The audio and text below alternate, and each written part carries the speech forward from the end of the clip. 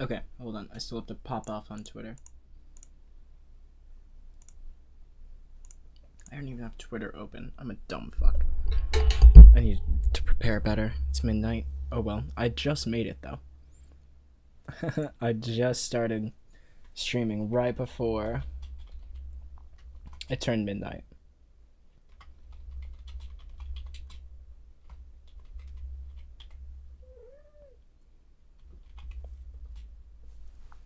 Whoops. Okay, let me copy the link.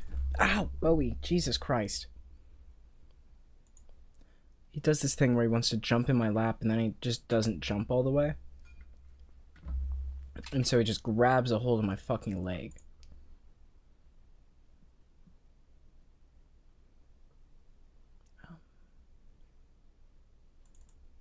Oops.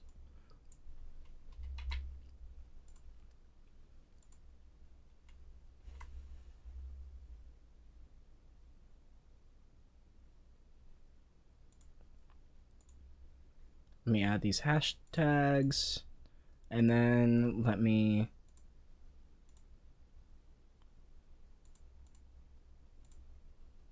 add a GIF.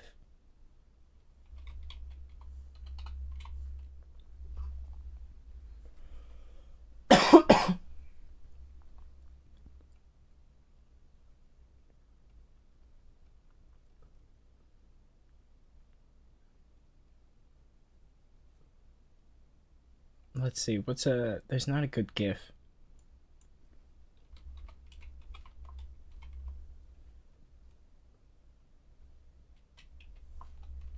Let's see, watching computer. Okay, let's see what GIFs pop up.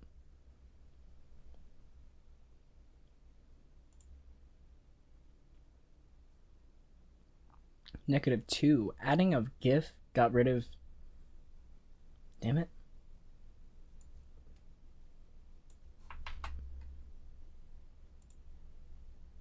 There. Now can I...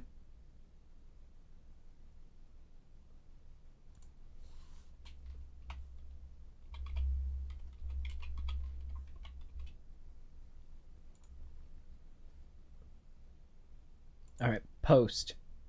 Jesus. Alright, now... if I stop my coughing fit, let's just switch over to the live. There's a fucking bottle in the way. I'm gonna kill myself. I need to clean off my desk. Alright, transition. Let me open this up. And let's see. Let me turn it up more.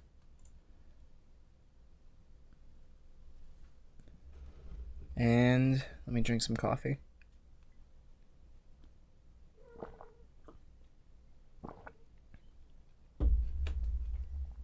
I think the cat thinks the coffee's for him. Because now he's coming over here, he's trying to be sweet, and he's gonna try and jump in my lap.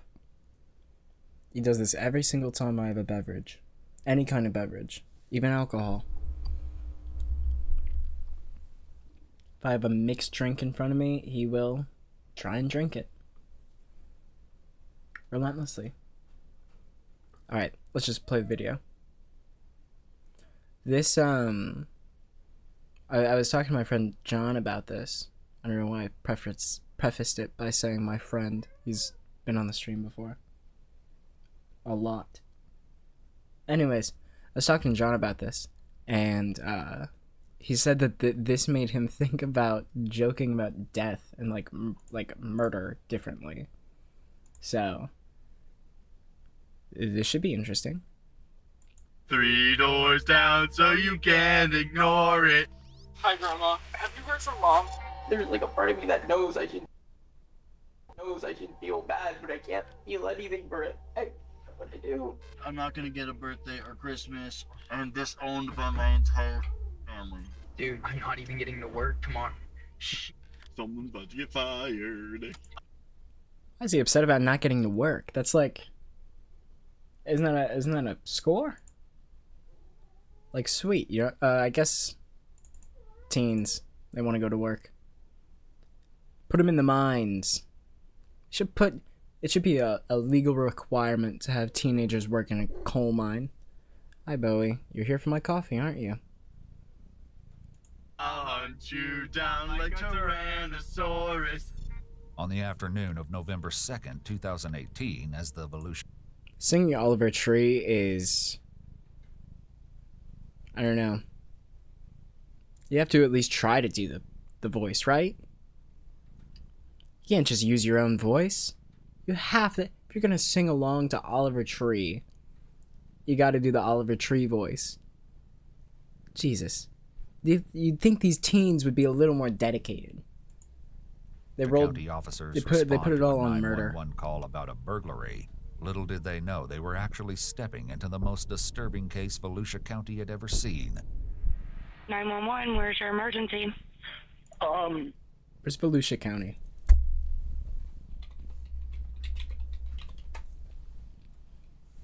Florida? You're telling me a murder is the craziest thing they've ever seen? This better be insane. I just got home and my house is completely trashed. It looks like someone broke in the side door. Okay, how long have you been gone? I've been gone all school day. Are you there by yourself? Yeah. How old are you? 15. I need you to take a deep breath. I'm going to ask you a few questions, okay? Okay. My mom's car is here and it's on, and she's not home. And she was supposed to go to work today, and I can't find her. Okay. Your Oh, he's mom's a Boy car is there. Scout. Is there any other way she ever get to work? Does she ever get a ride from anyone else? No, the car is on. It's turned on. The car is on, and you're sure she is not there? I searched the entire place. I've been here for like 8 minutes. I've been looking. Okay. I can't find her. I'm right here with you, okay? What's your name? All right, my full name is Gregory Logan Ramos. Is there anybody that has made any threats to your mom or to you? Or No. As the 911 operator is gathering information from 15-year-old Gregory, officers are arriving on the scene. Gail. I copy, thank you. Elaine Clevenger. Where does she work?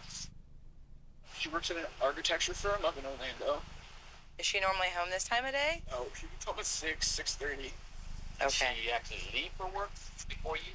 She dropped me off, and then she usually just heads back to the Sunrail and hops in the train with her bike. And is anybody else over here once again?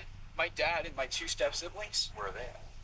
My dad is on a business trip in Seattle. He'll be back this afternoon at 6:30. Okay. And then the 2 stepchildren have their moms.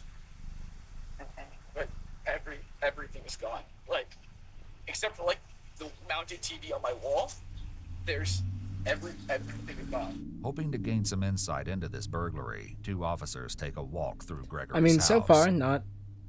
It's weird. It's weird that the mom's car is still there, and he was presenting it as just a burglary. He's like more worried about the stuff in the house that's gone, or at least It's like downplaying it. I don't know.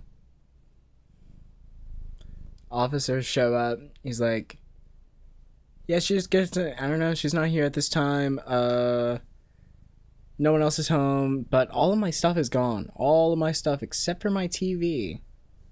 I don't know. Maybe I'm reading maybe I'm reading too much into it because I feel like he may be the evil teen who thinks murder is hilarious. Please stop eating my bracelet. Please stop eating my bracelet. Stop eating my bracelet. To their horror and shock, the home had been trashed beyond recognition. Every part of the house has been rifled through.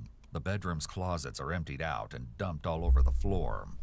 In the kitchen, every single cabinet was open and rifled through, including those under the sink. Glass littered the floor of the kitchen as the burglars had taken it upon themselves to smash all the glassware. It's weird. Why is there all this crap up here spilled? Yeah, so again, maybe I'm reading too much into this, but like,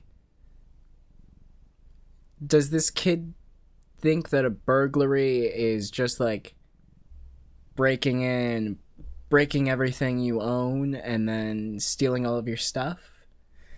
Because, like, I don't know.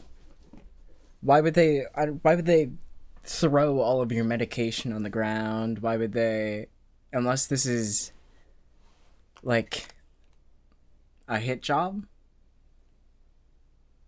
Or, you know, somebody trying to make it look like there was a burglary. I don't know. There's just like, it's almost too messy. It's too dirty of a scene. It's just like somebody trying to make it look like everything was went through. Broken glass here. Why is all this shit broken, dude? The damage around the house is more severe than a standard burglary, and the officers can't help but wonder if maybe these burglars had a personal vendetta against Gregory's mother, Gail, or his family. Yeah, like if you want to follow the like the line of thinking that this is still just a regular burglary, like clearly, I don't know, these are people trying to send a message to the family because of just like how insanely violent they have trashed this place. Either somebody's trying to make it look like a burglary, or if you still think that it's just a burglary, I mean, we're 3 minutes in. I only think it's not a burglary because of the title. But like it's like so trashed. I'll like there's shattered glass, like everything has been gone through. It's like, why, what burglar is gonna trash your kitchen like this? That doesn't make any sense. They're looking for spices? As the officers make preparations to take 15-year-old Gregory back to the station so he can be comfortable while they process the home, one of the neighbors approaches them. Just I do have a key to their house, but I haven't been up here since yesterday evening, or after you and I spoke. Yeah. I talked to his parents. Okay. As I told them, this young man has some depression problems really bad.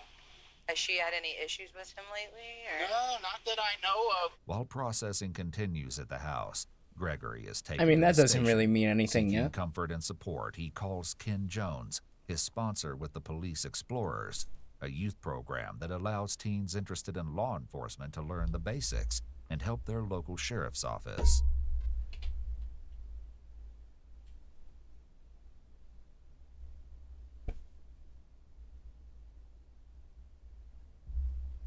You're telling me this kid that wanted to become a cop committed a violent crime against a woman?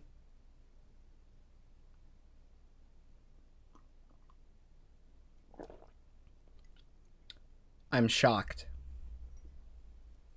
Ken meets Gregory at the station, and the two sit down for a chat in the following never-before-seen footage. It's been analyzed by a qualified team, including a licensed professional counselor, a licensed attorney, and a former detective, former licensed polygraph examiner, and former hostage negotiation commander and instructor. While Ken helps calm Gregory down, he notices some bruises on Gregory's face.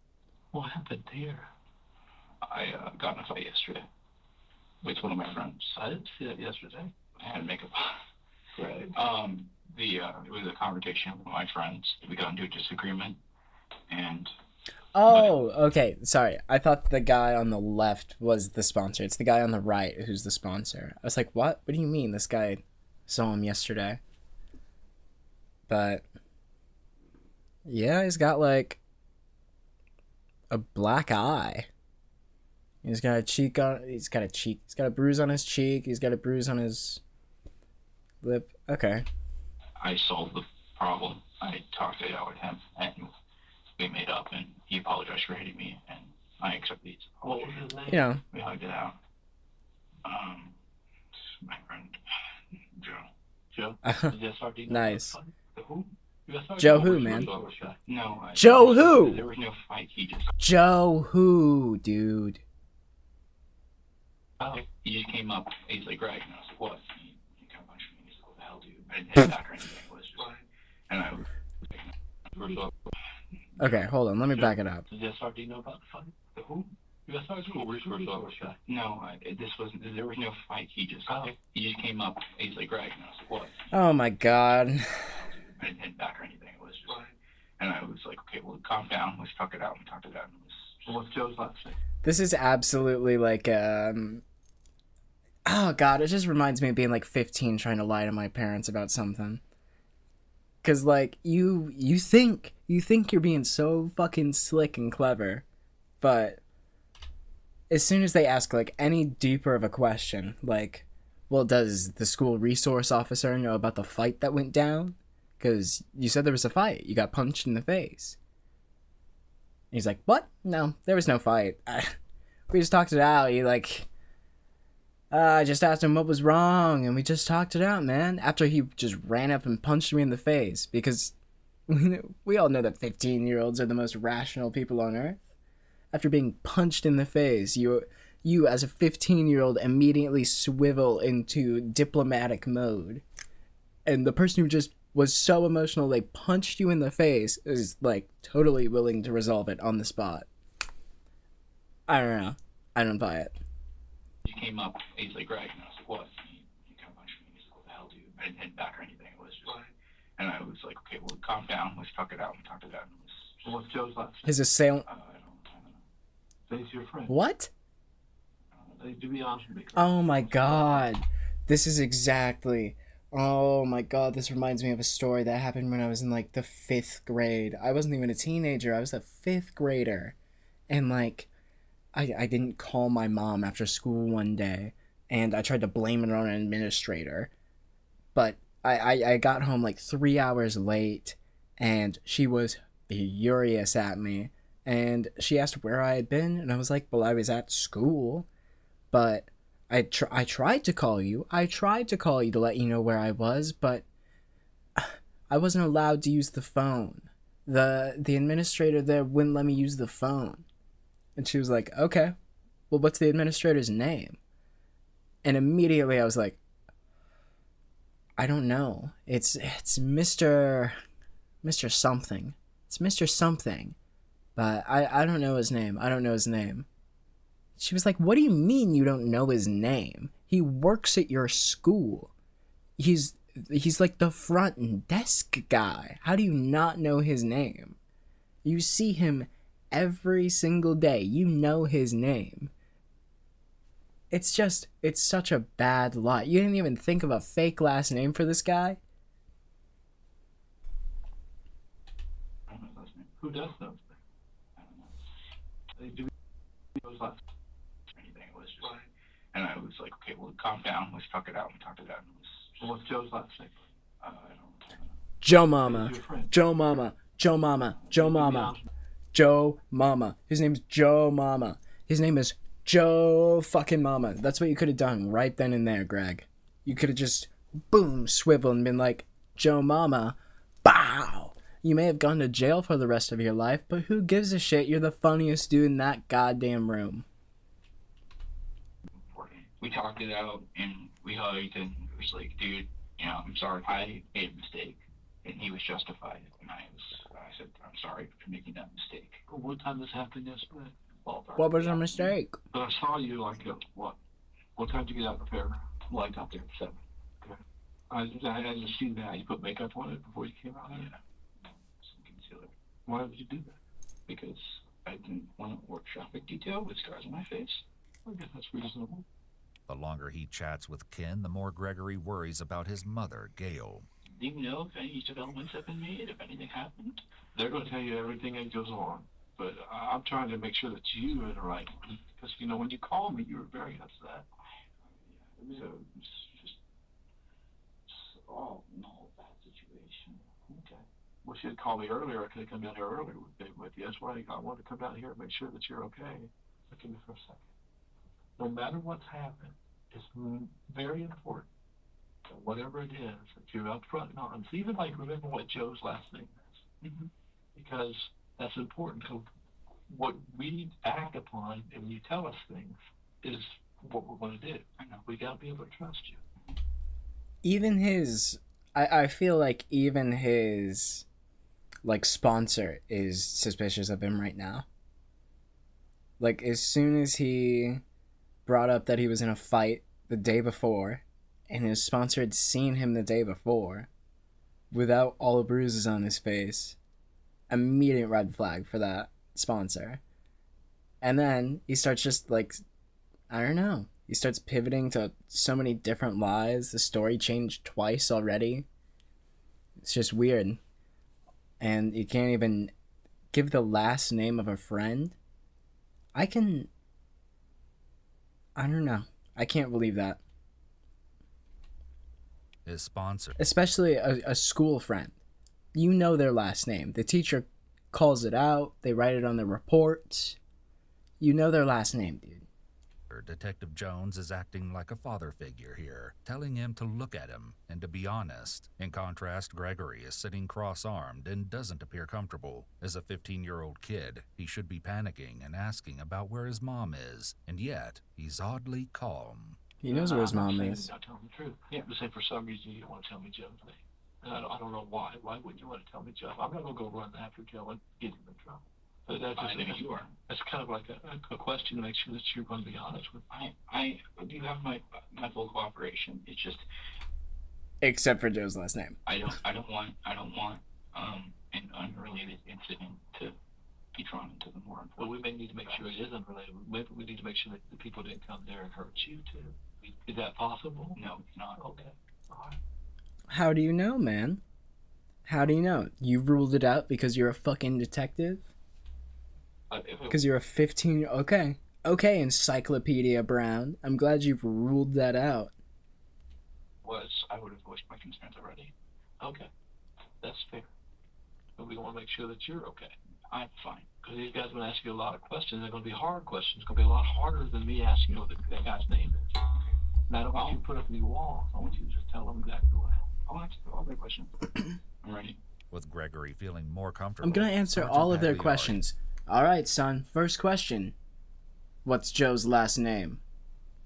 Fuck! Oh, god damn it. Swanson.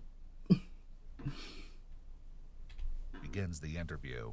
Couple things. As you can see, I see that you keep looking at my recorder, so everything that I do obviously is recorded. Okay? Plus you see the camera up in the thing there. Gregory has read his rights, as is standard procedure. In Florida, there's no requirement for a parent to be present in order to interrogate a minor. I mean, if the kid's being questioned about the disappearance of his mother, how are you gonna get a parent to be present for that? Is that like a requirement? So like let's say I only have a mom and I'm 12 years old. I shoot my mom dead. I'm brought in for questioning. They can't do it. Because my mom can't be there. My mom can't be there. She can't be there for the questioning. Ha! Fucking boom! I've created a loophole in the justice system. However, there is an obligation to notify a parent or legal guardian when a minor is taken into custody, which isn't the same thing as questioning. The general take on the Florida parental notification requirement is that it's good faith, and the inability to make contact with a parent or guardian doesn't put a halt to any questioning. Still, it's important to note that Miranda rights apply to minors in Florida just as they do to adults. Now it's time for Sergeant Pagliari to get some background information on Gregory's mother and some recent trouble at school. How would you say your relationship is with your mom? It has its ups and downs. Okay. I think everyone argues a little bit with their mom. Okay.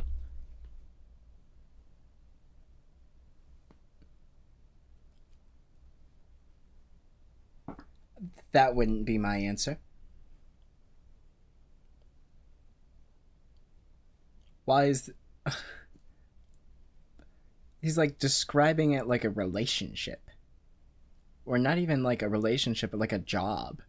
He's describing his relationship with his mom like a job. It has its up and downs. It has its up and downs. That's the first descriptor he could think of. The first descriptor he could think of was just, it has its up and downs. Not, we love each other. Couldn't even feign that. It has its up and downs. We argue sometimes. Boom, 2 negatives right off the bat. We love each other a lot. You didn't even get to love you until 3. I really hope she's okay. Have you ever been in... That's not... Oh my god, he forgot what the question... I'd see a lot of myself in this kid, you know, besides the whole murdering my mom thing. At the end of that there, where he's just like, and I really hope she's okay. I can almost guarantee that he forgot what the question was as he was thinking of the last thing, like the last bullet point to add there. We love each other a lot, and mom. The only thing that could stick in his head was mom, mom, mom. Well, I hope my mom's okay. Trouble with the law before or anything? No, sir. No? Okay. How about trouble in school? Yeah? Mm-hmm. Okay. Having his sponsor in the room should make him feel much more comfortable and relaxed, yet Gregory has his arms tightly crossed and his nonverbal communication is not in sync with his verbals, indicating he's feeling anxiety. Given the situation, this is understandable. He doesn't know where his mom is, and his house has been burglarized. Still, he's very closed off. It's not like he bought anything. Before we get into things, that's all I'm trying to do here. So, like, trouble at school, like how? So I'm trying to think about what it was. Last month, I got ISS and OSS for a day. What is that, sir? I don't know. ISS is in-school suspension. OSS is out-of-school suspension. Okay. Why? What happened? The weekend beforehand, my friend was feeling ill. So I went to go, I snuck out of my house to go talk to him, and I talked with him, and my friend smokes cigarettes, and he gave me some to take home with me. I put some in my backpack, and I forgot to take them out. So when I was searched randomly at my school, they were found.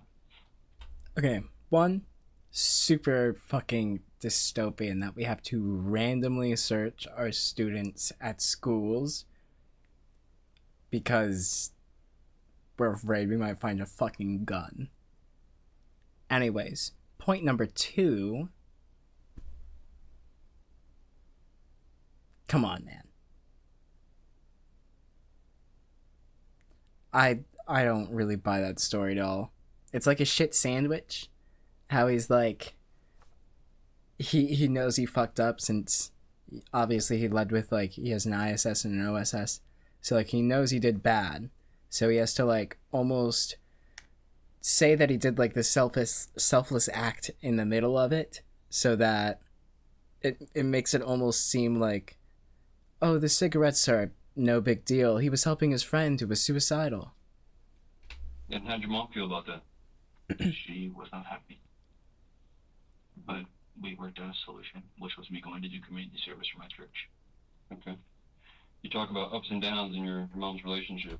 Also notice that he didn't say that he smokes cigarettes. His friend smokes cigarettes and gave him some to take home with him? Buddy, you smoke cigarettes. They're my friends. They're not mine, they're my friends. I hate teenagers. Sorry, that's not fair. I don't like this teenager. Right. So that would probably be one of the downs, I would assume. No, because she was justified in her anger. That was my fault. But previously... So that was one of the ups, then, of your relationship? Things that were not justified. You want to tell me about those? All you really need to know is it was just impulse. It wasn't anything serious. Gregory is making an attempt to not only be perceived as a good person by making himself look like someone who would admit it when he did something wrong, but also to control the interview when he adds, all you really need to know, given the fact that he's only 15. This is all very bold. It's such a narcissistic thing to do. Like, as an asshole teenager, can totally see myself fucking doing this. Like why? Like, who gave you the fucking right? All you need to know. No, man, you are being questioned. You're under questioning. You were asked a question. You can't reply with some vague ass shit to a cop like that and not expect them to be like, can you elaborate? Like, that's not how the world works. You're not a fucking spy. Do you think you're gonna outsmart them? You're gonna go through your the right dialogue tree and you're gonna be able to get out of there scot-free? This isn't Skyrim, dude. Like, that's... Yeah, God, it's so main character. Okay. I'm not here to get your mom in trouble, by the way. Yeah, I know. Okay. So if you think that what you're going to tell me is going to negatively affect what I think about your mother, that's not it at all. It's just hard for me to talk about. Okay. Now that he understands Gregory a bit better, it's time for Pagliari to start creating a timeline from the day before the burglary. Who stayed at your house last night? Who was at my house last night? Yeah. Gregory repeats the question before answering, which gives him a pause to think. I mean, that is kind of a weird question, right? Who stayed at your house last night? Seems a bit random, right? It was a school night. It's weird to just assume that, like, somebody was staying there. Why not say who all was at your house last night? That would give me pause. If, like, nobody had been staying at my house that night. Because I would be thinking, like, well, does he mean, like, staying as in, like, well, how many people were sleeping there that night? Who all was sleeping there? Does he mean, did I have somebody else over? Like, what is that? I would have to think about that for a sec. About what exactly he wants to say. The reason this is a red flag is because the question is simple and straightforward, and not a complex question that requires a lot of thought. It would take a second. And my mother. Okay. All right. Now, Detective Jones was talking to you, and I was, again, listening. You were at a fair or something yesterday? Yesterday, I was working parking detail for the Orange City Police Explorers. I was helping park cars at the Volusia County Fair. Do you know what time you came home last night? 8:47, maybe?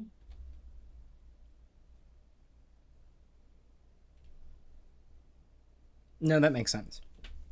Why so specific? That's just a time I remember, probably from looking at my phone. The thing with the traffic detail ended early. It was supposed to go until 9, but I think it ended a bit early. And so I got home around just closer to 9. So, yeah. Mom was home? Yeah. Okay. And you guys, when you got home, conversation with Mom, ask how your day was, anything? Yeah. How'd that go? Good. Okay. We talked, we ate dinner. What'd you guys have for dinner? I don't remember. Dude, this was fucking yesterday. You don't remember what you had for dinner yesterday? You're 15. Your brain is not filled with fucking Swiss cheese holes. How do you not remember what you had for dinner yesterday? You don't, Did you have, I don't know, an eventful day, perhaps? don't remember what you had? No. Must not have been very eventful. No, it's just like a regular night. There's a slight upward inflection when Gregory answers good. This often indicates a bit of uncertainty.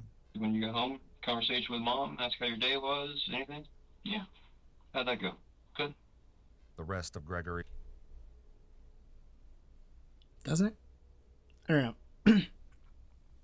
All of his answers are super His short and answers vague. are also Whoops. short and vague. But most interestingly, he also seems to be emphasizing that last night was, as he said, just like every other night. All of this together seems to suggest the opposite of what Gregory is saying, and something about last night was not good or...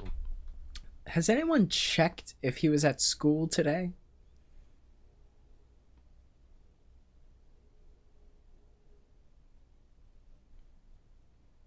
Has anyone asked the school where he was today?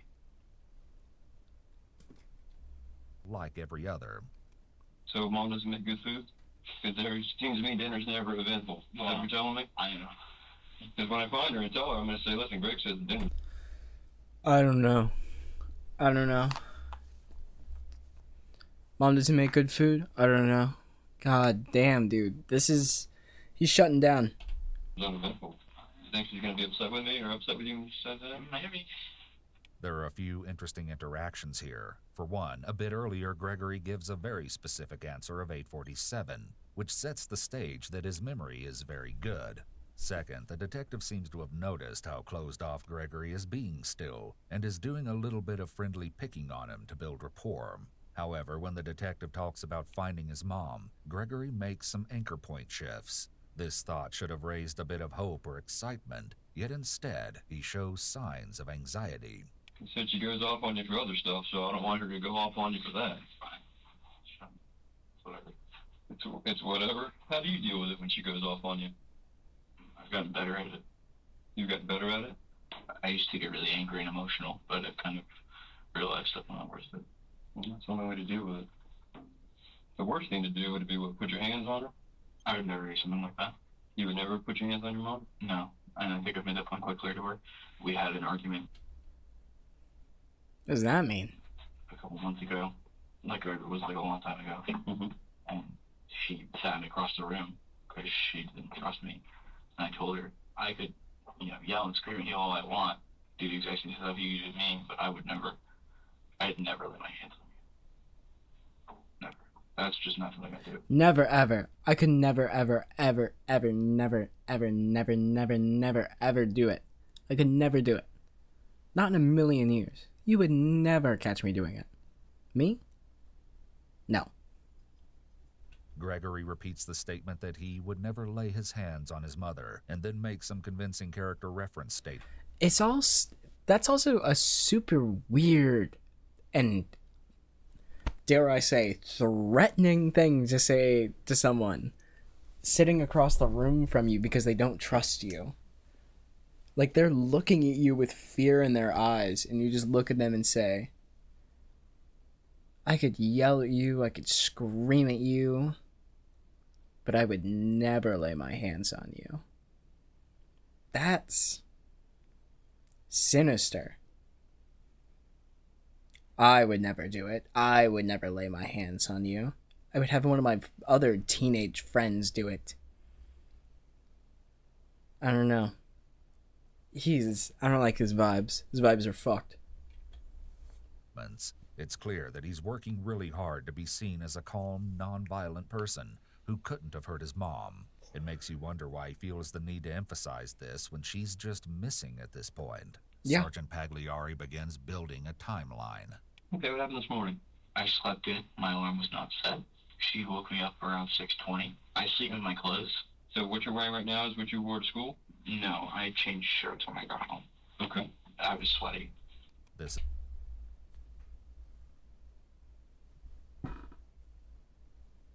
Sorry, what? You got home from school, saw your mom's van running and empty. You go inside your house. Everything is tore to shit. Glass is shattered all over the place. There's medication on the floor. Every single drawer and cupboard in the house is open. Clothes are strewn about every single bedroom. Like, everything in the living room is gone except for the TV mounted on the wall. And you change your shirt because you're sweaty. Was this before or after you called the police? See, this is... Ask him... Don't ask him. Ask his school where he was today. I almost can guarantee that his mom didn't drop him off at school today. I can almost fucking promise you. He didn't go to school today. is an odd detail. Why would Gregory even think of changing his shirt when he came home and found his house burglarized and his mother missing? But your pants and shoes are the same. Yes. And your socks. You got you? Yeah. Okay. So 6:20 you slept in. Okay. Mom. Dare I say, I would rather change my socks than my shirt if I'm sweaty, because if your socks are all sweaty, then your feet are wet. That's gross. They woke you up. Fired up, huh? She wasn't angry. Okay. So tell me what happened. She's like, okay, you gotta get up now. Go brush your teeth and pile in the car. So I grabbed my backpack. I went and brushed my teeth, took out my retainer, kind of messed with my hair a bit, and then I got in the car. So what time did you Your hair's get like to 2 school? inches long. Honestly, I have no Why? idea. Didn't look at your phone? It's probably in the ballpark of like 6:40. Okay. It's certainly interesting that a few minutes ago, Gregory could remember the exact minute he got home, but now he honestly has no clue what time he got to school. Talk to anybody when you got there? Hey, what?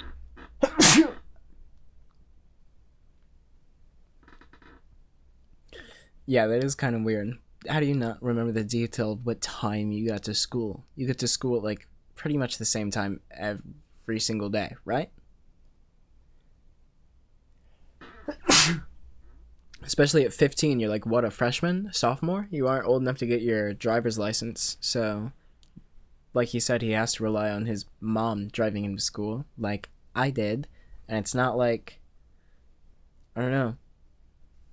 Adults are a little more on a schedule than 15-year-olds, I would say. So, you're probably getting to school at the same time every day, man.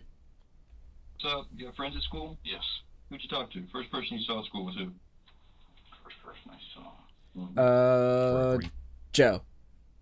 moment, Gregory unblocks by lowering his arms and leaning forward. He then wrings his hands together before closing back off. Something about this line of questioning made him a bit uncomfortable. But why? Probably my friend Kat. Kat? Yeah. Boy or girl? Female. You got a last name? No. Who's your friend? You don't know her last name. He doesn't know any of his fucking friends' last names. He's the worst friend. He is the worst friend. He's that SNL skit of John Mulaney being asked, like, who's that guy?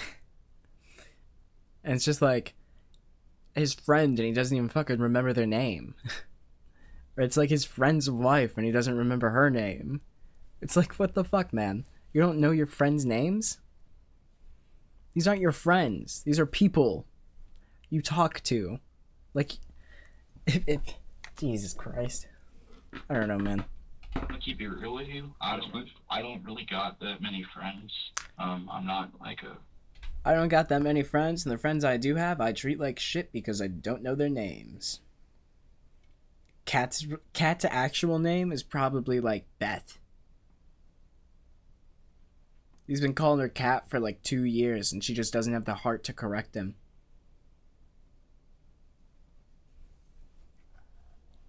super social person. Okay. Nothing wrong with that. I have a lot of acquaintances that I have, like, that I've either A, had a class with in the past, or B, have class with now, or C, I know from elsewhere. And so, yeah. Okay. No worries, man. No worries. Yeah, you know them from class. That thing where they write their first and last name on pieces of paper every single day. And if you're talking to them in class and you're friends with them in class, you probably sit pretty close to them, right? Within distance of talking. So you can probably, like, I don't know, look at their desk and see the piece of paper that has their goddamn first and last name on it. I get that. What's your first period class, buddy? Biology. Who's that teacher? Mr. Ostowski. Biology. Biology. What building is that? Room, building, and everything else, you know? Building 3. 403. 403 is the room? Well, building 3, floor 3. Oh, floor 3. I don't know the room number. You want to take a stab at spelling the last name of that teacher? Latsoy, or maybe W, and ski, I guess. Man, woman?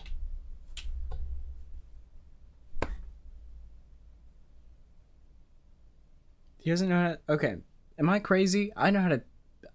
when I was in high school, I wouldn't... Even... I had this teacher with a German last name that I could definitely spell to you off the top of my head.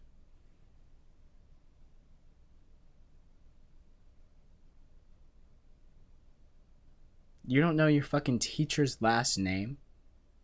You don't know how to spell your teacher's last name. You see it, like, on the door. You see it on that little name plaque they have right there. You see it on your report card, man. What the fuck? Am I crazy? He's a guy. Okay. You like him? He's Good alright. teacher? I have a D in his class. You have a D? Yeah. How's Mom feel about that? We had an argument about it last night. Oh.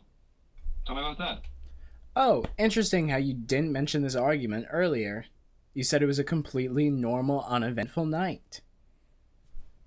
We talked. Not had an argument, we talked. And then they have to prod deeper every single time. I don't know if this is just typical teenage behavior or he's just, like, super closed off. We talked about it. Basically, she's like, I can't be doing this.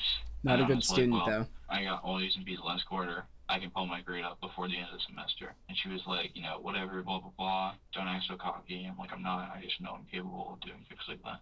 Sergeant Pagliari has honed his skills when it comes to reading behavior, and he's picking up on some strange behavior from Gregory. He's You know, one moving a thing you lot said and then just, like, You'd like being completely you still. want to be a detective someday. And in my personal experience, when people start a story and then they go into the blah, blah, blah part, that there's more to the blah, blah, blah. So if you will, Greg. Yeah, you blah, blah, blah over the best part. Tell me what the blah, blah, blah part was for this argument.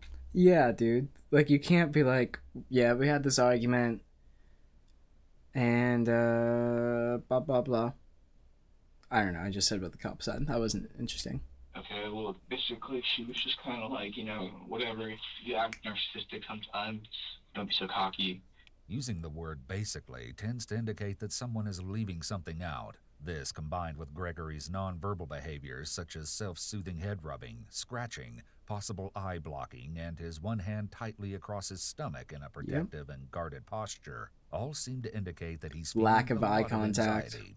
And I was like, well, I'm not cocky. I'm capable. I feel like I have the skills because I've done it before to fix my grades in a short amount of time. And I was like, I probably could fix them by Friday. This argument was not about grades. This argument was so much deeper than grades. She called him narcissistic because he thinks he can get his grades up fast. No, man. I think she called you narcissistic because you're a fucking narcissist. And stuff, and just talking with her about that. And she was like, all right, whatever. Go Just talking study your about her like biology. that. And I was like, all right. So I studied my biology for about an hour. And then I went into her room, and she was on the phone with Dad. I said hi to Dad, and then they hung up, and then I said a prayer with her for a good night, and said our whatever for our family members, for Grandma, for Uncle Joe, and stuff like that. When people say Uncle Joe? Bro, is he Charlie? I think this guy's got a chocolate factory somewhere. and then, or jump to parts of their story by saying and repeated a few times in a row, it tends to mean that they're going through events like their bullet points, and they're usually leaving something out between the ands. I was like, I probably could fix them by Friday. And so I studied my biology for about an hour. And then I went into her room, and she was on the phone with Dad. I said hi to Dad, and then they hung up, and then I said a prayer with her for a good night, and said our whatever for our family members, for Grandma, for Uncle Joe, and stuff like that. Pay close attention to the moments when Gregory says "and then" as the questioning continues. And then I kissed her, and I went to sleep. Okay. And that was around. I went to sleep around 11. That is why I woke up late. Okay. When was the first time somebody called you about, or did anyone call you about your mother not being at work or anything like that? I received no communication from her. That's not weird, right? If like my mom didn't show up to work and I was a kid, nobody would be calling me at school, asking where my mom is. Why would my mom even put me down as an emergency contact? Anyone about that? Okay. With Gregory's school day seeming as normal as can be, the sergeant inquires about what he found when he got home that afternoon. Gregory gives some indication that he's feeling anxiety around the questions of what happened when he got home by fidgeting with his fingers, making anchor point shifts, and doing some self-soothing rubbing on his arm. It's important to note that an innocent person might also experience anxiety with these questions as coming... Is he wearing short pants? Like one side is shorts and the other side is pants? That's a look for sure. Home to such a house after a robbery would be traumatic. However, it's still going to be noted by the detective. How long would you say it takes you to get from the bus stop to your house? 10 to 15 minutes. Okay. You weren't running or anything today, were you? No. Okay. Gregory makes even more anchor point movement shifts as this line of questioning starts. He is moving his leg up a into a barrier lot. position and engaging in some self-soothing as well. Front door was locked. You used the key. Mom's car was. He is in the like driveway, rocking himself. and you told Detective Jones it was running. It was running. Is that odd? Yes. Is it odd the fact that your mom's car is even there at all? Yes. Why? Because she parks at the Sunrail station, and then she takes her bike on the Sunrail to go to her job. How does mom usually get home? 6:30. Car's in the driveway and it's running. That's weird. Car's there at all. It's weird. You agree? Yes. So now you use the key and you open the door. What did you do? What's the first thing you do when you went inside? Well, I noticed that there was all over the floor, like just a bunch of like crap that were strewn everywhere, and the closet doors were open, and there was stuff spilled on my table. I just noticed that the front view of my house was chaotic. Spilled on the table where? I don't know. On the table. What room's the table? Oh, it's my house. You go through the front door, and there's this hallway. My room is this way, and then there's our dining room table right here. Okay. Gotcha.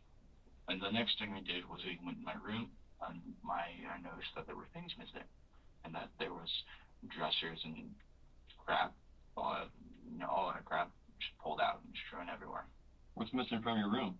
Mainly, I didn't really look thoroughly for like everything that was missing from my room, but I noticed 3 things in particular. That's strange, right? Like, he was pretty concerned about his house being burglarized when he was on the phone with the cops, but somehow only noticed 3 things were missing. They destroyed his entire room. Somehow only 3 things were missing? What are those? My stereo system. Describe what they are. So 3 things. It's Stereo system. What's that? It's like a radio with 2 large speakers, and it lights up LED blue. You know who makes it? Zero Club. Zero Club is pretty popular. Yeah, I know. What's the other thing that you're missing? My gaming computer. Like, is it describe it to me? It is white. It has a glass side, and inside you can see the wires and the graphics cards and all that stuff inside, and it glows LED blue. Gross. So it's like a tower, not a laptop? It is, yeah. It's a big boy.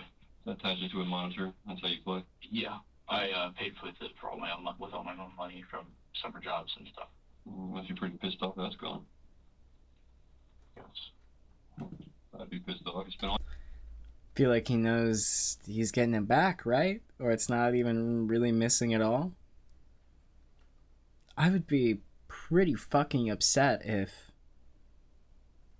my pre-built gaming PC that's like super epic, like what all the fucking teen gamers want, is just like gone.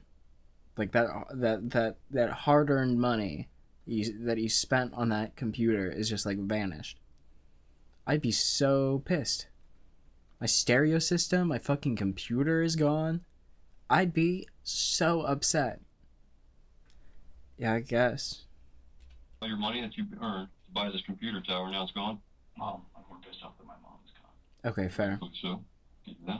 This is an interesting moment. It appears that Gregory doesn't want to show anger about his missing things, so he deflects it back to his missing mom to appear like the appropriately concerned teenager, but it all seems a little forced. What's the third?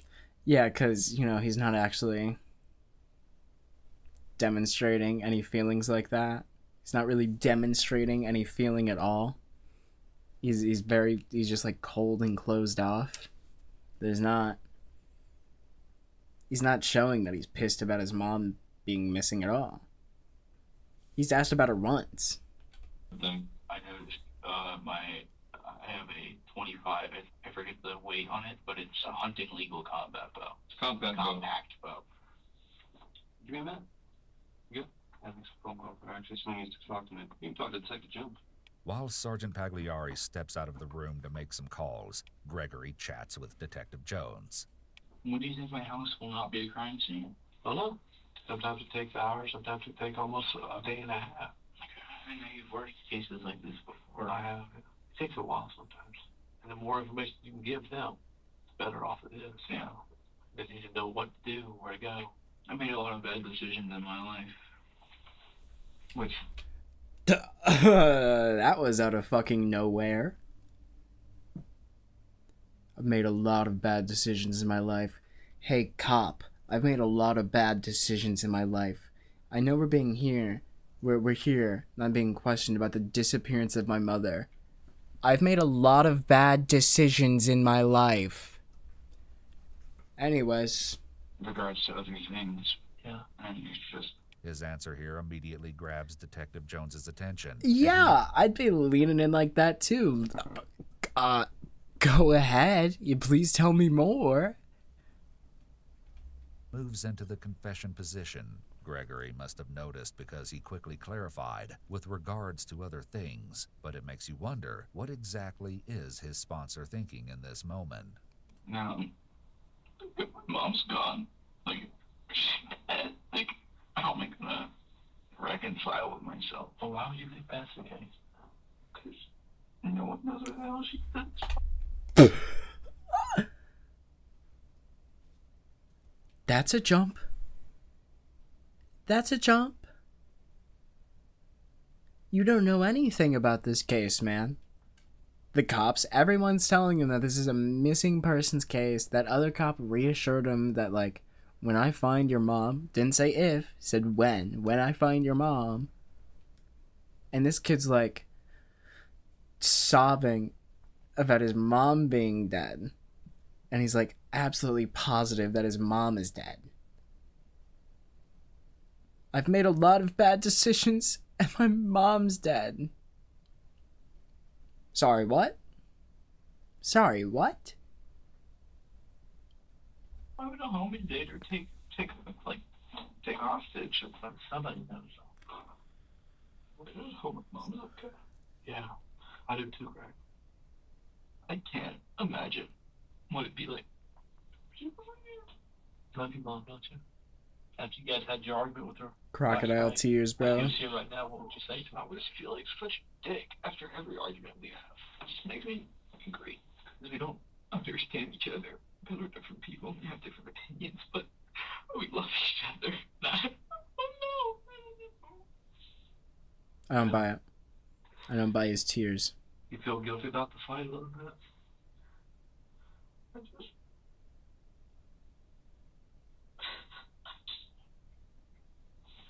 What? I just wish I hope she's safe. Did you say you want her back?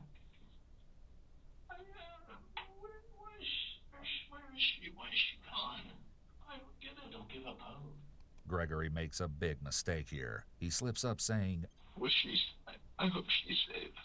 he may have just given away not only what happened to his mom, but that he may know more about it than he's letting on. To cover, he starts to cry. But if you're wondering if he's actually upset... Did that? How did that give anything away? Maybe I missed something. Where is she? Why is she gone? I don't get it. Don't give up hope.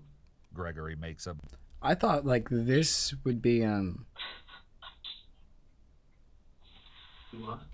I thought that would be like more of the dead giveaway that something happened to her. Not the I wish, I want. I hope she's safe. I just wish she's...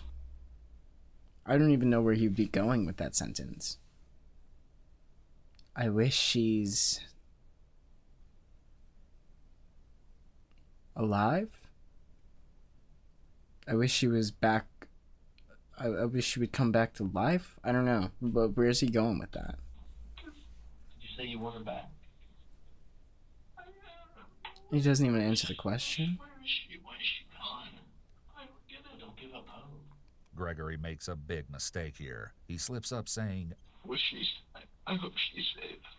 he may have just given away not only what happened to his mom, I'll just let but it. that he may know more about it than he's letting on. To cover, he starts to cry. But if you're wondering if he's actually upset, notice that he gets distracted and has to brush his hair out of his face. After the detective helps Gregory calm down, Pagliari comes back into the room with more questions, hoping to get any information from Gregory that might help them find his mother. So we were talking about going through the house. You went down, took some inventory. And Well, after I went downstairs looking for my mom and didn't find her, I went back upstairs and I decided I needed to check on my dog. He's so eager to continue his story that he actually interrupts the detective. going through the house, you went down, took some inventory. And Well, after I went downstairs, He seems pressured to go through what he did when he got home and to explain everything. This is really interesting because... Where's his dog been during all of this? I know there was a dog. An innocent Why- person shouldn't feel the I don't need know. to explain things. It simply is what it is. if the house was broken into, robbed, I thought there was a good chance they killed my dog. But I mean, I didn't know he doesn't bark that much, but I didn't know if they were gonna do that or if, like whatever. I didn't know what was gonna happen. So I walked into the laundry room. You didn't know what was gonna happen? You're like speaking about this in the future tense. As if you're like walking into a room with the burglars in it. Or like you like knew somebody was gonna break in, but you didn't like know the extent of what was going to happen. So I don't know. I feel like his wording choice is just a bit off. And I saw everything was like displaced, right? But my dog was fine, and that's when I noticed the door. The door. Here I can stand up and show you. you want to stand up and show me? Okay. So So this person broke into the house, broke everything in the house, ripped everything apart, stole everything, completely destroyed this place. In this kid's mind, also kidnapped his mom and is holding her hostage, possibly. But was extra careful not to let the dog out of the crate, not to hurt the dog in any way, not to take the dog either, not to kill the dog, nothing. Dog's fine. Everything in this house is torn to shit, destroyed. Dog's fine. Okay, interesting. I wonder, I feel like we're going to learn that this kid might have a special connection with this dog. this is the knob for the door, and there's a deadbolt here. The deadbolt was up. He just opens it and walks out. He's like, yeah, so this door here, and he just walks down the hall, leaves. They're like, fuck. We weren't expecting that. Unlocked, right? was locked, but this entire wooden area on this frame was it looked like it had been busted open. Like the force of the door was so powerful that it had literally broken the wood. I recognized that as someone kicking in the door. It's odd that Gregory thinks this is something he needs to demonstrate. It's more likely that he feels the need to burn off nervous energy. Why do you think that? Because either that or they somehow forced the door open, but it had to be a strong enough force to break this, like... It's weird that he's explaining it like this. He's a 15-year-old. You're not an expert on it. The force, it's the centrifugal force. It had to have been somebody kicking in the door. I analyzed it myself before the police arrived. Okay, bro. You're 15. It had to have been. There's no other way.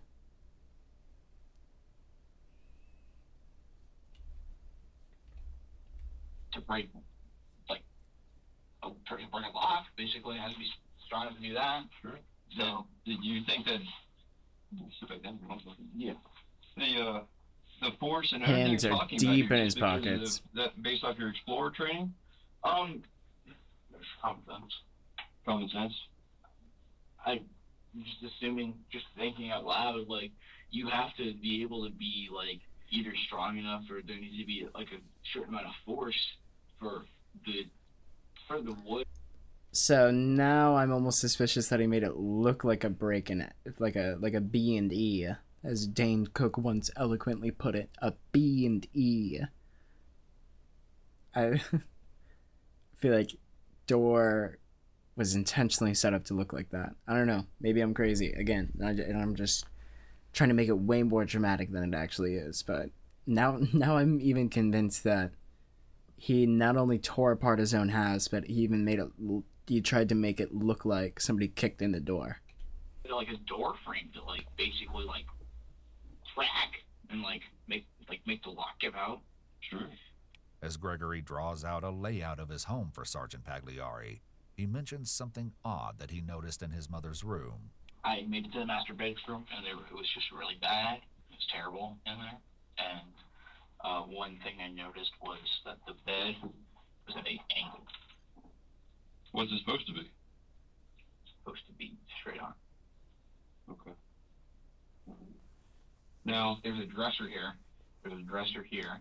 There's a couple bookshelves, and there's a mirror here, and then there's a dresser here. And then that's the bathroom going on. But that bed was out of place. That's one of the major things I noticed was that the bed was out of place. There's been a shift in how Gregory answers these questions, and he's much more open to talking about things that have nothing to do with his mother. Yeah, he's like super observant all of a sudden. He's noticing all of these details and whatnot, and he's marking them down in his little handy-dandy notebook. His mind palace. He's Sherlock Holmesing all over the fucking place. So after I surveyed the house and looked for my mom, I called the cops.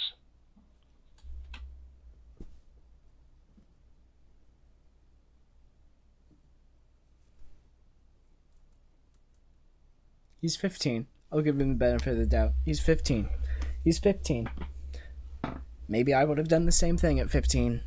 Maybe I would have waited to call the police after, I don't know, making sure that my stuff was stolen? I don't know.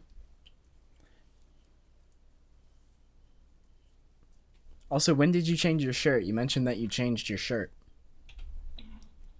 I'm pretty sure you know the rest of the story. Yeah. Did you see, okay.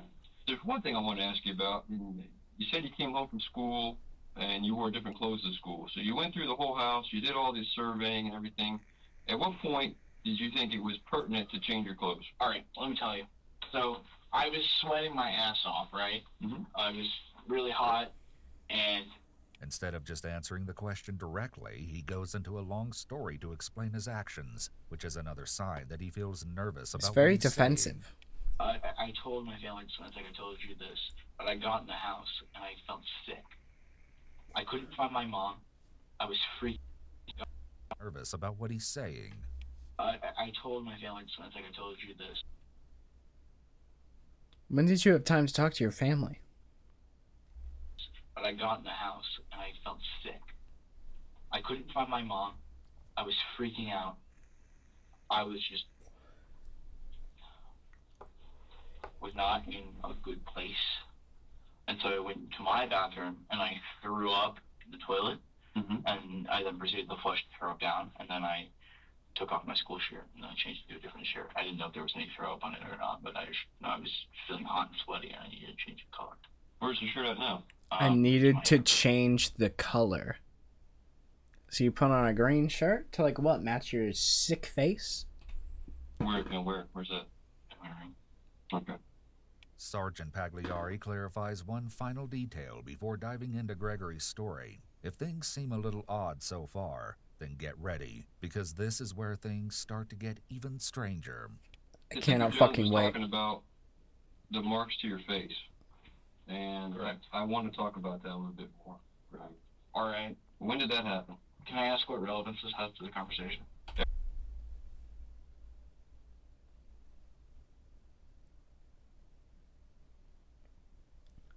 I was just fucking around earlier when I said that he was going to be like super defensive when he was asked to cooperate with this question.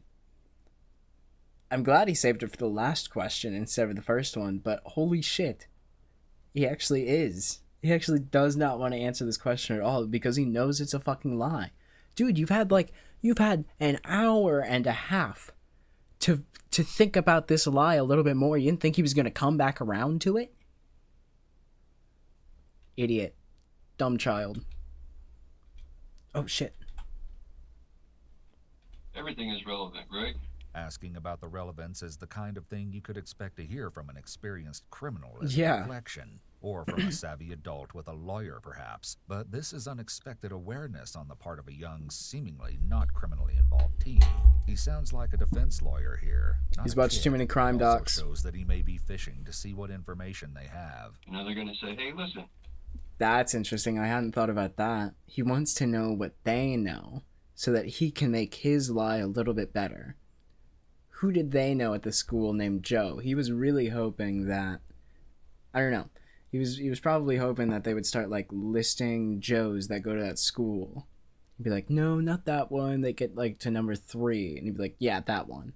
And for some reason, because he doesn't have any long-term thoughts, that I don't know, he's not gonna think that they're gonna like question anybody else. This is like the line of questioning ends with him. The buck stops here, and it's with a 15-year-old in a green shirt. You know, Greg's mother's missing. Greg has marks on his face. Is it possible that Greg got in some kind of altercation with his mother? Right? They're going to ask me that. Yeah. Yeah. That's... It's weird that you don't think that's relevant, Greg. Okay, so now I need to explain when you got those marks on your face. All right. Good. When? Yesterday. I got them yesterday. Interesting. You mean when you had that argument with your mom? Yesterday? What time? After school. Where at? Student parking lot. Okay. Who did it? My friend Joe. What's his last name? It starts with an L. You have a class with him? No. He's older than me, but he's No, he like goes to a different school. He lives in Canada. You wouldn't know him. He's what? He's older than me? Older than you. Okay. Joe L. Older. White male, black male, Hispanic male. White. Okay. What grade do you think Joe L. is in? He's a junior. How long have you known him? Year and a half. Okay. Not gonna explain the situation to you because it probably looks like I got my ass beat. Okay. You already explained the situation, Greg. You already explained the situation. You explained it. He was there for it. You don't need to re-explain it. And I feel like when he re-explains it, the story's going to change just a little bit. Because it probably looks like I got my ass beat. But you should see him. Even though we talked it out, I was fucking beating his ass. I had him down on the ground. He was whimpering. He was crying for his mama. And I said, no. No one's going to save you here. But we talked it out. Go ahead. There was no fight. There's no fight. I have 3 different bruises across my face, but there was no fight. He punched me once. 3 different bruises across my face. No fight. Please, tell me what happened. Alright, so at homecoming, Joe's ex-girlfriend was attempting to grind on me. I don't know if you know what that is. Tell me what it is. It's like when you have, well, I was hanging out with my friend, my other friends, right? And they're getting grinded on, right? But I don't have a girlfriend, and I'm kind of more focused on other things, and I don't really have time for that. And so his ex-girlfriend, Joe's ex-girlfriend, comes to grind on me, and I'm like, I don't really want to do that. And she's like, come on, it'll be fun. Can you explain what that is? Yeah, it's like, and then it proceeds to just not explain it.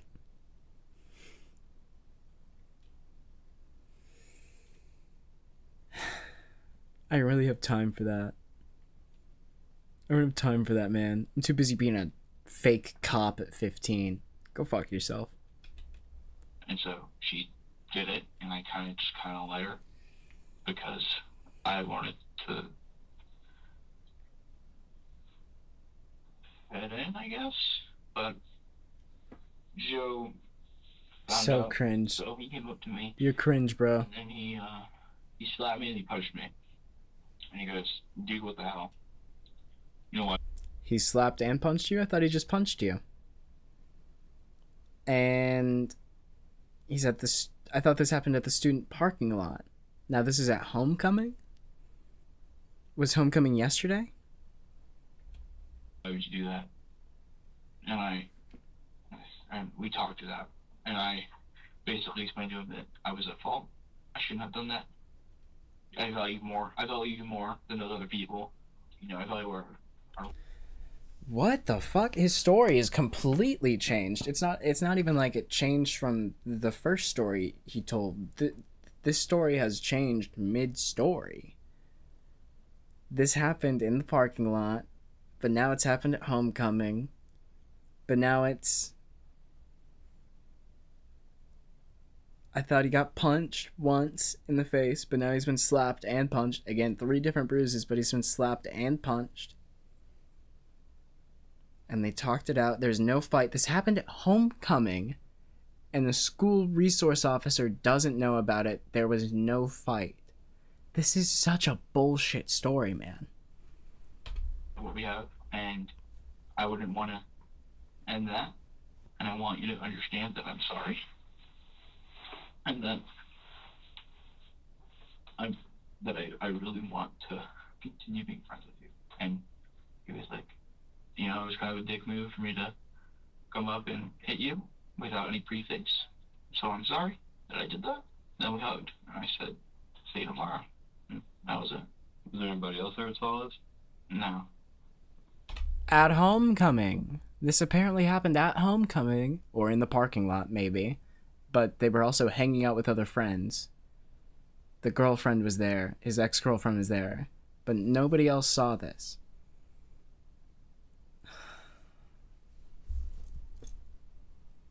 This is such a bullshit story, man. You couldn't even, like, lie about an alibi? Think of a better lie, man. You didn't see the bruises on your face and start thinking of a lie before the cops came, even? Like, what the hell are you thinking? That's not... This is...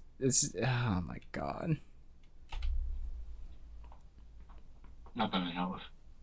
Not that I know of is a selective memory statement, but Gregory's entire story is full of red flags, Yes. starting with the neck rubbing. It's not particularly believable that most teen boys would get in a fight like that and make up that quickly, never mind hug. I was and saying not that even earlier. know each other's last names. Either Gregory Yeah, actually... I really value this friendship with you, Joel. Joel, you are my best friend. Joel, we go back so long. I value our friendship so much. I cannot bother knowing your last name. If I know your last name, we're too close. I have to cut you off. He has no clue how normal interactions work, or he thinks Yes. the officers are that naive and dumb that they will believe this story. It's actually more likely a combination of both. This is so much like Just like a kid who all he does is, I don't know. He has like a small group of friends. He just hangs out with them and he's like chronically online. It's me if I was if I was a murderer at 15. Or maybe just like, and I don't know, probably every fucking awkward teenager can relate to this. But like, I don't know. This like his bullshit stories are so see-through and like just not how real people interact at all. He like he presents this super dramatic story, and then when he when the lie starts to become too big that people are like, wait, what? He then immediately starts downplaying it and backpedaling. So stupid of him. It's such a narcissistic kid thing to do. I don't know, maybe every teenager thinks they're smarter than everybody. I think that is actually a teenager thing. I don't know. My mom always told me that when I was growing up. But like, do they just all think that they're smarter than every single person in the room, and that like nobody has like they're the only person who can like see through everybody else's bullshit? Nobody can see through theirs. So you were just in the parking lot. Like, were you walking? Were you hanging out? I mean, how did this... Tell me about how he... I was hanging out with my friends. So you were there in the parking lot with other people? Yeah. Okay, well, can you name somebody with a first and last name? Brian Torres. Brian Torres? Spell... Not a good look when the picture's a mugshot. Not a good look when the only person he can name has a picture as a mugshot. I feel like he may have just implicated his friend in the crime here. Give it a go. P-O-R-E-Z. P-O-R-E-Z? So, Torres, yeah. okay. What grade is he in? He's a senior. Is he in a class with you? No. No. He saw it all go down. So Brian Torres... I thought nobody was there, man. You just said nobody was there. That I know of. Then they're like, okay, name somebody who was there with a first and last name. And then immediately, oh, wow, somebody was there. Because, oh, you already said you were hanging out with your friends, man. Come on. He has no foresight. Saw Joe L. punch you in the face. Yeah. In the student parking lot yesterday at University High School. Yes. Awesome. Because you just told us the complete opposite. The story you just told us was completely the opposite. Was homecoming even fucking yesterday? Can anyone verify that? Please, for the love of God, somebody fact check this fucking kid. Gregory's story is now out in the open, but there are a few issues with it. While Sergeant Pagliari has been speaking with Gregory, another investigator has been verifying information with Gregory's school, and things just aren't lining up. Yes. Finally! Oh my god. I swear to God I have not pre-watched this, but thank fucking Christ somebody is like fact-checking this at the, like alongside them, because I was going fucking crazy here. Oh my god. I'm so glad somebody just like called the fucking school. I thought they were just gonna, I don't know, wait until he was done, let him go, call him back, and it was gonna be that whole fucking thing. Oh, I'm so glad that they've been like on the phone with the school this entire time. They've had like an officer there. That's everything? No, that's it. I mean, you're telling me that what you're telling me is the truth. Yeah. Okay. You're in school all day. Yep, I have no reason to lie to you. You have a huge reason to lie to you. Wait. Yeah, man, you have a huge reason to lie to him. You're being questioned for the disappearance of your mother. You actually have every reason in the world to lie to this man right now. You've probably, I'm just going off on a limb here, been lying the entire time. No, that's it. I mean, you're telling me that what you're telling me is the truth. Yeah. Okay. You're in school all day. Yep, I have no reason to lie to you. God, that's such a guidance counselor sigh. Where you're like, please, man, I've just been asking you to tell us the truth the whole time. And I know that everything you said to me is a lie. That is such a disappointed dad sigh. Just leaning back in the chair and being like, all I asked was for you to tell the truth. I just wanted you to tell the truth. That's like just a defeated sigh. The defeated sigh of a dad who was just like, oh man, I tried to give you a chance.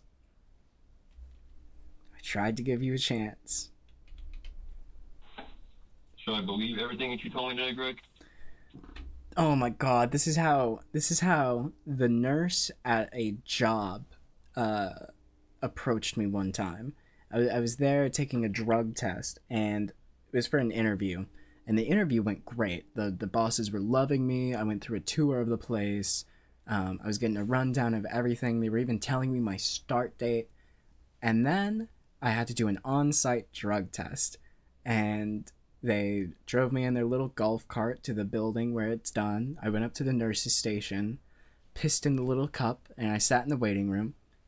Then, maybe 10, not even 10 minutes later, probably more like 5, the nurse pokes her head out of the door and asks me, like, just straight up, she looks me straight in the eye and says, now, is there anything that you think might show up on your drug test?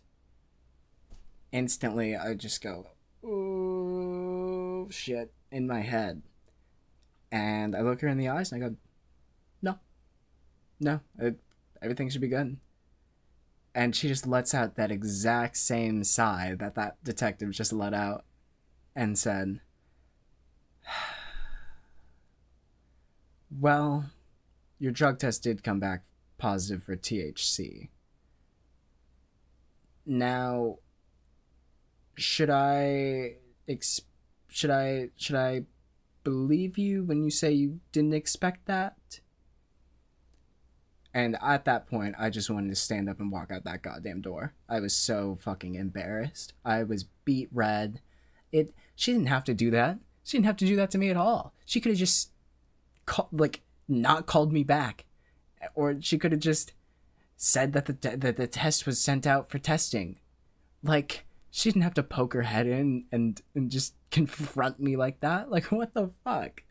It was just so embarrassing, and it was the exact same sigh. It was the exact same, should I believe everything you told me here today?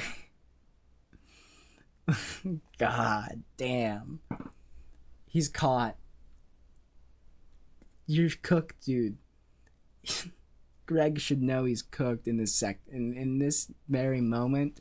He should know he's cooked. I mean,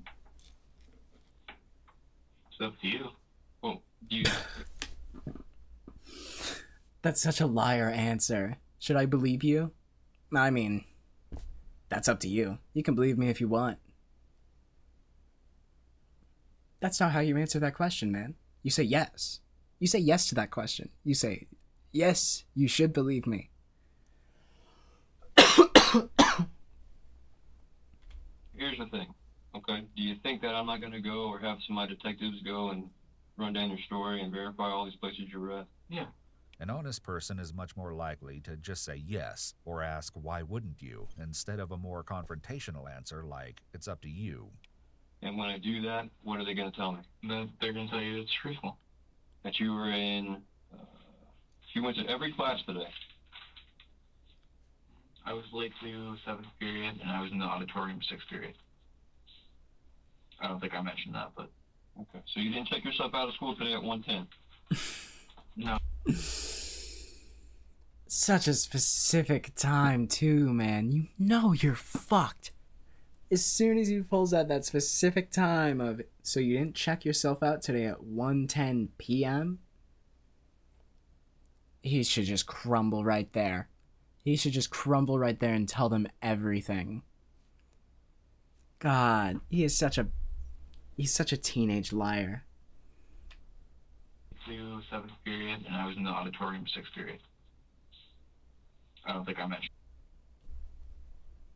I'm just trying to remember like my class day. So he gets there at 6:40, and I got school at like 8. Yeah, it would kind of check out if he had gone all the way up until 5th period. That would be about around 1 o'clock. Like after 5th period, I feel like that would be around the 1 o'clock area. And he checks himself out of school.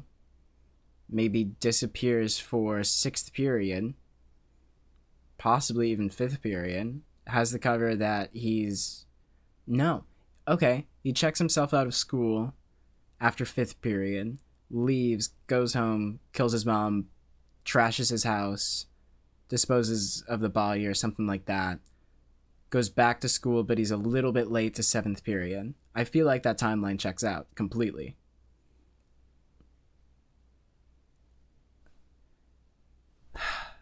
Man, you didn't have like an alibi. You could have just called in sick from you shouldn't have gone to school at all. Or, I don't know, killed her the night before and then gone to school all day and then come home. So you don't have to, like, deal with any of this bullshit. That's just me thinking out loud, though, as in not someone who's killed their mom. Nah, but... Okay, so you didn't check yourself out of school today at 1:10? You're cooked, No, bro. why? So the school... No, why? Oh, just because, like, when we asked the school, I don't know, they just kind of told us they checked yourself out at 1:10 p.m., so, I don't know, I was just checking with you. But I'll just put down here that the school got it wrong. You know, no big deal. I'm sure that they do that all the time. They get it wrong. They're constantly telling people that the students checked out before school ended. Wrong. They definitely don't have logs or anything like that, you dumb piece of fucking shit. What do you mean? So if the school tells me that Greg checked himself out of school today at 1:10 p.m., that's wrong. Yeah, because I was there all day. Okay. So, Okay, that's weird because they told me you checked out at 1:10 p.m. today. Why is that? They're wrong. If Mr. Dye tells me you weren't in school today in his class, he's wrong. No. No, he's not wrong. But I didn't leave the school. So you lied to me. Oh, I didn't leave the school. You asked me about the school. I said no. You lied to me. Period. I don't give a damn what it's about. You lied to me. I would just have to know, like, which period that is. Which period is Dyer? I don't have to know. I'm not fucking working the case. Jesus Christ. Yeah. What happened? Gregory seems to freeze a bit here, like he's trying to decide what his next story is going to look like. The detective just confronts... Yeah, and he doesn't even know what all the detective knows yet, too. All the detective has laid out to him is that he has lied to him. The detective knows that Greg has lied to him. Greg does not know the full extent of what he knows, what the detective knows that he's lying about. So now he has to, like, make up this fresh new bullshit story while, like, keeping it vague enough that he doesn't accidentally reveal something else. Oh my god, he's so fucked. He's so cooked. Him, and now he's entered the deconflicting stage of the liar's loop for this part of his lie. He now has to make his story fit into what the detective already knows. Yep. As well, the detective is doing a good job of slowly entering the confrontation stage of the read technique, bringing up piece by piece to see how Gregory The fuck is the responds. read He's technique? also sitting... What is the read technique?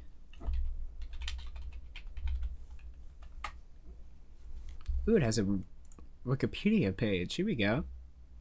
The read technique. The read technique is a method of interrogation. The system was developed in the United States by John E. Reed in the 1950s. Reed was a polygraph expert, gross, and former Chicago police officer, gross. The technique is known for creating a high-pressure environment for the interviewee, followed by sympathy and offers of understanding and help, but only if a confession is forthcoming. Oh, I feel like this is, like, the most common, right? They put pressure on you to you know, confess. Everything will be so much easier if you confess. It'll all be over if you confess. You'll feel so much better if you get this off your chest. Isn't there anything you want to tell us? Isn't there anything you want to tell us at all? This will all go by so much faster if you just tell us the truth. Is that the read technique? In the same position as Gregory, this kind of mirroring is meant to improve rapport and connection, even while confronting him. Well, as you know, I have a D in biology. Maybe it's because you don't show up. I fell asleep in That's just me, speaking as a high school dropout who didn't show up. his class. And so I needed to get shit done. I needed to go in that grind. So I skipped into the auditorium 6th and 7th period, and I sat down and I took that time and I did my bio homework and the stuff I needed to do for bio, because I'm missing a frick ton of a lot of assignments in there. But you checked yourself out of school. You didn't disappear to the auditorium. And also, I'm just going to go off on a limb here and say that the school probably has cameras that probably show you walking out the front door around 1:10 to maybe 1:15 p.m. I'm just going to go off on a limb there, and I'm going to guess that the cameras don't show you walking into the auditorium at that time. Because why would you check yourself out of school and then stay in the school? You aren't going to not get in trouble if they catch you that way. You know that, right? It's not how that works. Also, you can check yourself out of school? That's crazy. I did not know that. I would have absolutely have taken advantage of that. I think I'm missing, in total, I'm missing 6. Not a lot of missing assignments, in my opinion. I think my max was So why 20. would the school say you checked yourself out at 1:10? Because I would show up absent for both of those classes. You can't check yourself out. Oh. It's hard to tell if Gregory is being genuine, but if he's willing to lie about something like this, then what else could he be lying about? I mean, okay, that he might actually be genuine about that, because I don't think you can check yourself out of school. That'd be really dumb. Because I'm they, yeah, or maybe he called in pretending to be somebody like his parent to get him out of school. Yeah, I don't know how they would have. Now that I think about it a little more, it is kind of weird that they have it logged that he checked himself out of school, because I don't think you can do that. This has all been set up. He's been set up. Free the boy. Why'd you lie to me about something stupid as biology? Because I don't want you to have a bad opinion of me. Because I want you to understand I've done a lot of wrong things in my life. And I acknowledge that. I don't make the best decisions. But if something serious as this, or my mom is missing, I need you to, not have a bad opinion of me. I just want you to think of me as a liar instead.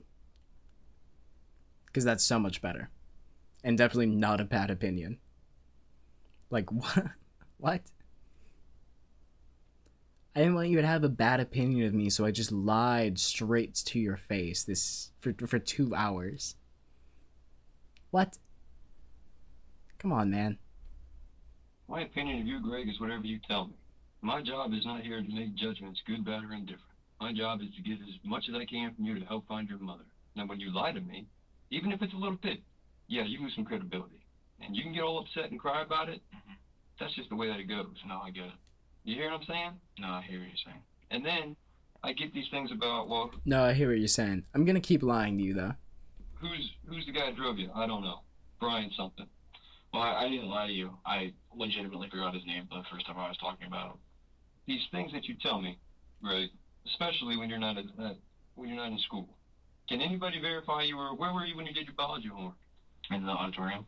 So I want to see you on camera in the auditorium doing your biology homework. Yeah. Are you sure? Yeah. Okay. So if I don't see that and I call you a liar again, am I right to do that? Yeah. Yeah, and that's exactly what you're gonna see. Me, not on those cameras. And when you come to me and you call me a liar, I'm gonna say, fair. Yeah, I lied to you about that too. Then what? Then what are you gonna do, man? Huh? Like, he has no foresight. He's just kicking the can down the road. Truly. He's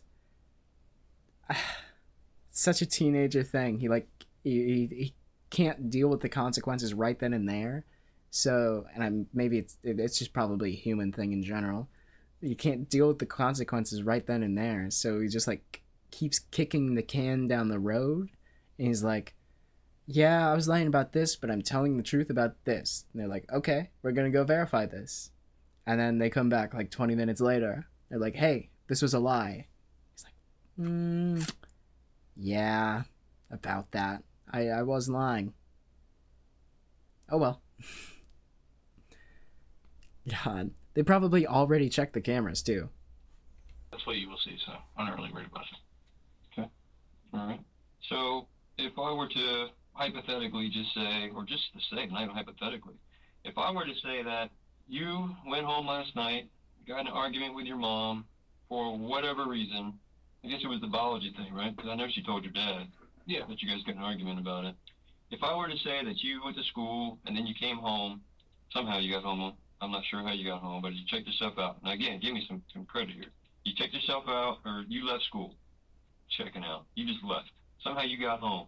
You get home, something happens to your mom, or you and your mom got into hands-on, you did something to your mom. Wouldn't that be far-fetched?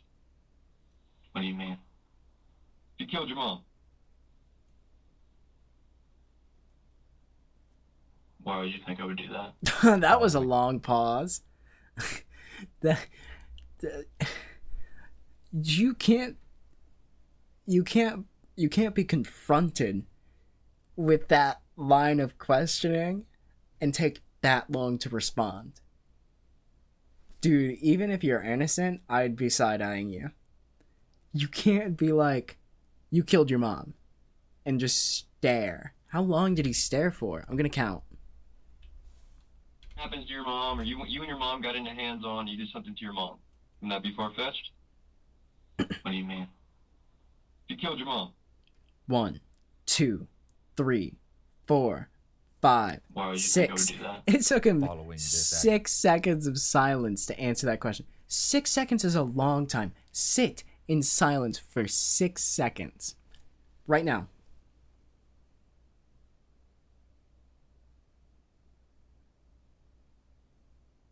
Do you see how uncomfortable that was?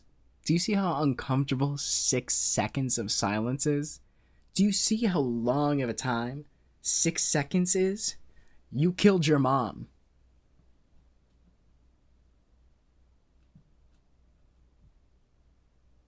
Why? Why do you think that? He's going through the dialogue tree. Why did you kill your mom? Click, click, click, click, click, click, click, click. Wait, shit.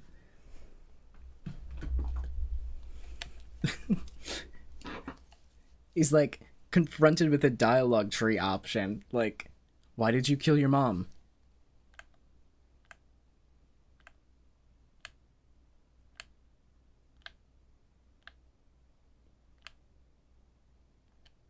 Why would you ask that?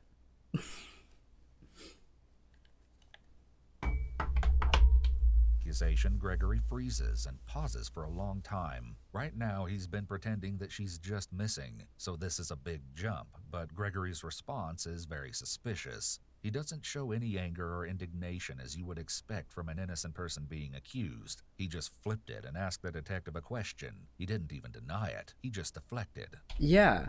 This was like that was the worst possible way you could have answered that question, man. You say, no. You stand up and you say, how fucking dare you say that to me? Like, are you serious? At the beginning of this interview, this kid is like, all you need to know is that it was just impulsive. And now he's like, why would you think I killed my mom?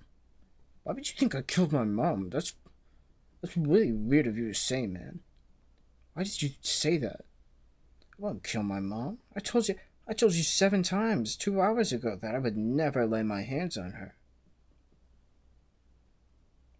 His sponsor is like, oh my fucking god. Oh god, get me out of here. Are you serious? Oh god, what have I gotten myself into? Why did I answer this phone call? He's just been sitting there in silence for like an hour, silently going, oh fuck. God damn it. Alright. How am I gonna... I have a story for the wife when I get home. Then he gets home and he like hits her and then tells her the story.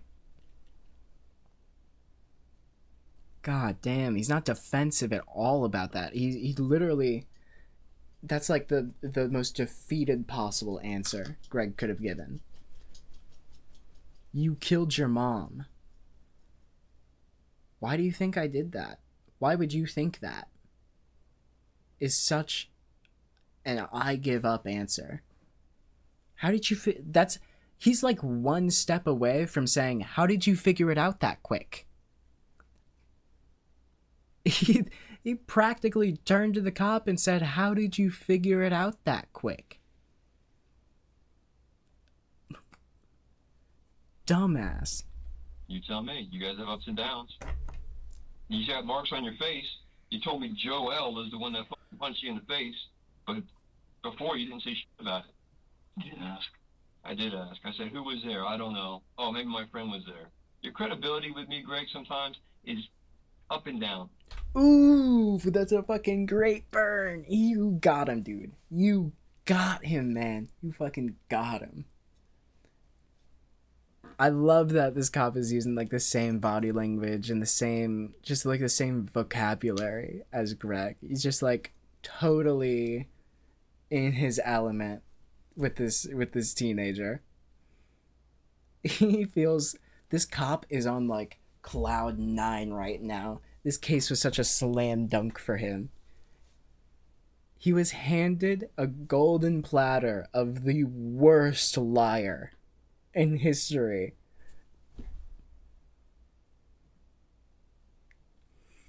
Oh, I would be so fucking happy if I was that detective.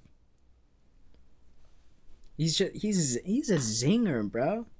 This cop is zinging. So again, when I ask you, would it be far-fetched if you came home today and killed your mother? Yeah. You did kill your mother? No. Would it be far-fetched? Yeah. What? Seminary or something like that. But she sent you. I know she sent you. This is the first big confrontation when Ooh. Pagliari states, you killed your mom. He then attempts to build a theme that she's been hitting Gregory, offering him some kind of justification. But as the accusations against him become more and more severe, Gregory seems to realize that the only way to protect his innocence is to make some tragic and startling revelations. Yeah, I can I can definitely see it going that way. As soon as the cop like even presents that like trail for Greg to go down. But that's great. That's great because then Greg will probably open up a bit more since he now thinks that he has this out with this like tragic backstory where his mom's been hitting him, so he had to retaliate. It's the only thing he could do. His mom's been abusing him this whole time. He had to kill her. That was pretty smart of the cop. I'll give him that. Have you ever been sexually assaulted? No. Have you? Yes. Okay. I have. I was sexually assaulted. I reported it to the police. They did nothing. Okay. You know they can check the... I feel like this is just another lie, so... I just feel like they're just going to check those reports, right? They're going to see if he's ever filed a police report, and I have a feeling they're going to see that he never filed a police report as well.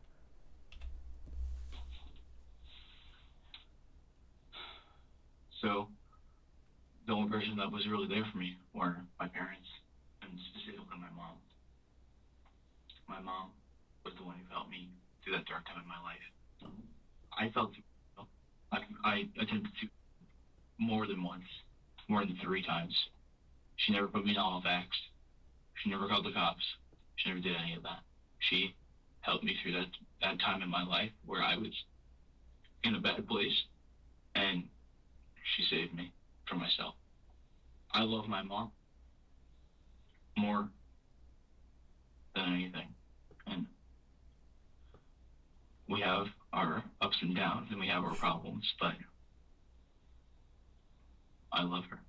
The timing of his story is questionable. He seems to be trying to deflect from the accusation that he killed his mother and put himself into a victim role in the eyes of the detective. sorry. It's a fairly common tactic for narcissistic individuals to use threats or actions like this to manipulate others. He also makes really intense eye contact while leaning forward and seems to be trying to read if he believes his story. This position is similar to the confession position, but the officers don't have him to that point yet. He's just trying to manipulate them into believing him. Yeah, like, it's very strange. He was asked if it's why it's far-fetched that he killed his mom, and he's like, I don't know. His immediate reasoning is the victim. I don't know. I'm reading too much into it. Just continue. I was explaining to Detective Jones earlier. I had gotten into an argument with my mom maybe a year ago, and she sat me across the room and she said, "I'm scared of you." And I said, "Why?" She's like, "What if you lay your hands on me?" And I said, You didn't say that part of the story. Because I would never do that. That's not something I would do. That's not something I would ever do. I would never lay my hands on my mother.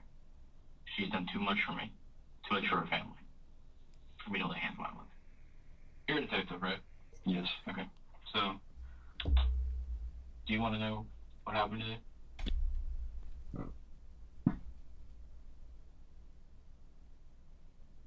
You've piqued my interest. Weird thing to also ask a person you definitely know as a detective. That's a weird question, right? That's like walking up to your teacher and being like, "You're a teacher, right?" You're talking to him right now. You're being questioned right now in a police station. Yeah, is that a rhetorical question, you dumbass? What am I sitting on? This is uncomfortable. Yes. Do you want to... Me and you want the same thing. Yes. We want to find my mom. I want to know what happened to your mom. I want to know what happened to my mom as well. And I don't think she's dead. Whatever. Yeah, you do. You do think she's dead. You were telling your sponsor that just a little bit ago. Just like an hour ago, you were telling your sponsor... You were crying to your sponsor that you thought your mom was dead. Or that she was a fucking hostage, but probably dead. You were pretty emphasizing the dead part. You were crying over it, in fact. You do think your mom's dead, but now that they've actually confronted him with the possibility that, like, he's the murderer, that, like, he could be responsible for her death, he no longer wants to be like, "Oh, she could be dead." No, there's no chance she could be dead.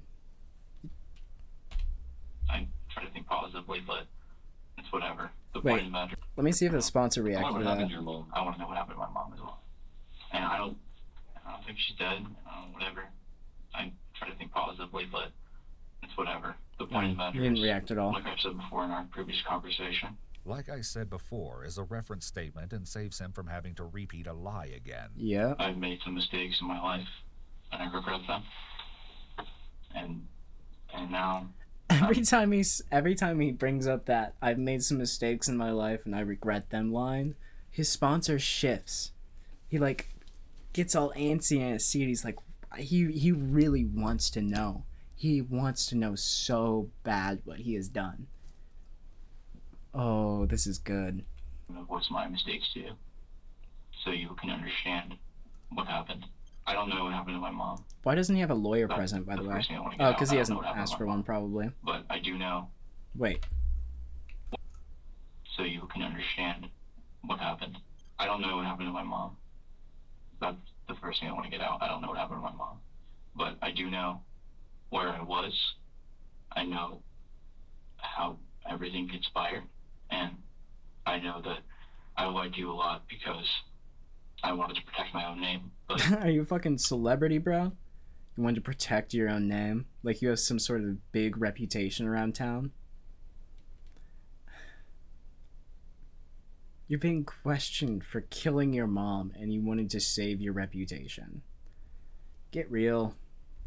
Just lie after lie after lie.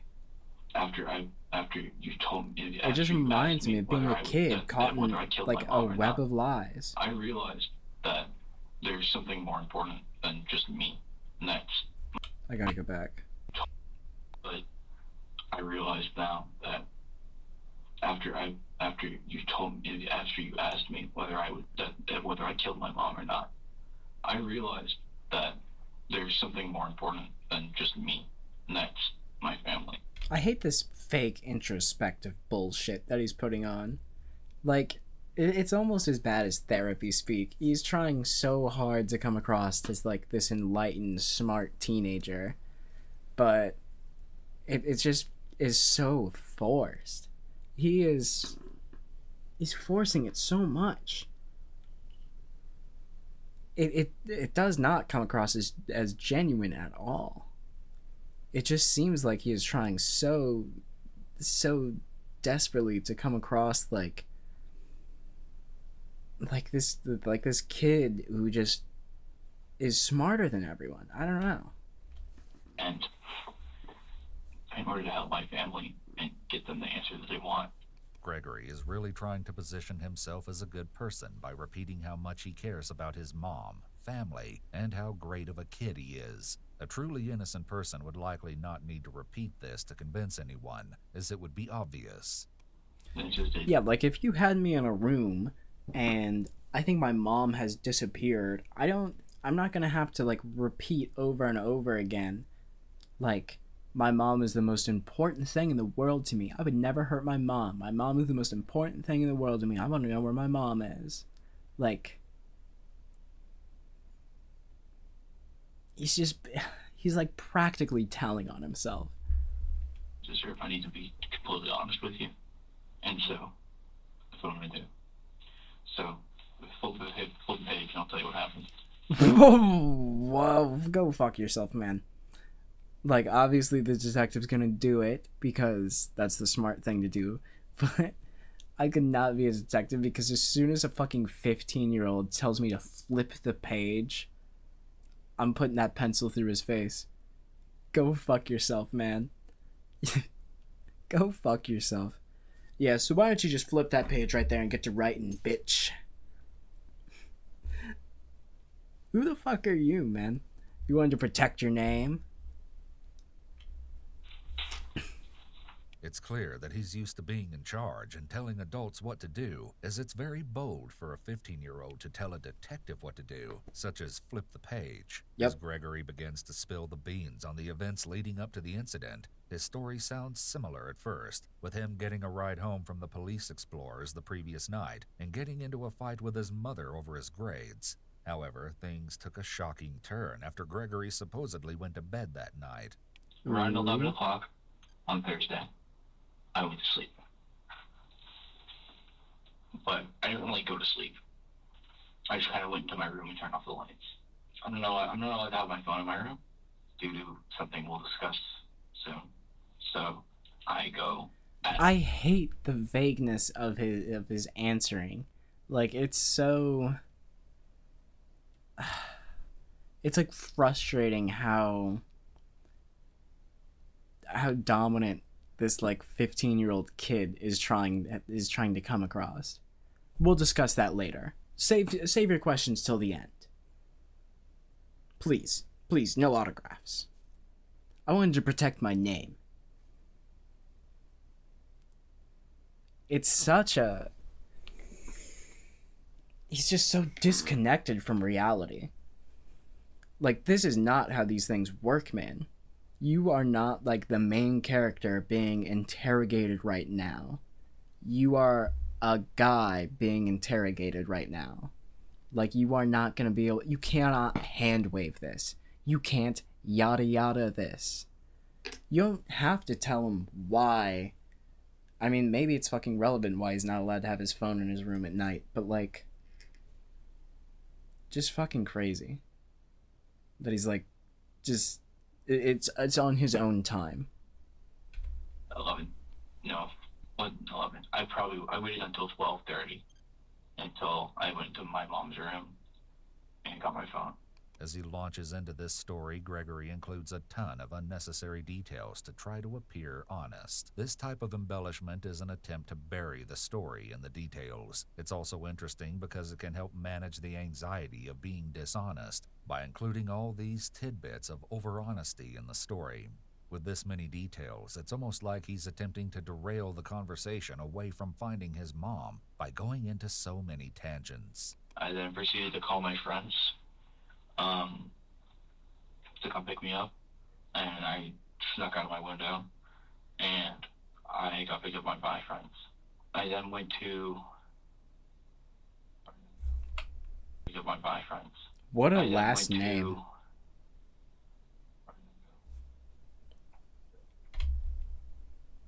Where should I go? Don't say that out loud, bro. Don't say that out loud. Just like, think for a sec. That's so suspicious. Yeah, I got picked up by my friends and we went to a place. This happened last night.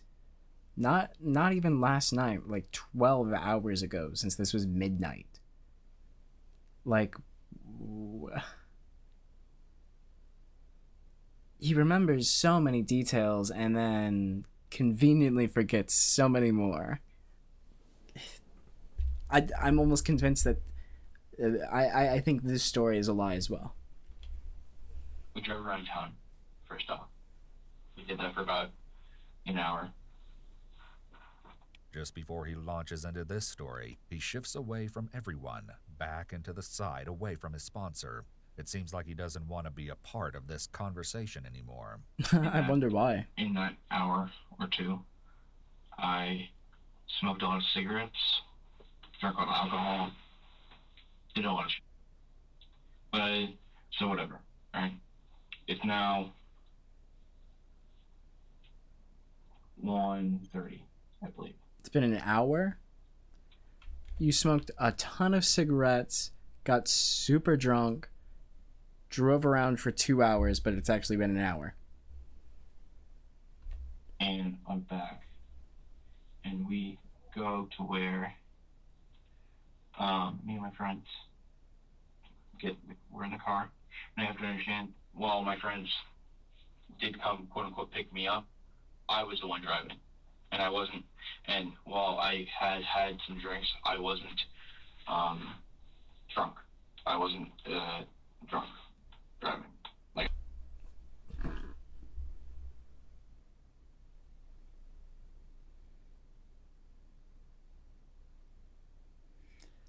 Bro's being his own star witness right now. Stop tattling on yourself. Does he think that, like, if he throws out that he did this crime, that if he, like, drank and drive, that they can only charge him with, like... Is it that what he thinks double jeopardy means? They can only try me with one crime at a time, so if I tell them about this crime, then that's more recent on their notebook, they have to try me with that one, and that's way less bad than murder. Is that his line of thinking? Is that why he's just throwing this random drunk driving detail out here? I was fully lucid and conscious, so I was driving my mom's minivan, and we drove to this church, and there's a... His friends came and picked him up, but he left in his mom's... But they left in his mom's minivan? You don't think your mom's gonna, like... What if your mom wakes up and just looks out the window and sees that, I don't know, her fucking van's gone? I don't buy this story either. Fire pit in the back. And so, me and my friends smoked a bit there. Smoked. Drank a bit there. I popped an LSD tab. Spent my other friends. Just kind of chilled there, and we would go. He's probably still high. he might very well still be on acid while being questioned. If this happened at like 2:30 in the morning, he popped acid. I don't believe this story either, because when did he have time to sleep? When did he go to bed? That must have been some shit acid. Back and forth between my house to get more money to go to 7-Eleven or other places and get food or drinks or snacks in general. Also weird that you're feeling snacky on acid. Maybe it's just me, but I have like no desire to eat while on acid. I didn't take it when I was 15, but I don't know, that's just me. I feel like smoking a bunch of cigarettes, drinking, and taking acid is like the equivalent of taking an Ozempic. You aren't going to eat. You aren't going to eat for the next day, okay? You aren't going to want food. So we traveled a lot between this fire pit and my house, in which case afterwards, and then it was like, I like that little detail. Now he has to think a little bit, so he has to grab the pen off the desk and fidget it more, because now he has to ravel this. He has to ravel. I mean, unravel. He has to ravel. He has to ravel this lie a bit more. 5:45.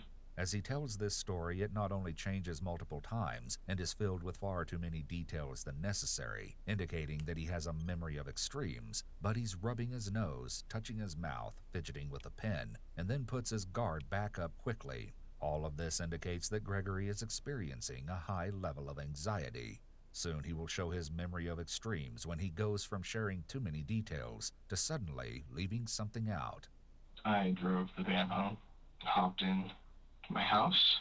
I was wearing black boots and jeans. Where'd your friends go?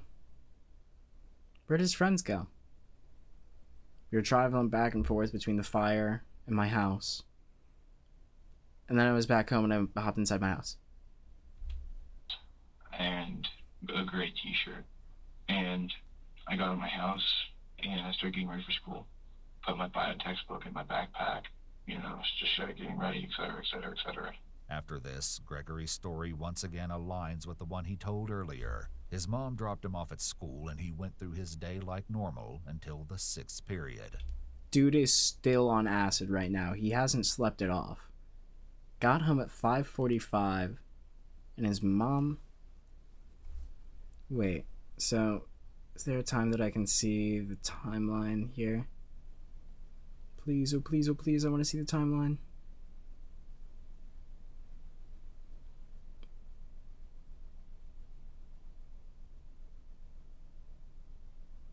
Here it is. Oh wait, no, that's night.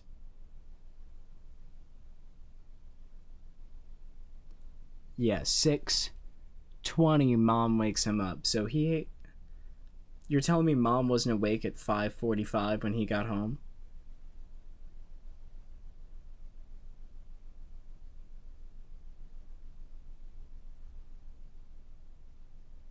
This story doesn't make sense. And he's also still high on acid according to this timeline of events. In my opinion. 1:10 after 5th period, I met up with my friends. We walked off campus. Stopped to go to the bathroom in the woods. It's not really necessary detail, but that is what happened. And then piled in my friend's car, and we drove to my house. We picked up some more money. Then we drove to the fire pit again. And his mom's car is gone at this point? You checked out of school at 1:10, and now that you're not at the auditorium, you're driving home. And your mom's car is there, it's not there. There's nothing suspicious about the house. Why is all of your money at home? Why is it not in your wallet? Why do you have to keep going back to the house for money? This doesn't make sense. And We smoked more cigarettes there, talked. This one of my friends, this is the same kid that was suicidal, and I snuck out of the night for him, but I didn't just sneak out. I stole my mom's car like I did Thursday night, and I had driven over to his house, and I had talked to him and stuff. And so this is one of the kids, and so we were just talking about life problems and how to deal with them. He's fidgeting with his sock a lot. Gregory is once again trying to make himself look like a good person and an honest person by telling on himself, and then bolsters this by including the story about helping his friend. And we were shooting this shit at this fireplace and smoking cigarettes and just kind of chilling. And then we basically went back home and they dropped me off. And then from then on, Note that Gregory says he basically went back home, along with a super extended and then, followed by a long pause before he answers. He's clearly mentally skipping something, but he makes a poor attempt at covering it up as it's pretty obvious, especially as there will be several more pauses throughout his story. it's pretty much the same. I noticed my mom's car was there. The lights were on. I walked into the house. Everything was everywhere. Door busted. So, wait, what time did he say what time he got home?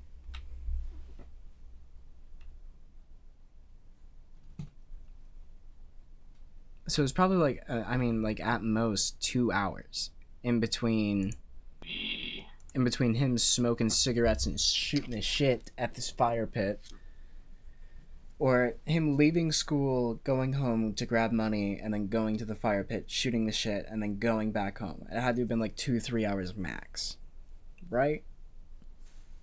He shows up the first time to get the money. His mom's car is... Where is it? Where is his mom? In this situation, house isn't burglarized yet. 3 hours pass, his mom's van has suddenly shown up, even though she's supposed to be at work. And the house has been burglarized. This just does not line up at all. Even this new story, he's changed the story, I think, at minimum 4 times at this point. And every single time, he makes it more convoluted to bog it down in details, and then it doesn't even reveal any more information. It doesn't... Like none of his new stories are any more credible than the last. He's just adding more details to make it seem more believable, but that's just not... Adding details doesn't make the story more believable. Basically, went back home, and they dropped me off. And then, from then on... Note that Gregory says he basically went back home, along with a super extended and then, followed by a long pause before he answers. He's clearly mentally skipping something, but he makes a poor attempt at covering it up as it's pretty obvious, especially as there will be several more pauses throughout his story. It's pretty much the same. I noticed my mom's car was there. The lights were on. I walked into the house. Everything was everywhere. Door busted, and all that shit, whatever. I already told you. And apparently his friends have already driven off at this point. My mom wasn't anywhere to be found. Blah, blah, blah. Called the police. Finally, after hours of interrogation, Gregory begins to divulge some of the truth. At There face we go. value, this information might not seem relevant to finding Gregory's mother, but Sergeant Pagliari has a suspicion that it just might be more important to the case than anyone realizes. Who were you with last night? What's their names? Brian Torres and Dylan Square. How did you get out of the house window? Or your bedroom? Yeah. You were wearing black boots, jeans, black jeans, right? Is this By the before or way, after you I got forgot to tell you, I dumped punched? all of his clothing because I smelled like smoke. Okay. So black boots, though, black jeans.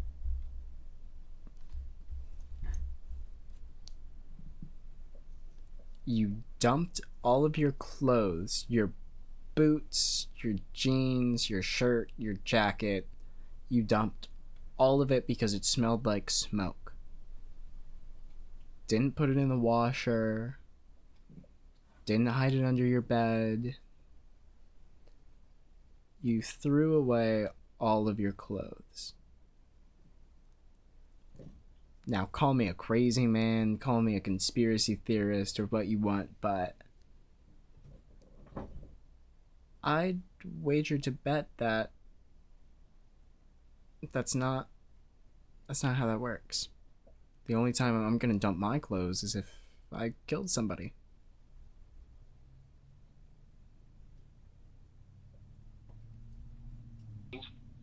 Right? They weren't like jeans, but they were just jeans. Blue jeans? Yeah. Okay. Well, then pink or purple or gray, they're just standard blue. Yeah. Gray t-shirt. Yeah.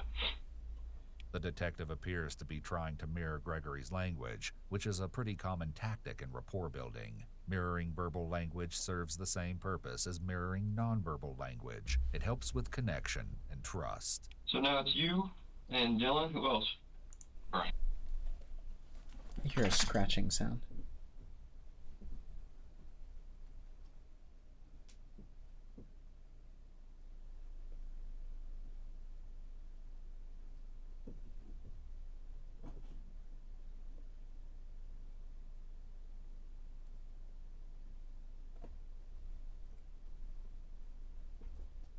I can't tell if they're just squirrels outside or not.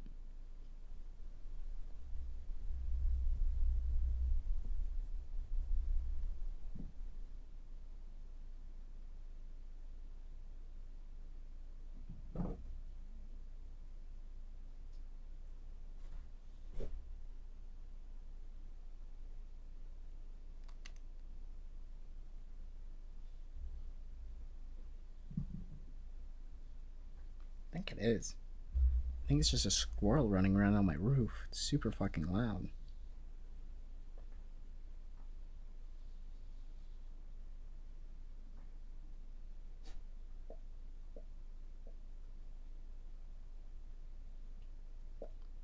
Bizarre if you ask. I just dropped my fucking phone.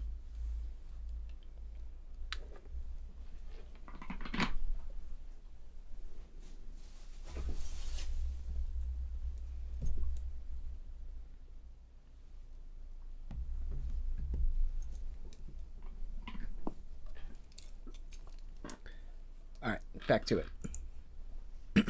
You picked up Brian and Delton also? Yes. Mom's minivan? It was us three.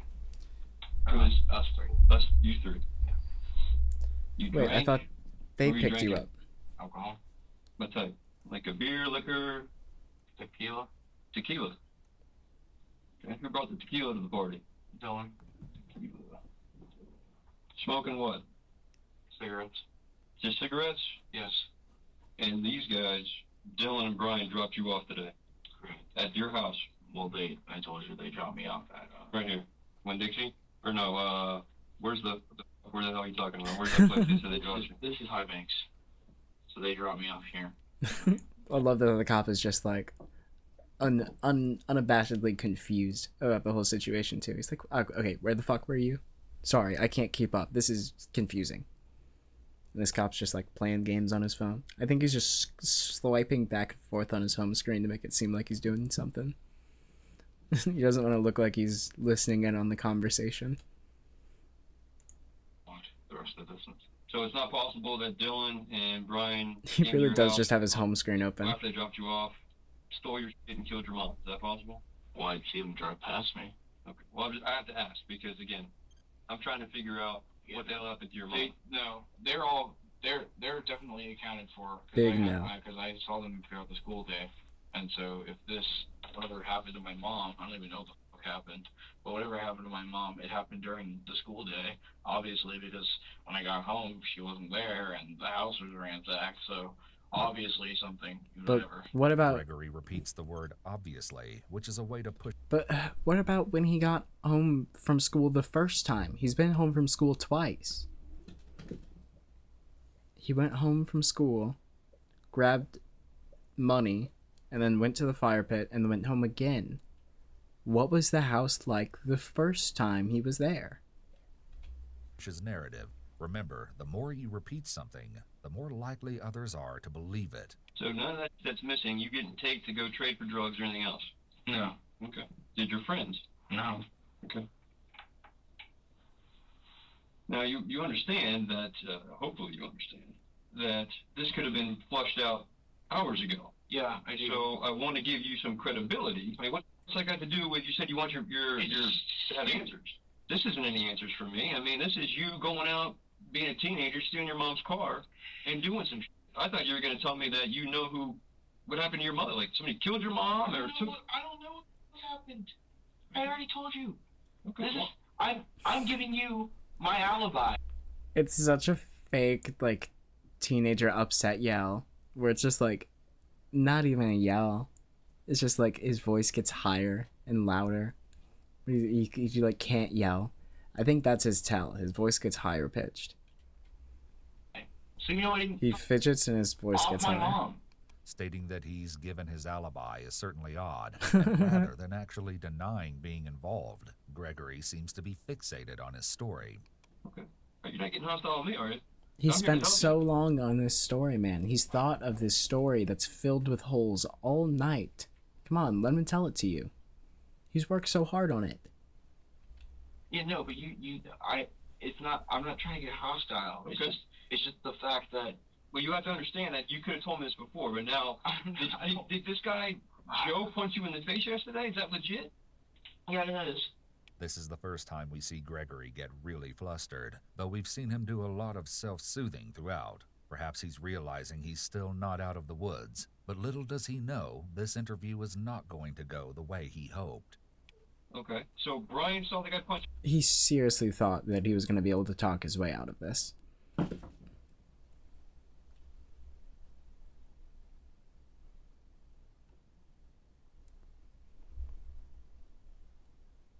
There's something on my roof. You in his face? Did Dylan see this guy punch you in the face? No, he wasn't there. He wasn't there, but Brian's gonna vouch for you. Yeah. Okay. Just making sure, because again, I wanna. If you can't understand that I'm taking some of the things that you say with a grain of salt. Making Gregory think that his friends might not corroborate his story and planting a seed of doubt that his friends will give a different story, the detective is using the prisoner's dilemma to try to get him to be honest. Smart. No, I fully understand. Okay. But yeah. So neither one of them know that my mom is missing. Sergeant Pagliari gives Gregory one last chance to tell the truth before they verify his story with evidence. I want you to look at me real quick, because I'm about to tell you. Oh, where'd the sponsor go? Pagliari. So neither one of them know that my mom is missing. And he could have verified the story. Gives Gregory one last chance to tell the truth before they verify his story with evidence. I want you to look at me real quick, because I'm about to tell you. I want you to understand the magnitude of it.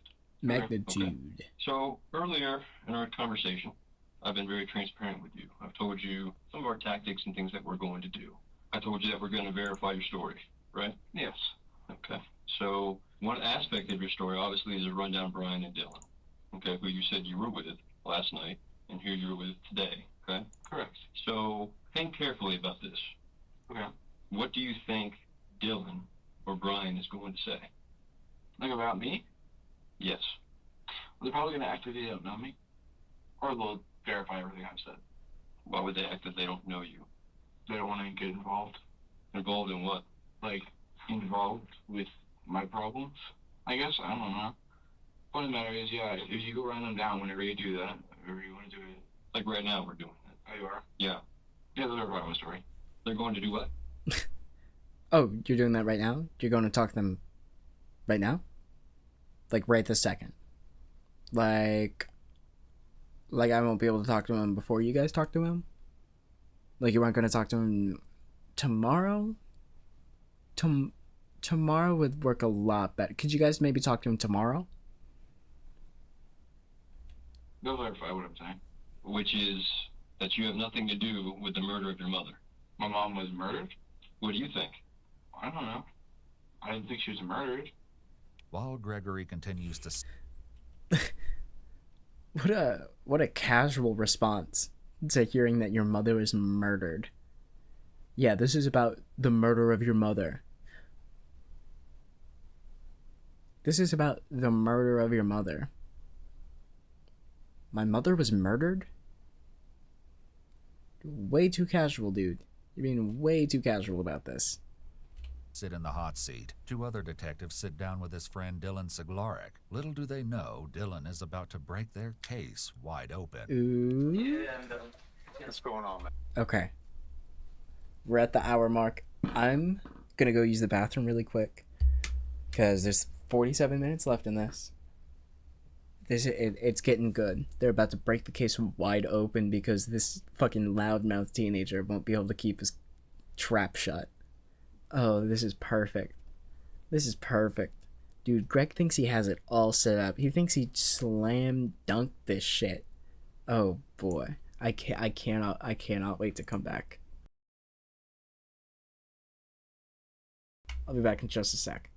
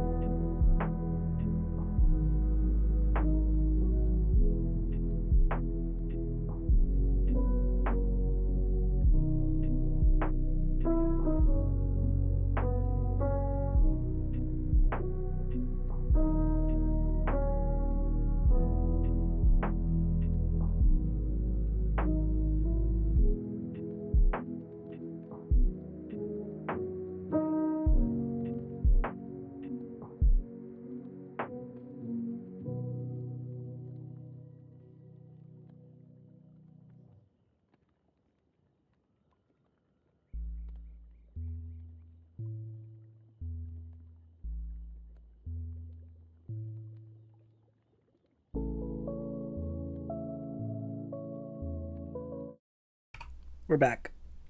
We're back. We're back. We're back. We're back. We're gonna finish it up. We're gonna finish this fucking video. If it's the last thing I do. God, this is so good so far, though. Have you seen the Fallout trailer uploaded today? No. No, I didn't know there was a Fallout trailer. Is my headphones still on? No, it's not. Let me pull it up, and I'll react to it after this.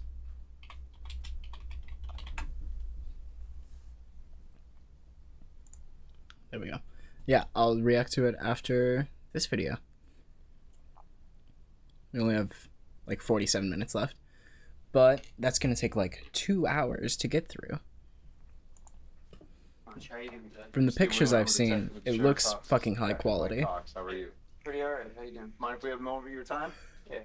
You already have an idea what you're doing? This kid's gonna crack their case open for them. Okay. Have you talked to Greg today? I saw him at school. How good of friends are you guys? I mean, I talked to him, but we're not like super close. Okay. Interesting, because Greg seems to know you pretty well. You even said you hung out like after school. Like 3 of you skipped school today. But I don't know.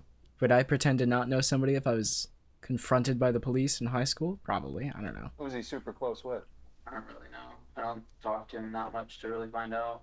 I only have like 2 close friends myself, so. Okay. Who are your close friends? There's Brian. He's a really good friend of mine, and then yeah, really Brian. He's like the only person I talk to. Because the second person's Greg. Is that your second close friend, Greg? Yeah, I got these 2 really good friends. I don't really know this Greg guy, but yeah. It's probably Brian and I think his name starts with a G. Can't really remember it though. God.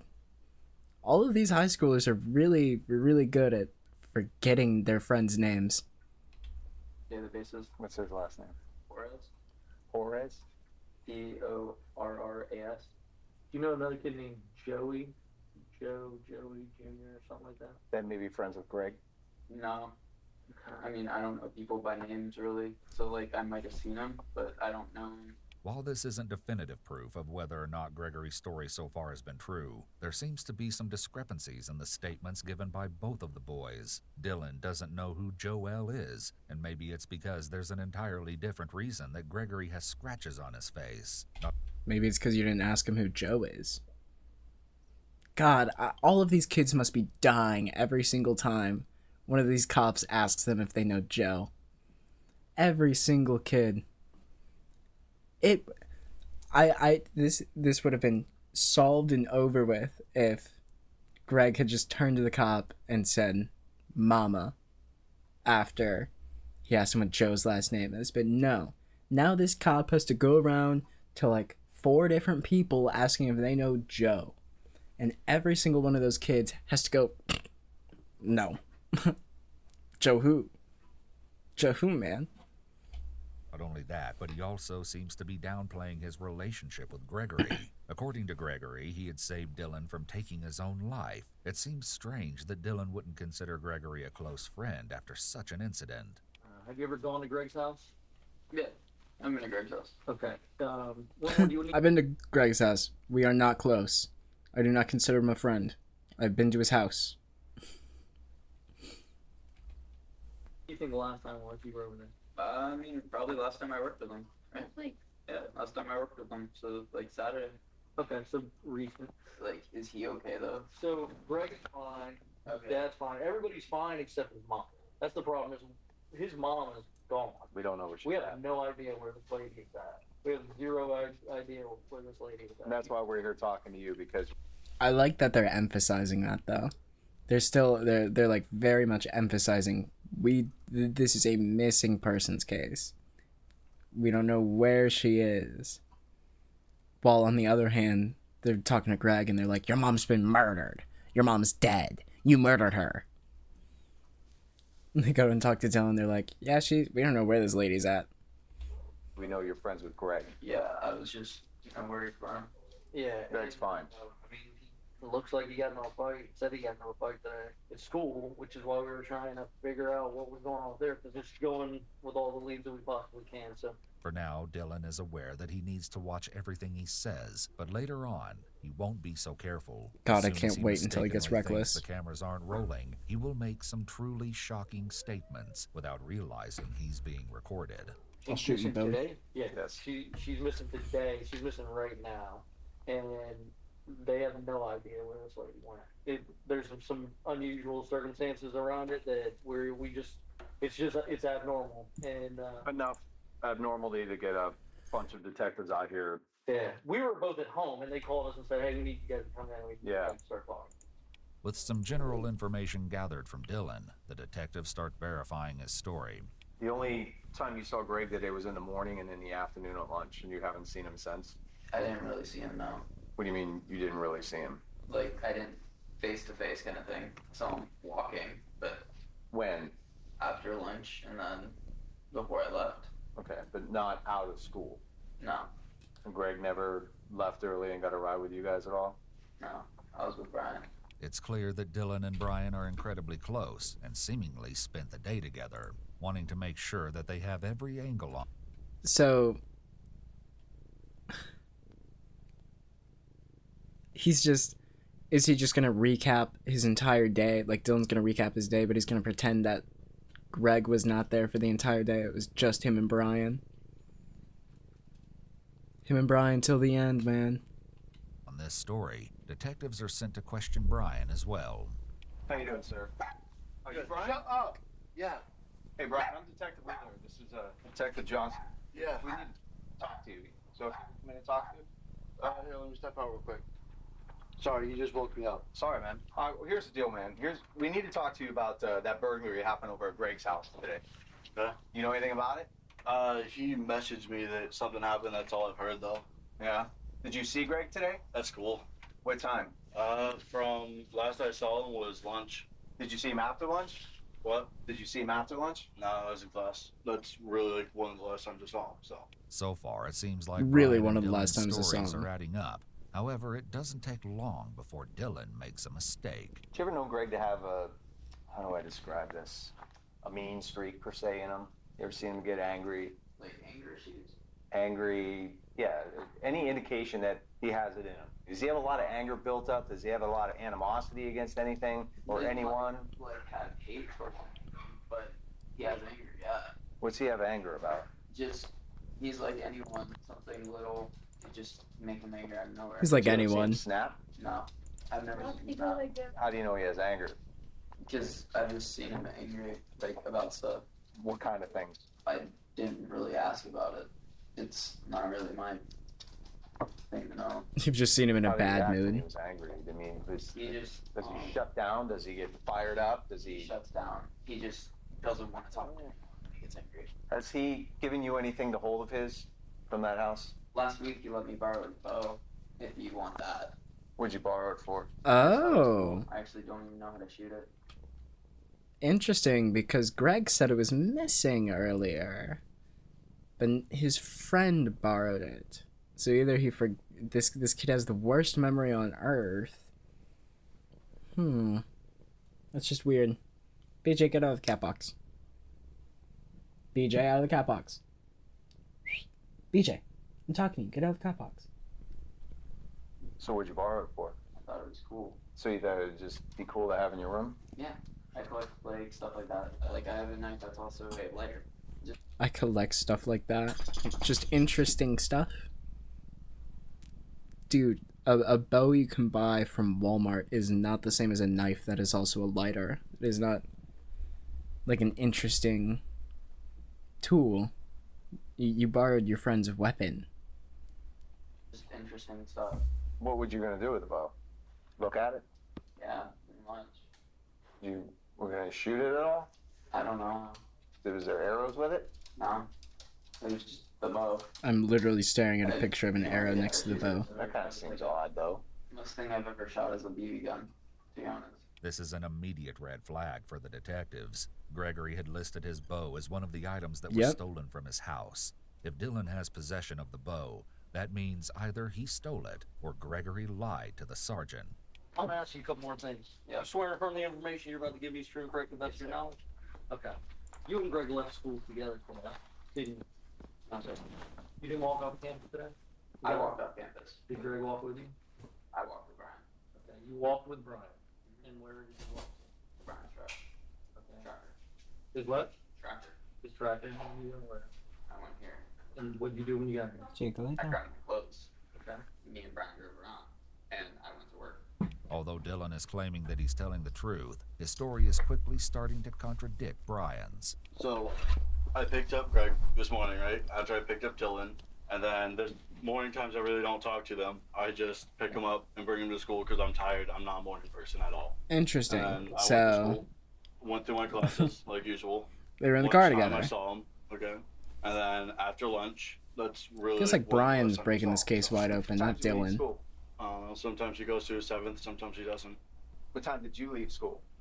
What time did I leave? Brian repeats the question here to give himself some time to think about his answer. He will repeat part of the question again in a moment, making you wonder why he needs to think about this answer when it should be easy to remember. I left after 5th period. Who'd you take with you? With me, it was me and Dylan. And? Greg, but I And took where him did home. you go? I took him back To his house. As the detectives continue to dig for the truth, Dylan He was eventually totally gonna leave Greg into that story until they prodded. cracks. We walked off campus. We went to his house. He gave me his stuff to hold. What stuff? I can show you. Exactly. Just tell us what it is. He gave me his gaming laptop, his gaming PC. He gave me his bow that I borrowed. Today? Hold that. He gave you his personal computer too, and the bow. And the bow. Why did he give you? So it's a laptop, a gaming laptop, a PC, and a bow. It's a gaming PC. Okay. Gaming PC, a bow, and what else?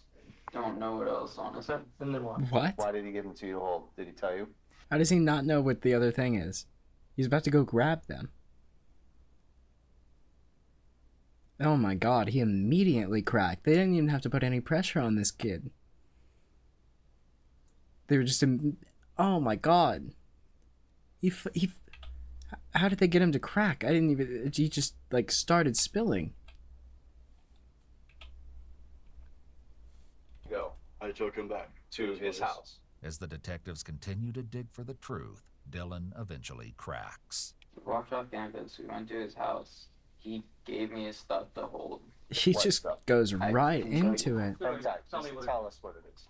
He gave me his gaming laptop, his gaming PC. He gave me his bow that I borrowed. Today? Hold that. So he was already borrowing the bow, and then he was like, "You can keep the bow." Is that what he means? I don't know. It's confusing. He gave you his personal computer too, and the bow. Or is he changing the story? Why did he give you? So it's a laptop, a gaming laptop, a PC, and a bow. It's a gaming PC. Okay. Gaming PC, a bow, and what else? Don't know what else, honestly. And then what? Why did he give them to you to hold? Did he tell you? He said he was in trouble, so he gave me it, and I drove off. I came here, I put it in my closet, and I went to work. After he gave me the stuff, I went to work. I didn't do anything else. I have a job to do. Look, why did he say he was giving you that stuff? What kind of trouble is he in? I don't know what kind of trouble is he in, but got there, and the house looked really torn up. So he told me to take the stuff. I mean, I get what it was looking like. So you got to the house with Greg and Brian. Just the driver. Did Brian get out? Did you all go inside the house? We got to the door. He ran in. I looked inside. I could see it all messed up. He ran out, gave me that, gave me the bow. He threw a couple of the things that we ended up just throwing out. And then Why? I came back here. What did you throw out? Why did you throw it out? Dude, that's so fucking suspicious. Oh my god, I love that this kid just like immediately cracked under the pressure and is spilling everything, but oh my god. Like, he's painting the picture perfectly for them. I mean, obviously he's still lying about some of the details, but holy shit. We threw out like... He's trying to save his own skin by throwing Greg completely under the bus. Small stuff like that. Threw it out where? We just found a random dumpster and threw it in there. Where's this random dumpster? The Winn-Dixie parking lot. With this confession from Dylan, all of the supposedly stolen items mentioned by Gregory are now accounted for. As detectives try to find out what kind of trouble Gregory might have been in, Dylan makes a shocking and disturbing confession. Come on.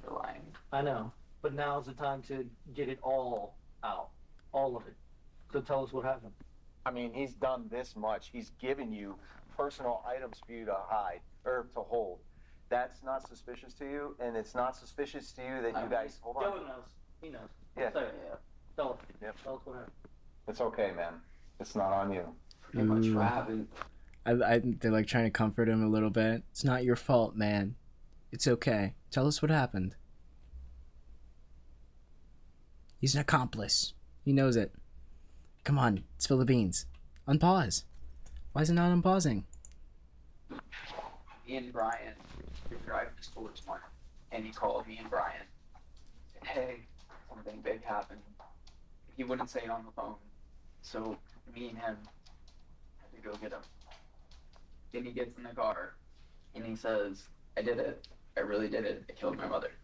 So we drove to school. We did the entire day. We left early. And we get back to the house. He says, take this. Greg did say something happened to his mother. It was kind of fuzzy because he seemed like he was kind of shooken up. So he said something happened, and like I said, he was really shooken. So he told me something about how he totally just fucking tattled on himself. Oh my god, that's beautiful. That's perfect. That's oh my god. They went through the entire school day knowing that their friend had killed his mom, and nobody did a goddamn thing but help him. Holy shit. He told them, and they just went through the rest of the day. What the fuck? Why even leave early? Why go to school at all? Why not take care of it before leaving? Why not give him the things before you... Oh my god. Kids be crazy. his house is messed up. So we went over there and he asked if I could take some of his stuff, right? He said he needed to get rid of some of the stuff in his house. So we go in there and we grab some of the stuff out of his house. So you did go in the house? Yes. And we put it in the tracker and he told us what needed to be like kept and what needed to be thrown away. What? So we stopped and we threw away, like you said, the printer, the jukebox. Yeah. Where else did we stop? The church, right up there in High Banks. What happened at the church, buddy? Greg had he put one of the, like, a trunk, he put that in the water. What was in the trunk, buddy? A whole bunch of random stuff. Like just junk that you'd see at like a garage sale. After hours of investigation, interrogation, and turmoil, detectives finally are getting to the truth. Despite having this horrid information, there's still so much they need to know. But I don't know if I feel like the other teens may have been in on it a little bit more than they're letting on, but just absolutely crazy that for almost 24 hours these kids have known that one of their best friends has murdered his mom. They've helped him throw away and hide and hold on to some of his stuff so that he can try and convince the police that there was a burglary. Oh my god. It's like so convoluted that it was never going to work.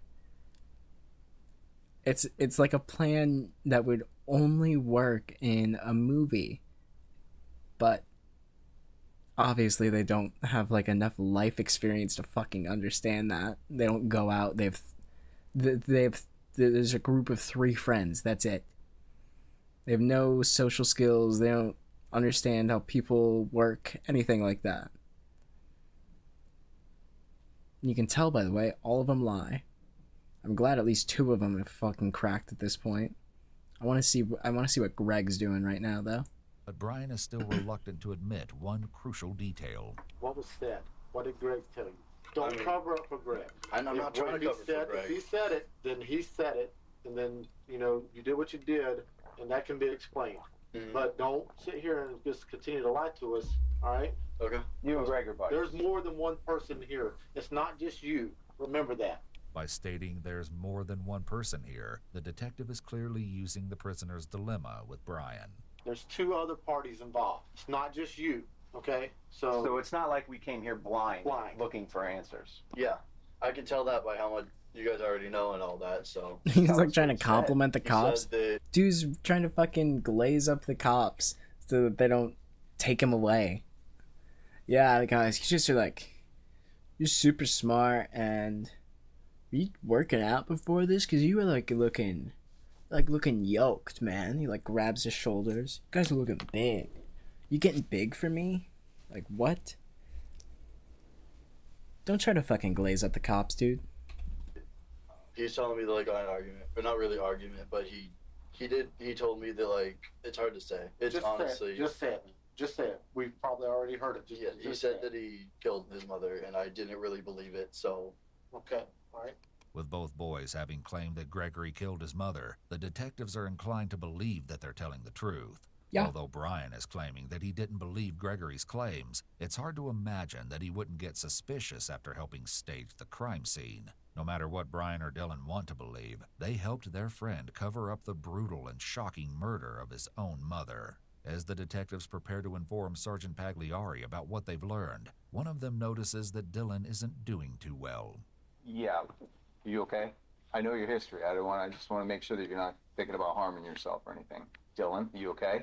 I know it's tough. You feel anything for it?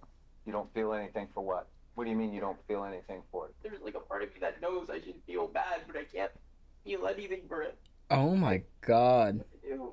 Listen, just do what you're doing. Sitting here talking to me, okay? I can understand. You're probably not feeling anything because you haven't really processed it yet. You haven't processed what happened. While one detective comforts Dylan, the other is quick to get Sergeant Pagliari on the phone and let him know what they've discovered. Damn, that almost makes me like feel bad for Dylan. But like, obviously he just like staged a crime scene and helped try to cover up the murder of someone. So I don't feel too bad, but like he's a teen. He has not even processed what has happened probably. And he probably won't process it for a good while now. Like he he can't. He cannot wrap his head around it. Like, that is a huge thing with massive consequences. There is a person dead. Like your friend has taken a life and you helped try to cover it up. He knows that he is supposed to be feeling something right now, but he definitely has not processed it, and he's not going to process that for a fucking minute. Ugh, I almost feel bad.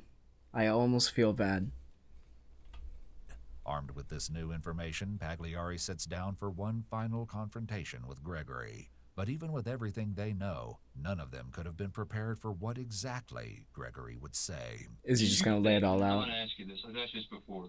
Okay. Because in your hearts of hearts, looking at me face to face, are you a man of integrity? Do you know what that is? I do know what it is. Okay. Are you a person of integrity? I don't think I have the best character. I think I have character flaws, but on the up and up. Okay. Usually, I try to be as honest as possible. And when I'm not, it's because I'm being selfish. And I can admit that. Okay. I tend to be selfish, and that's a problem I have. But God, it's such a fucking teenage boy thing to be so fake self-aware. It's so fake self-aware, because it's like almost in like a pity way. Like he just wants you to take pity on him, or make you think that he can change. He's capable of change since he recognizes his own flaws. It's so fucking annoying. Okay. Yeah. Well, here's what I want you. I'm going to do this. I want you to look at me right in my eyes. Okay? Look at me close like this. And I'm going to ask you, did you kill your mother, take things from your house, distribute them amongst your friends, come in here today and lie to my face and say that you didn't do that? no, No what? I didn't do that. You didn't kill your mother? No. Okay. Notice Gregory's complete stillness. He's working as hard as possible to lie. He's making constant, intense eye contact, and then has no reaction to the accusation. An innocent person would be furious or completely shocked at being accused, angry their friends turned on them. It would show, but from Gregory we see almost nothing. All right. So, sit back down. I don't believe you. Why? Well, the good news about it is that all those things that were missing from your house, we found them. Where? You tell me. I give you a clue. It's one of your buddies. Are you saying my friends robbed my house? Is that what you think that is? Is that I'm saying that your friends robbed your house? The same friends who, by the way, were at school all day and who dropped you off. Here, I'll refer to your little map here, bud. Remember this. They dropped you right here on High Banks and whatever the hell this road is. And I asked you earlier, is it possible that your two friends could have went to your mom's house and killed your mom and taken those things? And I didn't. You said that's impossible because they would have been driven past you, and then you would have saw them. The time is up, Greg. The time is up. He's fucking so cooked. He is so cooked. His buddies flipped on him, and he's still trying to maintain the lie. He's still trying to maintain the lie. He thinks he is so much smarter than these detectives. He genuinely thinks that he's got it all fucking figured out, that he will be able to talk his way out. Jesus Christ. I hate this kid. Oh my God. We found the stuff, okay? Your buddies turned us onto it.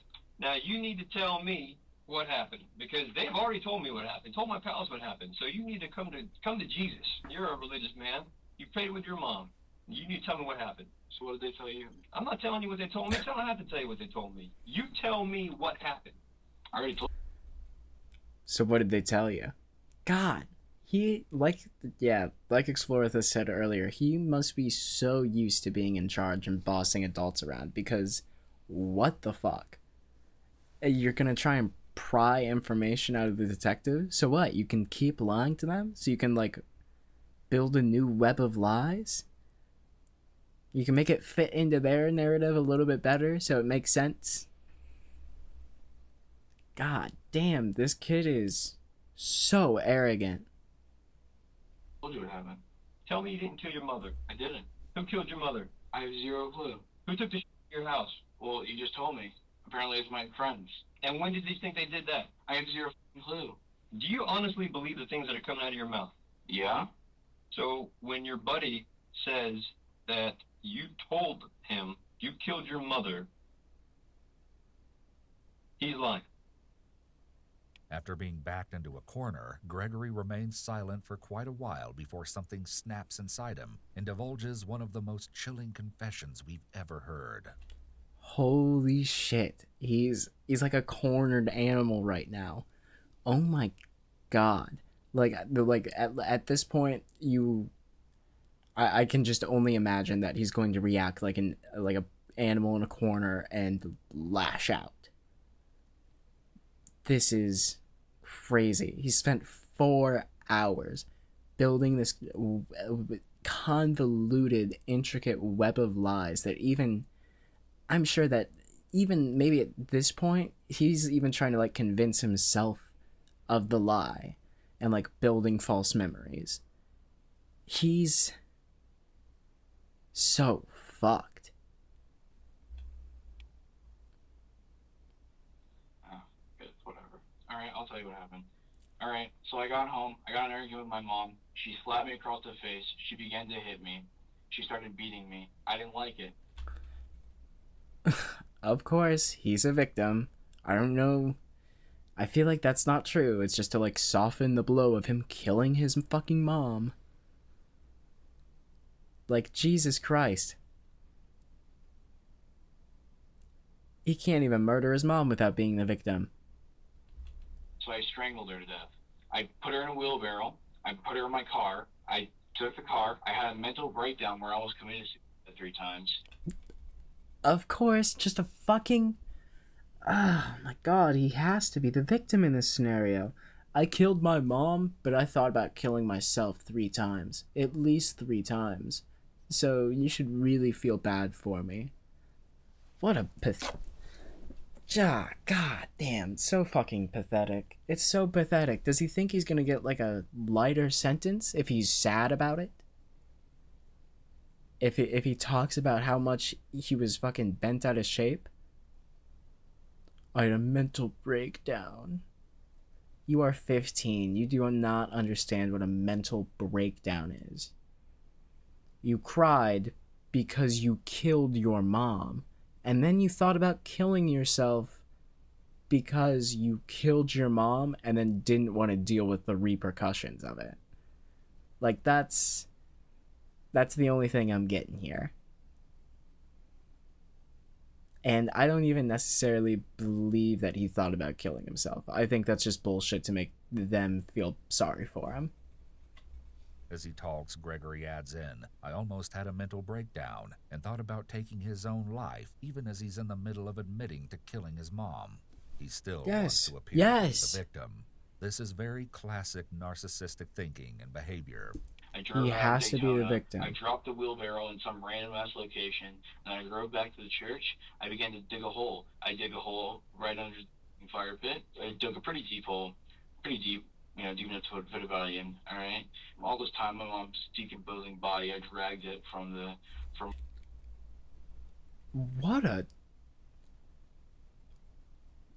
What a specific fucking detail. What a disgusting detail. Just added in so lightly. So yeah, I drug my mom's decomposing corpse.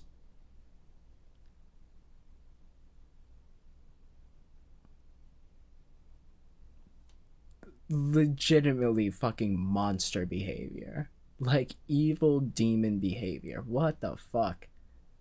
How do you so lightly add in, I dragged my mom's rotting corpse? Like, what did he say? Decaying? Alright. All this time, my mom's decomposing body. I dragged it from my car to the fire pit. In which case, I tried to cut the wedding ring off her finger because I wanted to pawn it, but I couldn't because I didn't have. That's awful. That is awful. I tried to cut the wedding ring off of her finger so I could pawn it. just take it off. You can just take the ring off, man. You don't have to cut off her finger. You fucking ghoul. Jesus Christ, that's like grave robber behavior. My God. Was nice, strong enough to cut bones. Oh, well, whatever. Anyways. Oh, well, whatever. I dug that hole, threw her body in there, filled it back in, made it look all nice and natural, dumped my clothes, and then I went home. And I caught a ride to school with my friends. And, yeah. And, yeah. What about the part that you... He's just fucking yada yada again. This dude cannot stop yada yadaing over his own mom's murder. This is like the 5th time. What the fuck? Stage a crime scene. Oh, yeah, I just have to let it play. This is crazy. So, in the middle of the night, I realized that, hey, my mom just up and disappears. That's not going to make any sense. So, I decided to make it look like a botched robbery. So, I just went to my house and I just threw shit everywhere. Yeah, because that's exactly what it looks like. Yeah. Which looked pretty convincing. No, it didn't, man. Why do you... What burglar is gonna open up your fucking, like, underneath the sink? Is he gonna steal your fucking Windex? Like, what do you think a burglary looks like? Everyone knows that burglars throw blenders onto the ground and then toss medications onto the floor, shatter glass for no reason whatsoever. Like, he made it look like a hit job, not a burglary.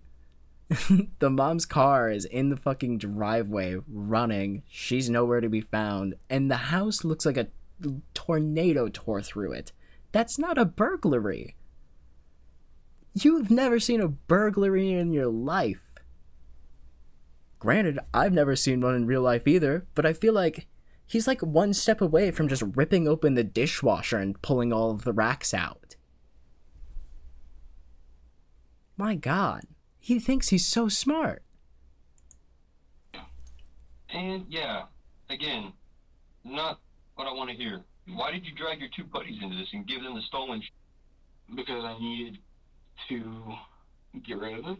Gregory's complete lack of remorse is disturbing, to say the least, and it only gets more horrifying as he doubles down. I think you have to realize... And he doesn't care at all. That, like, even the cops bring up that, like, why'd you drag your friends into this? And then he, like, doesn't even answer that question. He doesn't care at all that he's just, like, implicated 2 people in fucking murder. Like, 2 of his friends in murder. And they just went along with it because I don't know, they're stupid fucking teenagers that did not process the fact that they're, like, one of their best friends came out of his house when they just picked him up like a normal day, and he was like, yeah, guys, I killed my mom. You go on autopilot for the whole rest of the day after that, trying to, like, process what the fuck Greg just said to you on the car ride to school this morning.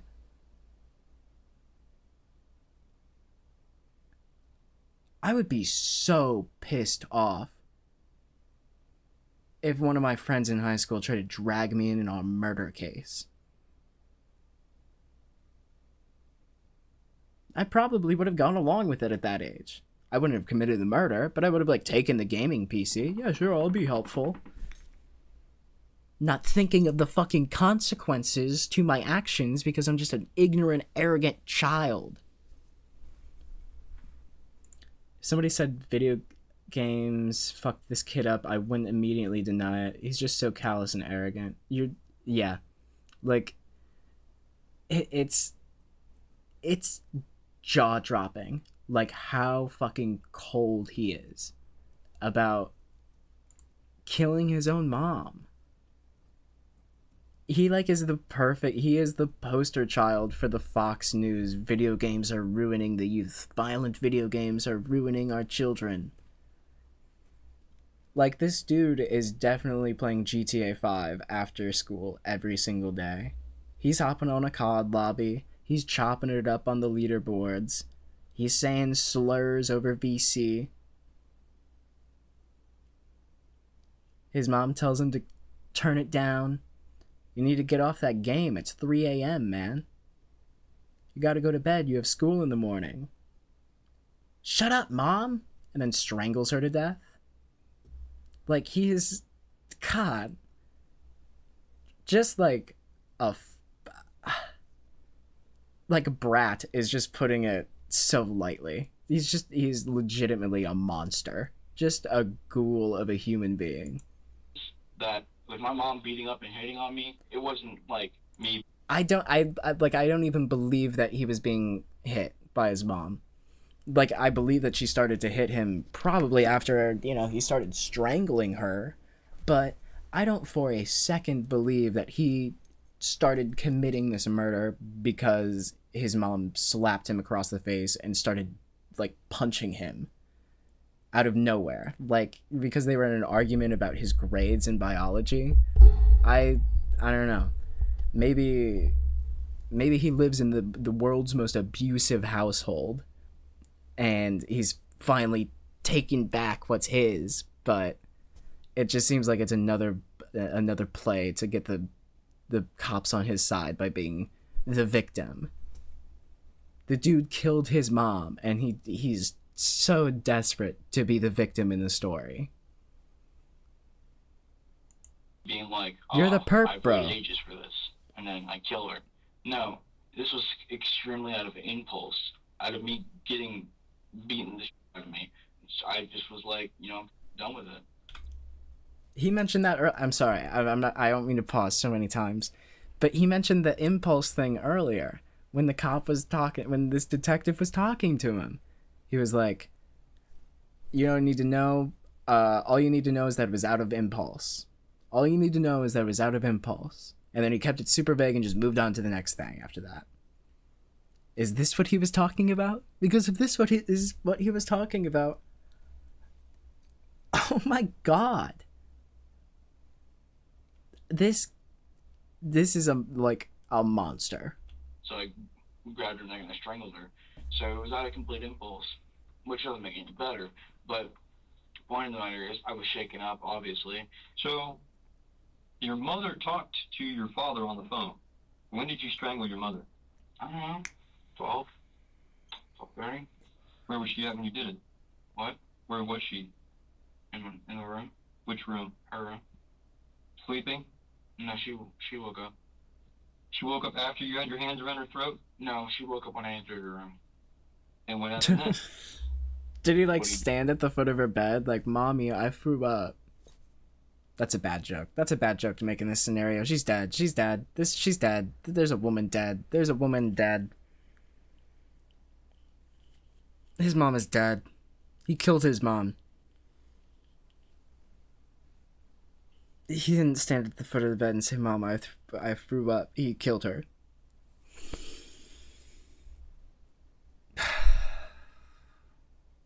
I had to come up for air. Good. What did you say? And I said, "Listen, you have to understand that I was not. The stuff that is on my face right now was." So she was sleeping. She wasn't beating the shit. Okay, hold on. I'm so sorry to keep pausing. I thought she was beating the shit out of you, dude. But she was sleeping? Or she beat the shit out of you, and then you impulsively left, sat around, thought about it for a while, came back after she was sleeping, and then killed her? Because that's not impulsive, that's premeditated. You thought about that.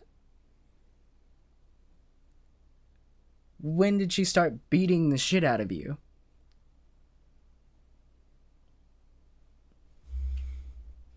Okay. Just go. It was a lot worse, and I wasn't feeling good, and I said, "Why'd you have to hit me?" I said, "You said that you wouldn't do that again, but you did it anyways. Why did you have to do that?" And she's like, "Well, whatever, blah, blah, blah. You stop. Blah, blah, blah. Oh my god. We covered that. Yeah. I don't want to hear what she said. He's yada-yadaing over the best parts.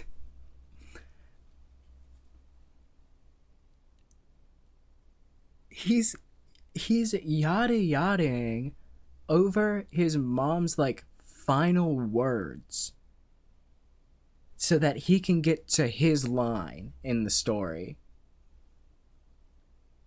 He's, like, so excited to tell this story.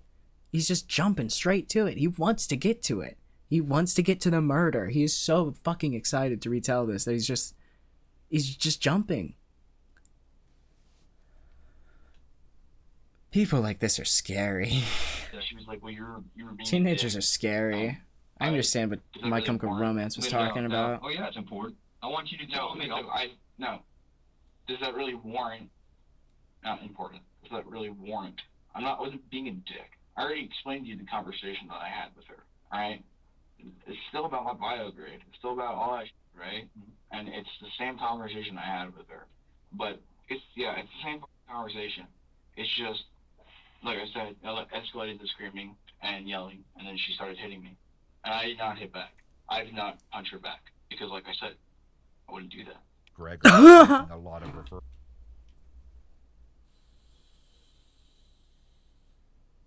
I'm sorry, it's just so fucking funny to be sitting there being questioned about the murder of your mother, which you've already admitted to at this point. You've already flat out told this detective that you killed your mom. And then you're gonna sit there and lean back in your chair all cross-armed and be like, I would never hit my mom. For the 10th time this interview, I would never hit my mom. I would never lay a hand on my mom, except for my 2 hands around her throat. You killed her. You like, literally killed her. You actually committed a murder. But I would never stoop as low as to hitting a woman. I'll only strangle one to death. Statements by saying, like Jesus I said, Christ. over and over. He's trying to find a way to maintain his story wasn't complete lies by pointing out the pieces of truth he said before. Until I realized that if I let her keep on beating me around and basically letting her just do whatever she wanted, that eventually it was either going to be me or her. And so I made a decision. According to Gregory, his mother's murder was a preemptive self-defense, but that doesn't justify such a horrifying and unforgivable crime. He continues to share more grisly details of the cold-blooded attack. Put your hands around her neck. Was she facing you when you did it? Yeah. You extend your arms and put your hands around her throat. I don't understand where she started beating the shit out of him. When did she start doing this? During the argument? Because he said he only said that the argument escalated to, like, screaming and yelling, right? Or did I just miss the part where he like added on that she hit him? Okay, yeah, and then she started hitting me, and then I did not hit back. Okay, so it's exactly how I described. He impulsively got the shit kicked out of him, left, went to his room, thought about killing her, waited till she went to sleep, came back into her room, didn't apparently wait long enough because him just walking into the room woke her up, and then impulsively asked why she hit him, and then impulsively started strangling her.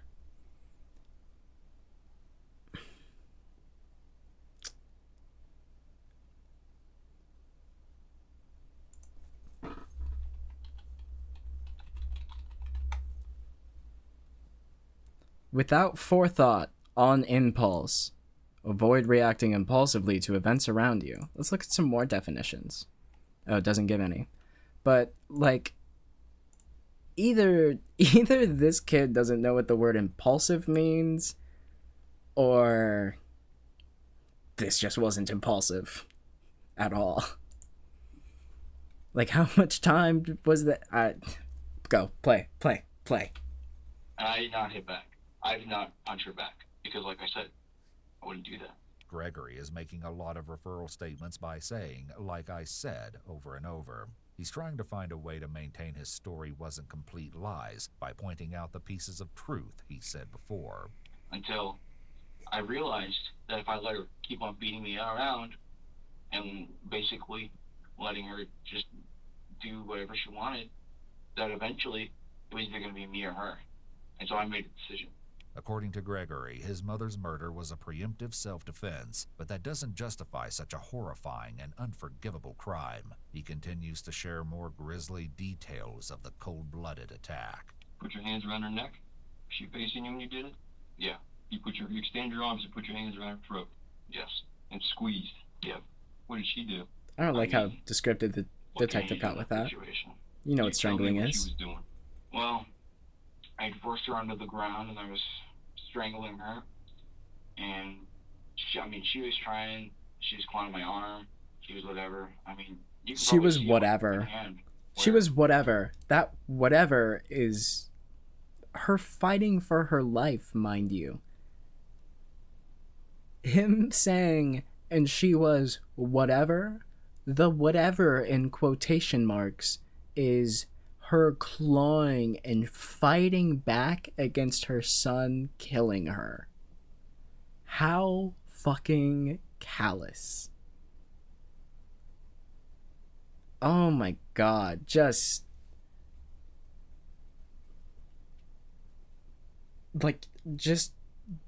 awful. I don't even really know what to say. He is like disgusting. In this crease here, I was putting so much stress on it because I was over it. I realized that it was either her getting so angry with me one day that she just takes out a kitchen knife and stabs me, or it was me getting so angry with her that I strangled her to death. So I took the latter because it's gonna be me or her. One of these days, I'm gonna end up strangling her. So, fuck it. Might as well make it now. No time like the present, I guess. Fucking monster. I don't plan on. I didn't want her to kill me. I didn't think that was fitting. That wouldn't have worked out. So That wouldn't have worked out. That wouldn't have worked out. That doesn't really fit into my plans. Her killing me doesn't really fit into my plans, so I think it'd be a little more convenient if I killed her, actually. I have a lot left to do. He seems to You're not going to be doing shit when you're in jail for murder. You dunce. He struggled to come up with an explanation here. I didn't think that was fitting, is particularly odd phrasing in the middle of a confession. Yeah. Though he admitted he killed her, he's trying his hardest to make it self-defense with a roundabout justification. Though it sounds completely unbelievable, it's likely he's probably actually convinced himself of this. You throw her, you force her to the floor, and you choke the life out of her. How'd that make you feel? I felt nothing. How long did it take? 30 minutes. You choked your mother on the floor to death for 30 minutes. Yeah. How'd you know she was dead? That's not impulsive. Let me rephrase this. I choked her to death. I thought she was dead, and I went to go get the wheelbarrow, and then she was moving, so I had to get back on top of her and finish the job. And then once she wasn't resisting when I was dragging her dead body across the floor, I knew she was dead. Gregory continues with his crude and detached tone as he describes how he disposed of his mother's body.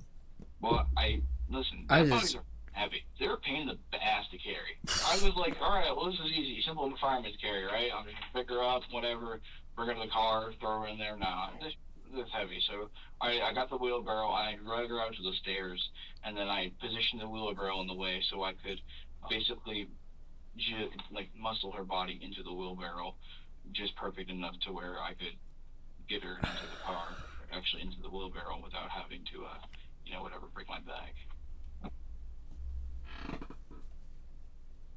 Oh, I need a second.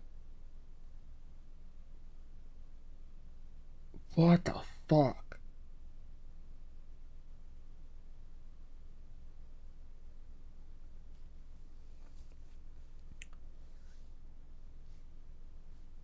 Jesus Christ.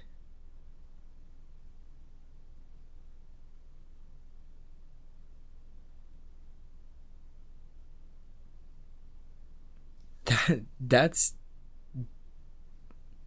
fucking sick. Not like sick, cool. Like that's like nauseating to hear.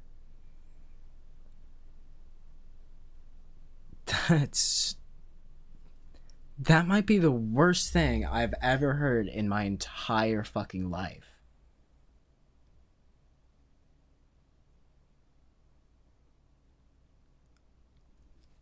Oh my god, my body had like a fucking visceral reaction to that.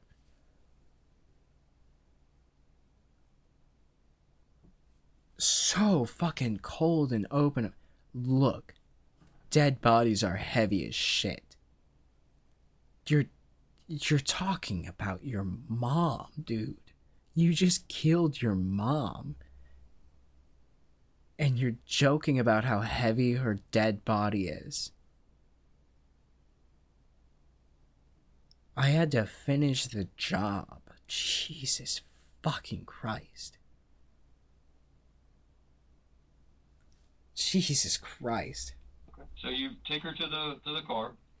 Where do you put her in the minivan? I just shoved her in there. In the very back. Yeah. Open up the trunk, just kind of. I put 2 belts around her legs, and then I dragged her into the car. 2 belts around her legs and dragged her into the car? Yeah, I tied 2 belts. I had like a belt around her ankle and a belt around her ankle, and then I tied them together, and I used it as a crutch.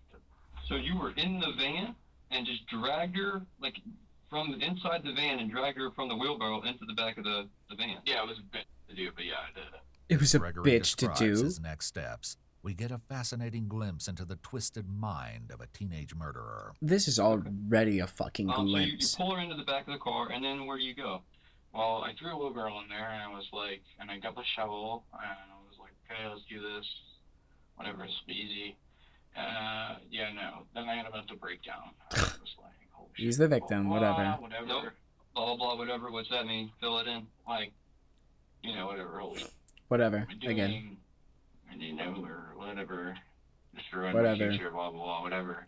The repeated He was literally just seconds ago asked to stop the blah blah blah whatever statements. He was literally just asked. He was just flat out told, stop with the blah blah blah, fill it in. And within his filling it in, he blah blah blahs to fill it in. blah blah blah statements show the fascinating but disturbing dichotomy of how Gregory presents as intelligent as well as very childish. This is the hallmark of most teens, but it's extremely chilling when tied to discussing murder. Basically just I was basically reasoning with myself, do I deserve to live? And I realized that I did the thing I did out of self-defense. I mean, sure, she wasn't hitting me in the moment, but it would have eventually just gotten worse and worse and worse. It's always gotten worse and worse and worse over the years. But it was just a matter of time. I was on the highway, I was driving and then I realized, I had lots of thoughts going through my head. My original thought was, you know, what if I just dump my mom's body in some random ass location with a wheelbarrow, and then I just go on the run, right? And then I realized, where the fuck would I go? I mean, I have my sister's house in Michigan, yeah, but she just turned me to the cops, and whatever, I'm not gonna get out of the country in whatever, how many hours they find her body, so it's not worth it. And I was like, well, I could just go into oncoming traffic. I mean, it's really busy in this area for some reason. I could just move my car into oncoming traffic. Another callous disregard for other human life. That's like the worst way you can kill yourself. Just awful. He was totally on board with just killing as many people as he could that night. I could just drive into oncoming traffic. I'll be dead, and I won't have to worry about the other driver. The driver I just smashed into. Hard enough to die. What a callous fucking piece of shit. Just what a dog shit human being. Not even a human. myself. And I was like, nah, it's a pussy ass way to go. I'm not gonna do that. Right? So I just decided, well, okay, well, I guess we're just back at square one, so I'm gonna go back to where I started. Gregory continues to narrate the account, and he doesn't hesitate to share the disgusting details about what he did to his mother's body. Drove the body back to the church, and to dig the hole, realized that my phone flashlight's not gonna be enough, go back to the house, get a new flashlight. Then this is, by the way, this is me. When I'm talking about me going back to my house to get money, it's just me trying to make excuses for my phone being in certain places. I should have just trashed my phone like I did with my mom's, but I didn't really want to do that because I was listening to music and whatever. I was gonna get caught anyway, so there's no point. And so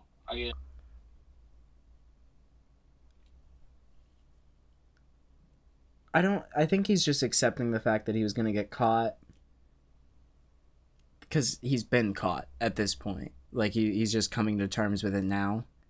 But there was no way that he thought he wasn't going to get away with this. He totally thought that he had this in the bag. That's why he lied for 4 fucking hours straight. And is only now telling the truth.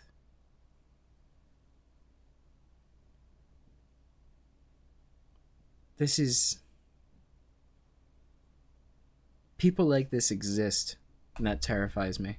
I get a couple candles, I get flashlights, I get whatever, and I get the area lit up, dig,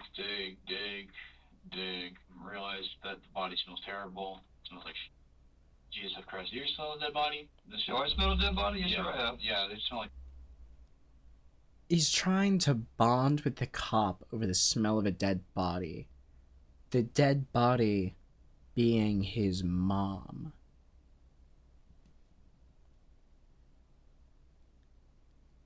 You're not telling a story to your buddies, man.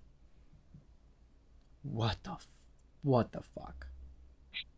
Casually listening to music while digging a grave and be so comfortable discussing the smell of his mother's dead body show his complete lack of empathy beyond the remorselessness he's displayed so far.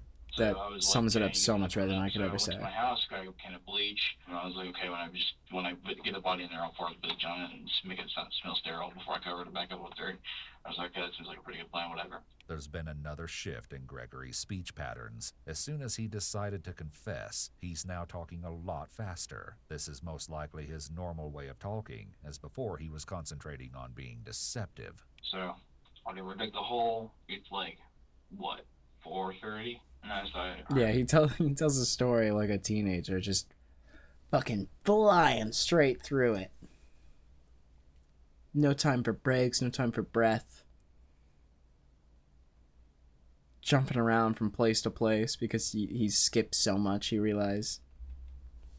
So we dumped the body and then we filled back up, and then at 5:30 we go back. So we, myself. Okay, so you're talking about we being yourself, nobody else is there. This is just you. Yeah, it's just me. So, anyways, so now he's not implicating his friends. So kick the body in the hole, but it doesn't fit. So I had to kind of cram her in there. I don't know if I broke any bones, whatever. Pour the bleach on her, put the dirt over her, and I mean, when you go out there, you'll see it. It looks perfectly natural. I bet it does not. Look like there's anything. Did you mask the hole? What'd you do? Well, it was a fire pit, so I literally just threw the dirt back on it, moved the rocks around. It looks perfectly fine. So she's in the fire pit. I want to see a before photo. Under the fire pit. Yeah. Because it's very clear that something has happened to the outside of that fire pit. Gail's body wasn't the only thing Gregory hid in the woods that night. What else is in the woods? What else is in there? Mm-hmm. The broom I used to sweep the drag marks away. Okay. Because when you're dragging a dead body, as I said, I trashed the wheelbarrow on Holly Hills, which is a dumbass move because I still needed to get the body out from the trunk of my car and bring it down to this area, right? But I realized whatever, blah, blah, blah, dumb. So if I hadn't wasted maybe an hour and a half, I probably would have gotten away with it. But I did waste that hour and a half because I needed to come to terms with what I did. Anyways, I dragged her body with the 2 belts I had tied to her ankles. I dragged it was the fire pit. And, you know, like when you're dragging the body on leaves and palm fronds and whatnot, that collects quite a lot of shit, to be frank. So is there anything else? I mean, you said that there's a shovel in the woods, a broom in the woods. How about any of the stolen shit? Or the stuff that you took from the house? There's more, yeah, there's stolen shit. There's nothing big. It's like all small shit. And I just kind of chucked it in there because no one else wanted it, and I needed to get rid of it. So there's a cache of stolen shit in the lake behind the fire pit, but it's probably all whatever. By the way, in the woods by the fire pit, I don't know, I couldn't point out to you exactly, but there's 2 laptops and the 30 caliber gun right behind the fire pit in the woods. Why is there a gun? You know what the rest of the stuff is. I do. Go back to before you left your house with your mother's body in the van. And what's on the laptops? Started staging the crime scene. Oh, Is that it was right? just You like took some of the stolen stuff. out? Yeah, well, not stolen. You took what'd you take out of the house first, and then while your mother's body was in the van? Well, I just kind of figured, like, well, I need to get everything out. I was like, well, not everything, but like, I was like, how can I make this look legit? I was like, I can't just like make my mom disappear and then like head to school and be like, oh, everything's okay. I was like, that's not gonna work. So I need to make it look. Why like wouldn't that something work? You're the only person who like, knows she's drop dead me at or that something. point. And you gotta admit, I don't know if you saw the house. Do you see the house? I haven't gone inside yet, though. All right. See your work. It looks quite nice. Okay. It looks quite legit. It's weird. Why is there all this crap up here spilled? They were immediately suspicious of how trash the house was. He's so proud of himself. He's so fucking proud of himself. He thinks the fire pit looks excellent. Looks completely natural. This house looks this is a legit burglary. The cops step inside for 1 second. They're like, this is weird. This is fucking weird. Like, why did they trash the dog food? Oh yeah, it looked so legit, that's why Gregory immediately ended up in the interrogation room confessing right now. Yeah, you were the only suspect. You were the first person that they questioned because it was so fucking weird. It was so suspicious. Everything, and I grabbed everything of value, and I kind of just threw it in the van, and yeah. As Sergeant Pagliari works to understand the rest of this disturbing story, Gregory takes every opportunity to flaunt his horrendous ego. Now, but some of the stuff you gave to your friends. When did you give some of that to your friends? After school. After school. Yeah, there wasn't any time. I was planning what I was going to plan to do. Was I was going to drive up to the Sunrail and leave my mom's car there and dump the bike somewhere and make it look like she went to Orlando and then she just got whatever. And I think actually if I hadn't made the botched robbery and I just kind of drove the car up there and lost the bike and gotten picked up by my friends, and we kind of like just kept hush-hush about it, and I killed my mom and put her under the fire pit, you guys probably would have never caught me because you probably think that she got mugged in Orlando and died, and that probably would have made a lot more sense. But I didn't think it through because I was impulse thinking. Even though they would probably check no, you fucking idiot. They would immediately check the rail station cameras and they would see that she never arrived, and they would see you pulling the car into the fucking parking lot, getting out, disposing of the bike, and then being picked up by your friends. He is the dumbest motherfucker on earth. I probably would have gotten away with it. Alright, Scooby-Doo ass villain. And I was doing everything on a whim. So if I had more time to think it through, I probably would have done other things, but that's whatever. Okay. So you went to school, though? Oh, yeah. How did you get to school?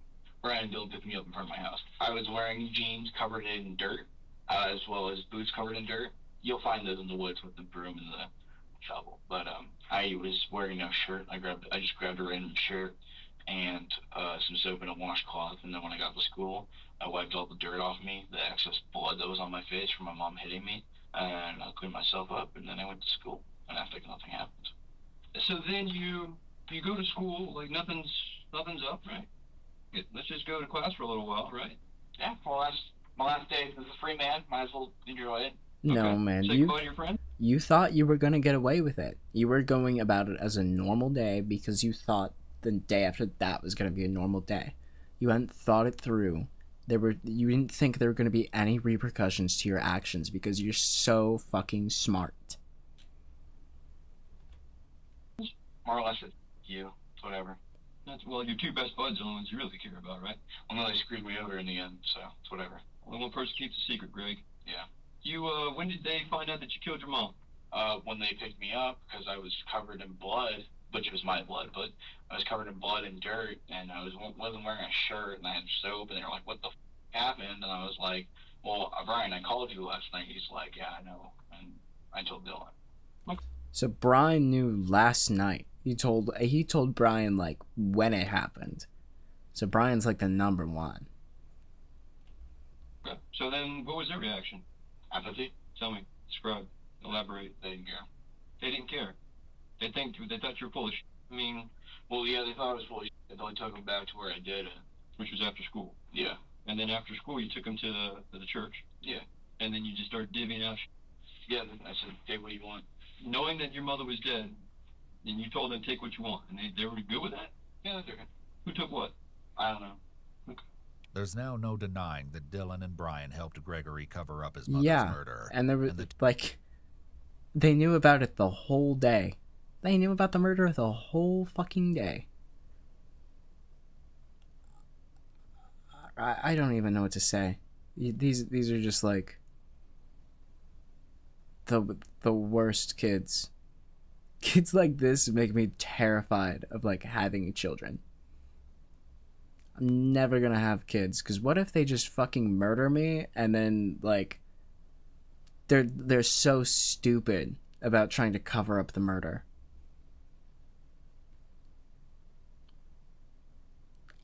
I'd be impressed if my child murdered me and they got away with it. That'd be sick, honestly.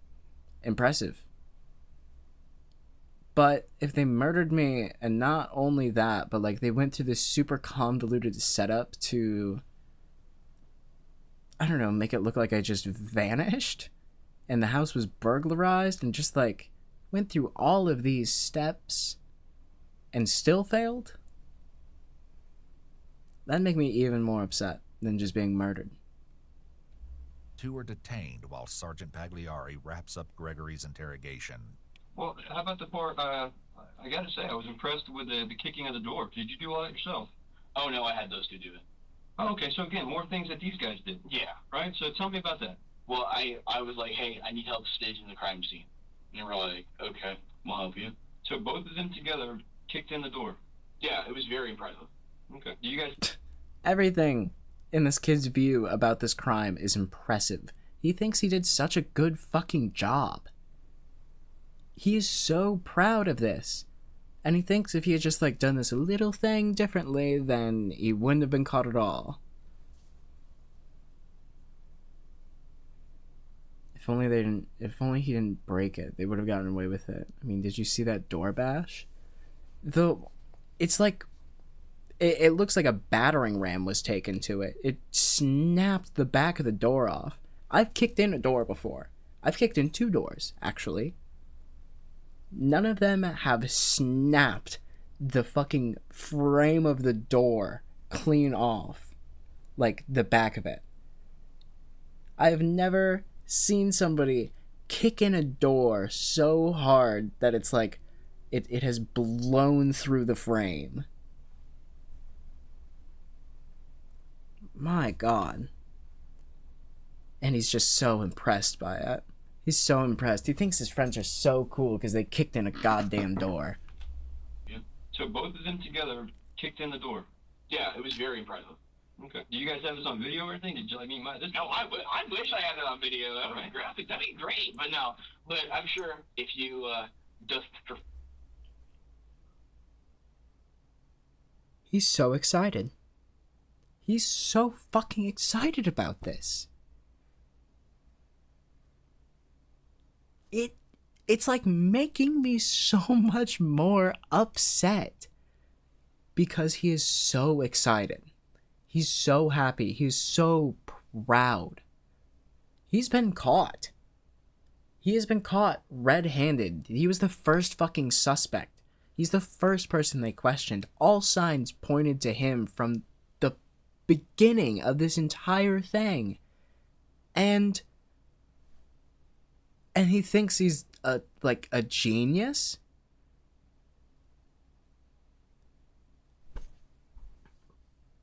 He's so fucking arrogant. The ego on this child is like bigger than every adult combined. Every adult's ego combined in the world still does not make up this failed criminal's.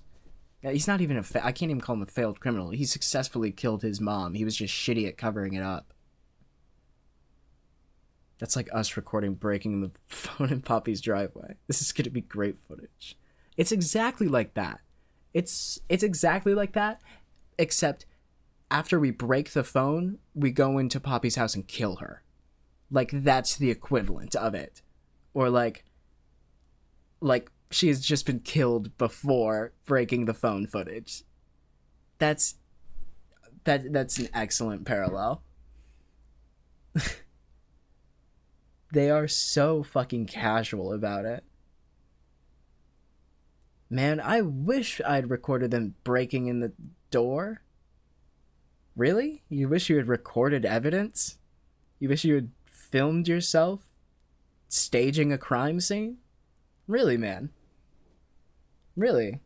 And you're gonna just proudly proclaim it to the detective in front of you?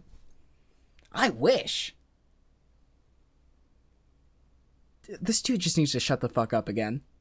Like, I almost liked him better when he was just like lying, because now that he's not lying and he's just being so upfront about how mask off evil fucking goblin he is, it's just so much worse. I hate him so much more.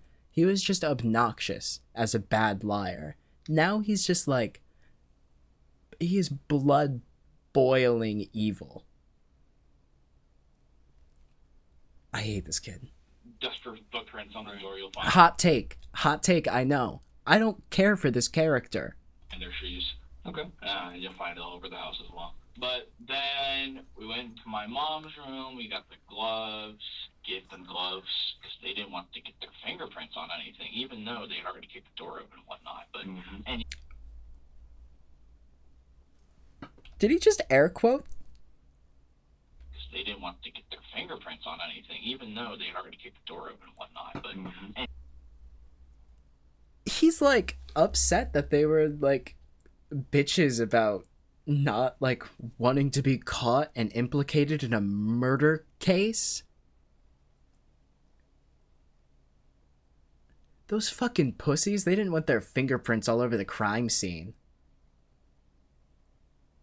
My friends are such fucking bitches, man. I committed a murder and they didn't even want their fingerprints near.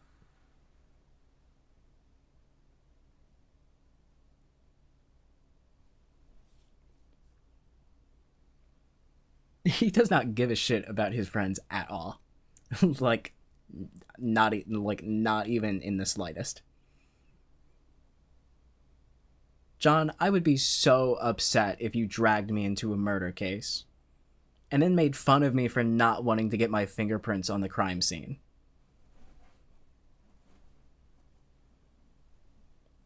That makes me think he actually suggested recording. Honestly, you are probably not off with that statement. He probably did. One of them suggested it, and one of them shot it down.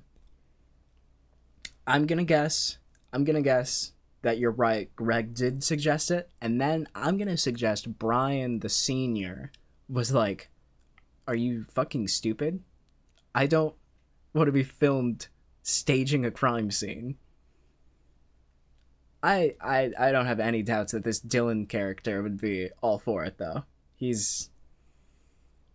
crumbled pretty fast. even though they're already like basically helping me do this, whatever. As the interrogation comes to a close, Gregory once again displays his astonishing apathy towards his mother's death. So, am I gonna go to prison or what? What's up? Well, what's gonna happen? Yeah, dude, you're gonna go to prison.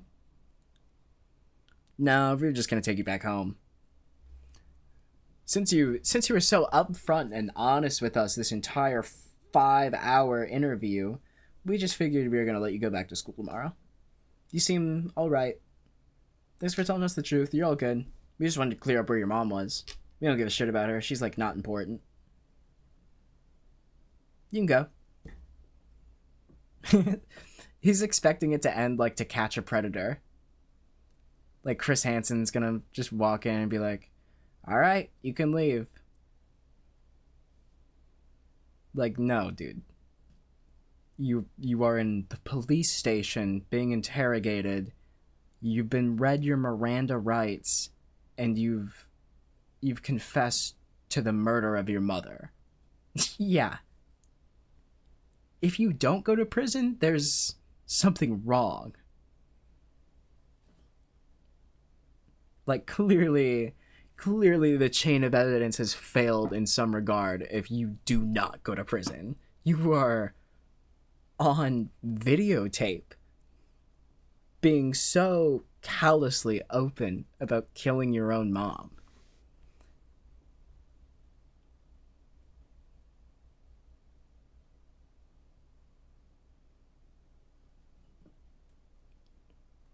I mean, he's probably thinking he'll get a smaller sentence because he's a minor. I don't even know if he's right either. No, I'm pretty sure with a case like this, like with murder, and it seems it's even based on the evidence I've been presented, and I am a legal expert. This is pretty clear cut in it being a premeditated murder, and I believe under Florida law, I think most states it applies to, but he's probably going to get tried as an adult. All of them are. Because it's not like a robbery or a burglary. It's tampering with a crime scene. It's murder.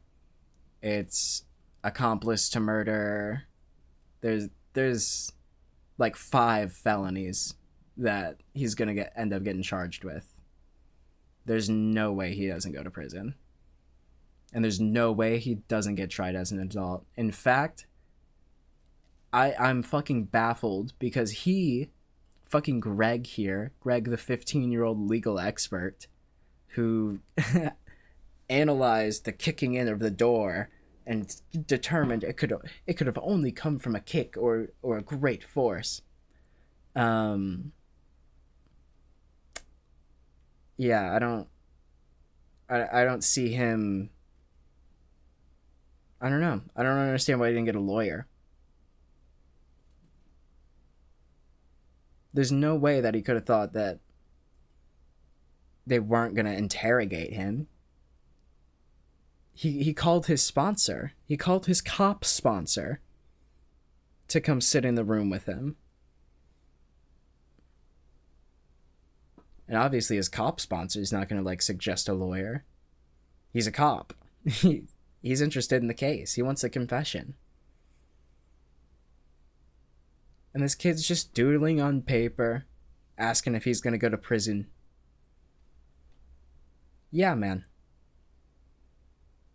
He probably would have gotten away with it, though, if he had just done one little thing differently.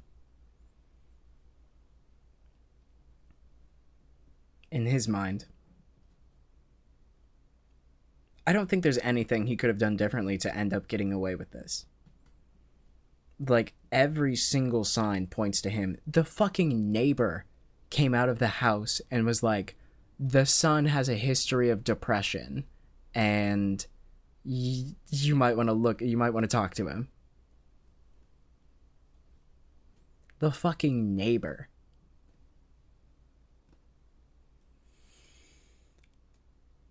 Sometimes all signs point to Lauderdale. Some signs point to wherever the fuck in Florida they are. What happened is I have to obviously let someone from the state attorney's office know about today's events, and then we'll go from there. So I don't have, there's no end game as far as what's going to end up happening to you. That's the Avengers movie. Your question is, like, what, prison and all that jazz? I don't know. But you will be arrested. Like, yeah, obviously, but like, since I'm a minor, can I even go to prison? Is it like a thing? That I don't. You were right, John. You were so right. He thinks he's gonna, like, get off on a technicality. He's gonna be able to loophole his way out of it. Loophole his way out of it.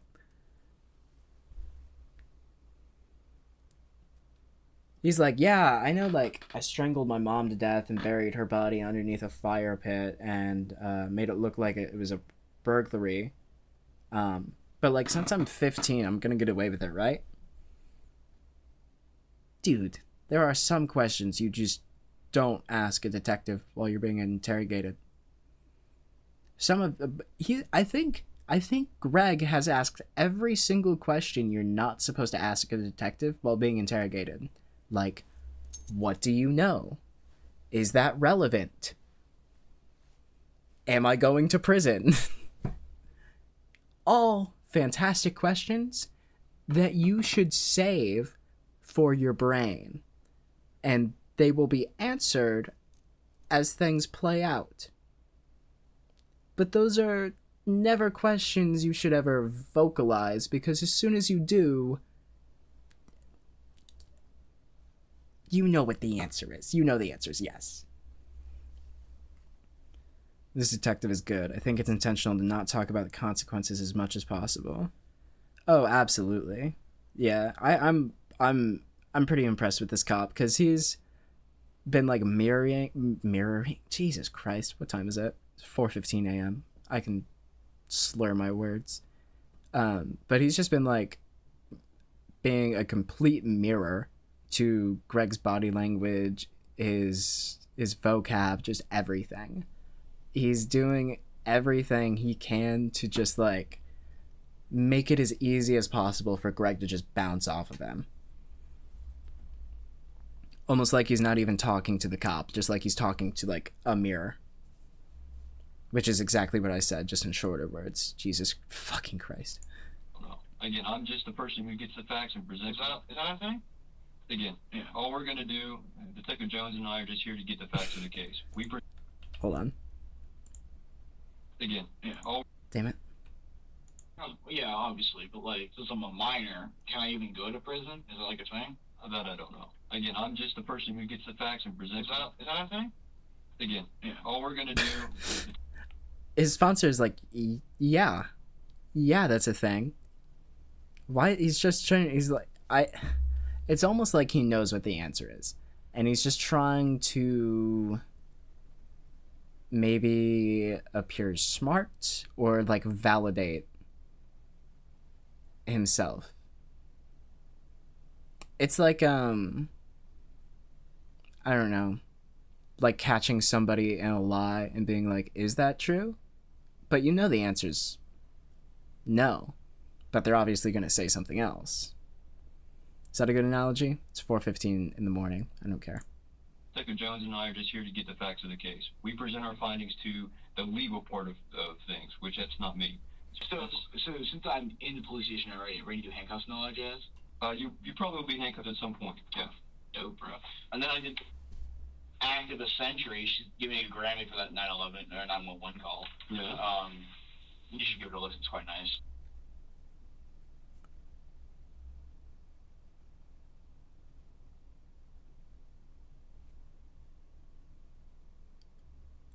What just fucking flipped in this man's head? He has fully come to terms with this.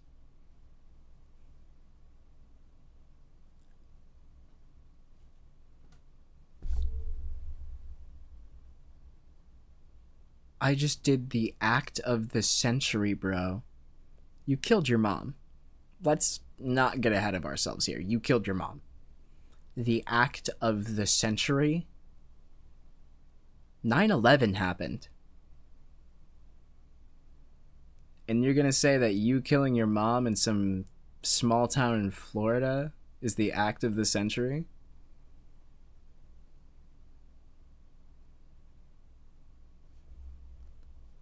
Like, is he just trying to, like, cope? It's so brazen. And it's all of the sudden, too. I don't understand what just flipped in him. It's like just like a switch. It's like he's realized he's gone to prison, and now he's like perpetually coming up for air. Now all he can do is joke.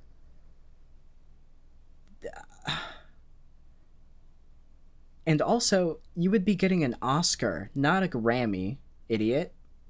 Grammys are for music. You should give me a Grammy, bro, for Best Produced Song? What Grammy are you winning? They don't give out Grammys to acting.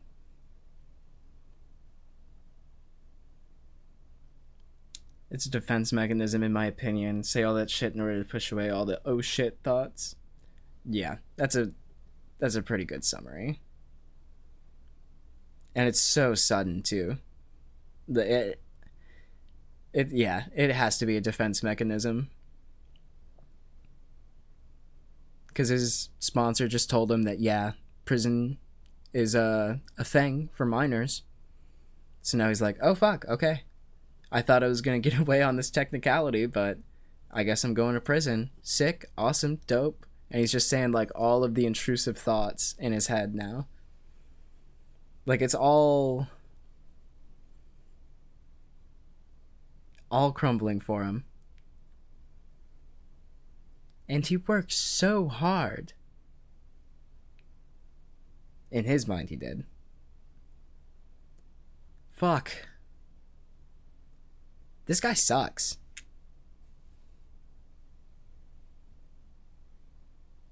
There's not enough substance in his real life story to make a movie. He had to do something interesting. There's only so much you can do in a small Florida town. You have to commit a murder after a while. Put something on the news. Though Gregory is bragging about his 911 call, it's actually something that gave him away from the beginning. When he was asked where the emergency was, he immediately launched into his story, which is an instant red flag. 911, where's your emergency? I just got home. I didn't even catch that in the beginning, but he's been so eager to tell this story the entire time. From the fucking beginning. He's been building this story. Just concocting just like a more convoluted web every single time he's asked more details. Oh my god. This kid is the most like egotistical piece of shit on earth. He's like a wannabe theater kid, and that's worse than being a theater kid. Also, it's weird that the front of this house definitely used to be a garage and it is no longer. That's weird, right? I'm not just thinking that myself. This is a driveway. And this is a garage they've removed the garage door and they just put slats in and put in a window, because it's definitely not a garage door anymore. I just noticed this. Sorry.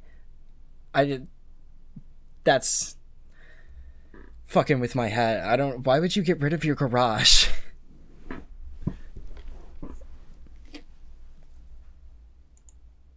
And my house is completely trashed. It looks like someone broke in the side door.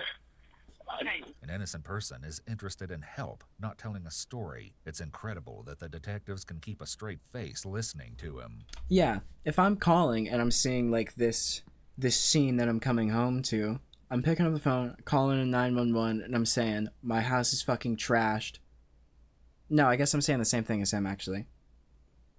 I was just about to launch into the same speech. Alright. Take me away. I did it. God.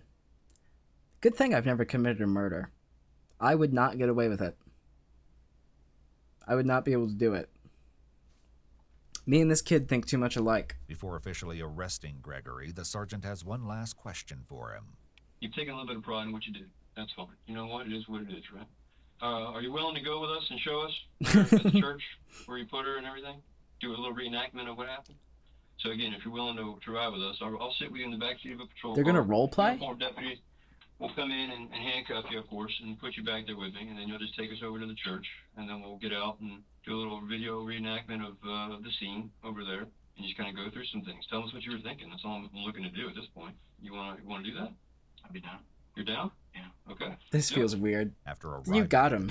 You got him at this point, guys. You don't have to reenact. You don't have to reenact anything. I'm good. That's okay. You got the boy. You got the confession. You got everything you need. You know where the crime scene is. We don't need him to reenact how he dumped his mother's body into a hole, broke her bones to make her fit into it, and then dumped dirt on top of it.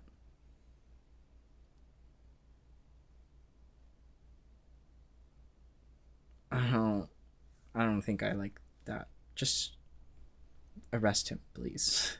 Just put him in jail forever. Church. Gregory leads the officers to the burial site. Drop, and then I put my phone. I can find this. Oh, Are your phones out here? well, no, it's not. I wish it was. No, But So have they already there was excavated what- it? did they It find looks like they stuff did. back here? we probably found a few things. But go ahead, what you recall. All right, well, whatever. There's Did you guys find the gun back here? Sorry, I talked over it.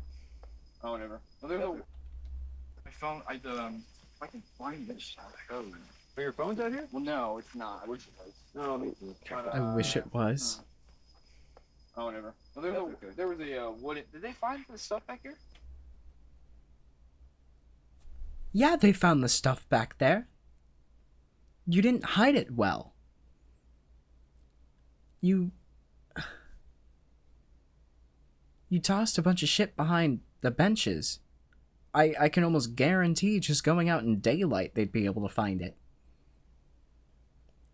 Of course, this stupid motherfucker does everything in the dark.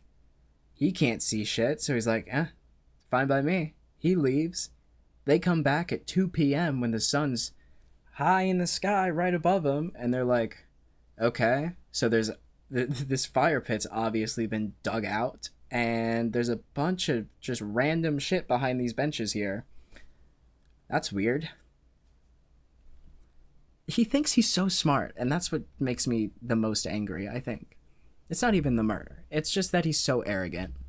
we probably found a few things. But go ahead, what The you murder recall. is pretty All right, bad, well, too. Whatever. There's Did you guys find the gun back here? Did we find a gun back here? It's okay if we There's did. one back there. Yeah, we did. Yeah. Okay. A rifle? Yeah. You guys Yes. found the laptops as well? I believe so, sir. All right, sounds good. Yeah, we found So, everything. whatever. I set my You're phone so I get you're some light, shitty at but hide then and seek. I realized I needed more, so I had to go back to my house and get more. But Tell me how you dug the hole. Let's talk about that. took a shovel and I dug it up. Okay.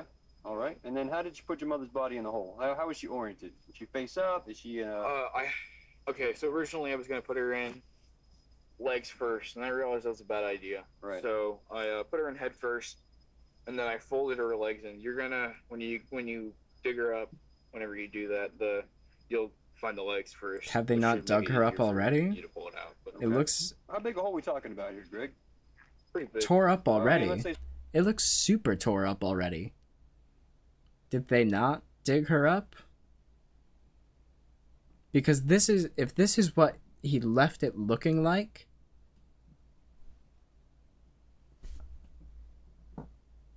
there's no way that this is what he left it like.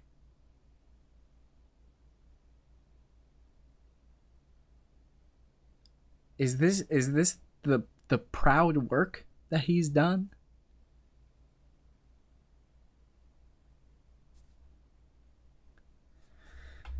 Yeah. Did you get tired? Go back. Say circumference-wise. If you had to put you're a math guy. What do you think? I mean, you guys got rid of the fire pit, but it was the circumference of the fire pit. That's what the whole thing was, just the circumference of the fire So pit? they've Yeah, only and moved then the it kinda rocks. comes down. Did you get tired? They've only Well, yeah, moved the but- rocks. They've only moved the rocks. This is like... There's so clearly a hole right there. Are you fucking kidding me? So they moved the rocks. That's all they've done. They've like police taped it off.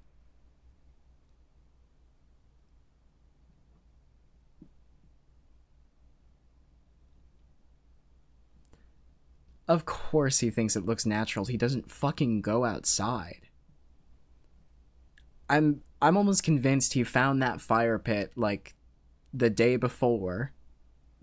Thought it was like the perfect spot to hide the body.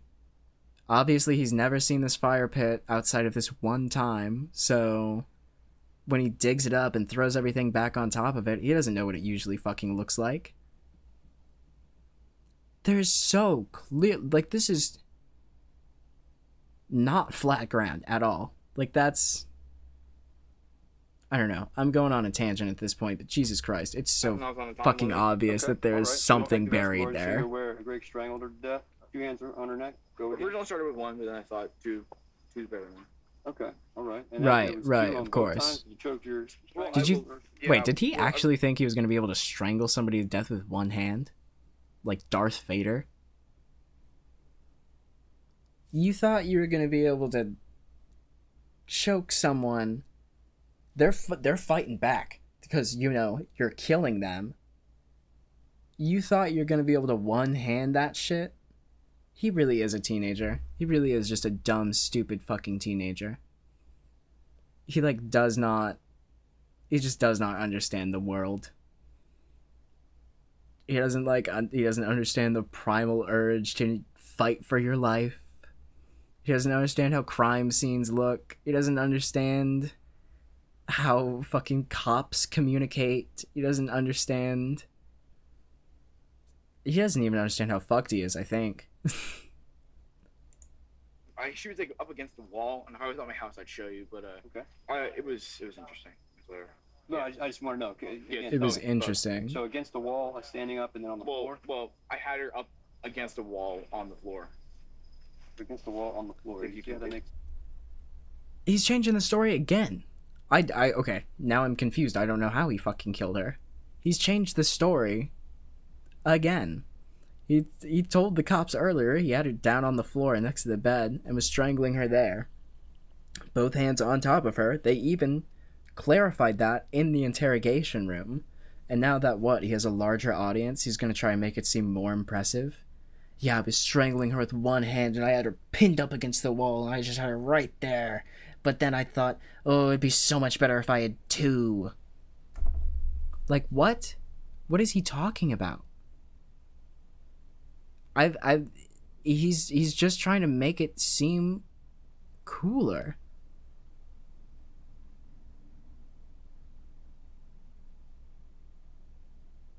LOL, even though he's admitted to it, he's still an unreliable narrator because he's trying to make himself sound cooler. Jesus fucking Christ. Yeah. Don't have that thought ever again, though. I didn't like that I said that as the fucking comment came in. That's... Jesus Christ. It doesn't make sense. It's hard to make. Same fucking wavelength, dude. We are on the same wavelength. Yeah. Like you had her pinned in the corner. I had her in a corner. Yeah. Of the wall on the floor. Yeah. How? There you go. It was like bedroom, right? Master bedroom. What corner? What fucking corner did you have her in, dude? Up against the bed that can slide around on the floor super easily? Up against this, this? You didn't knock the lamp over or anything? What corner did you have her in, man?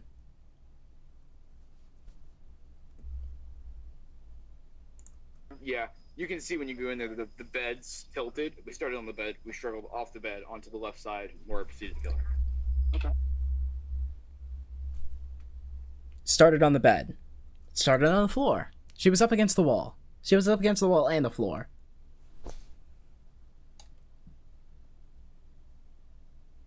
I almost don't believe that he killed his mom. I don't think he did it. I think one of his friends did it. I'm almost 100% convinced that he didn't even kill his mom because it doesn't even seem like he knows how to kill someone. I had her pinned up against the wall, but it started on the bed, and then it started on the floor. I was choking her with 2 hands on the floor.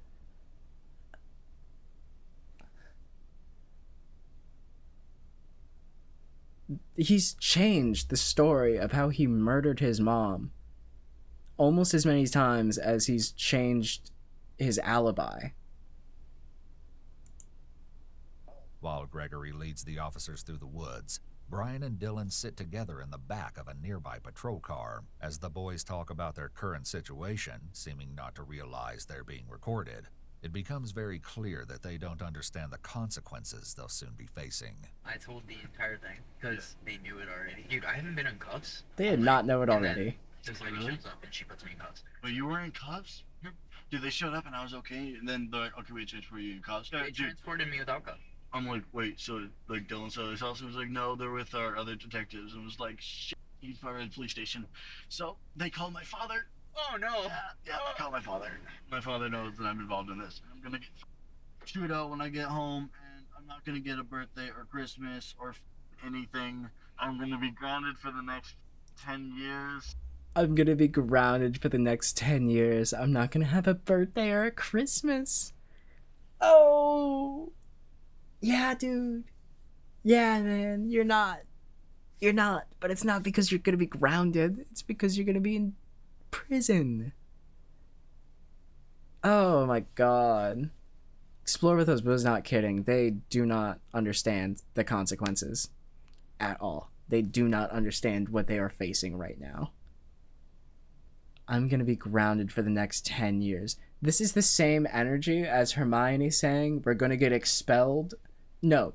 Fuck. God damn it. I screwed it up. This has the same energy as Hermione saying that they're going to be killed or worse, expelled. It's just such a child perspective.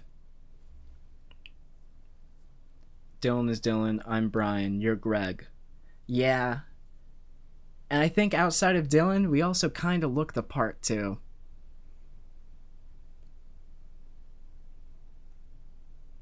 We fit into the roles a little too well.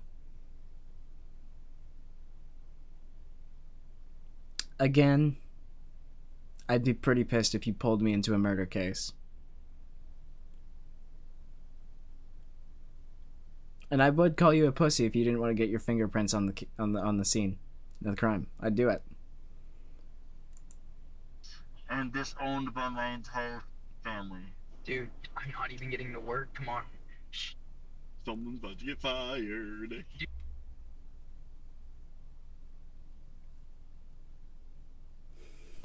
You're shitting, right? So Brian's worried about getting grounded for the next 10 years, even though he's a senior. Because that's what parents do, right? They ground their 18-year-olds. And Dylan's worried about not getting to work tomorrow. Dude, you're gonna have trouble finding a job for the rest of your life. You are now a felon.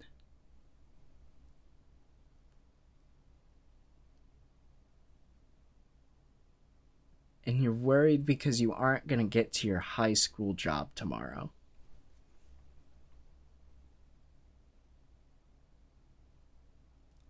It's hard to even think about like how I would feel in a situation like this. Committing a murder never crossed my mind as a teenager. I mean, like, you know, you think about murder. You don't think about committing a murder, but you're like, you understand that that's a thing that happens in the world. You don't actually like plan a murder and like go out and do the murder though. You're like, I hate that guy. I wish he was dead. Or like, I'd hit him with my car. But you don't do it. You don't like do those things.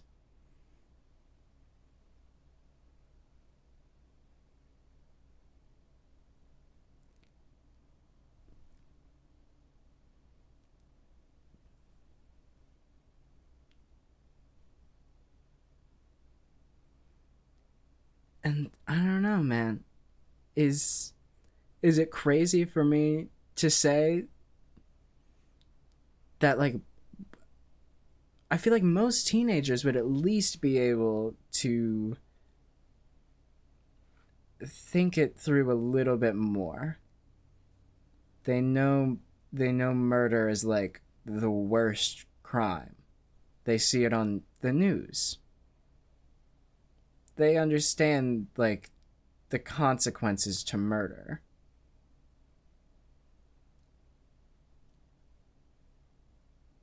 So why are they are they purely surprised that the consequences have come for them because they're teenagers? I understand that this sentence started in a completely different place than where it's ending.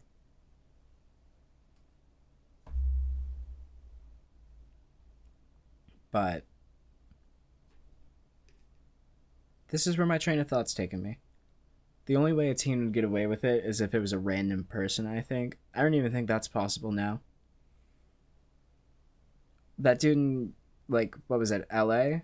He killed 3 homeless people and was just caught? It took 3. That's probably because they weren't looking very hard because they were homeless people. I don't think a teenager could get away with murder.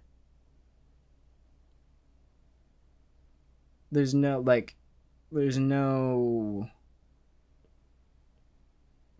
I don't know.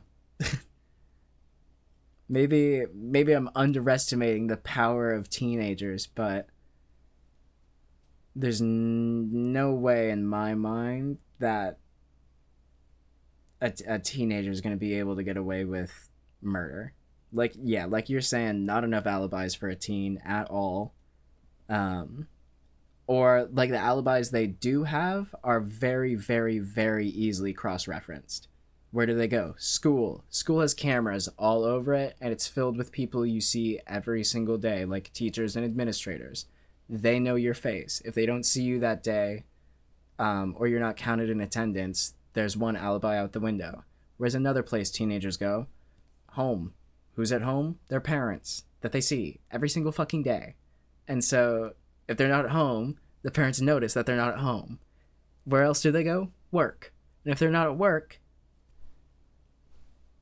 they don't have many other places to be besides, like, out in the streets. And so, even out in the streets, there's complete accountability. Like, every car has a dash cam. Every corner has a surveillance camera. Like, there's... I think short of luring a random hitchhiker that they found already in the middle of nowhere into, like, even more of the middle of nowhere to kill them, are they going to get away with a murder? And then, I don't even think they're going to get away with it then, because teenagers talk too much. Teenagers talk way too fucking much. You don't think somebody's going to tell? I absolutely think that, like, any teenager on earth would not be able to keep like committing a murder inside of them. They would have to tell somebody. That's just too much for a teenager to process. It would be super obvious that they were hiding something, or like just concealing their true feelings. And teenagers are notoriously already terrible at that. So I can't imagine, like, adding on the post-traumatic stress of committing a murder. There's just, like, a teacher is immediately going to clock that something's up, and then, I don't know.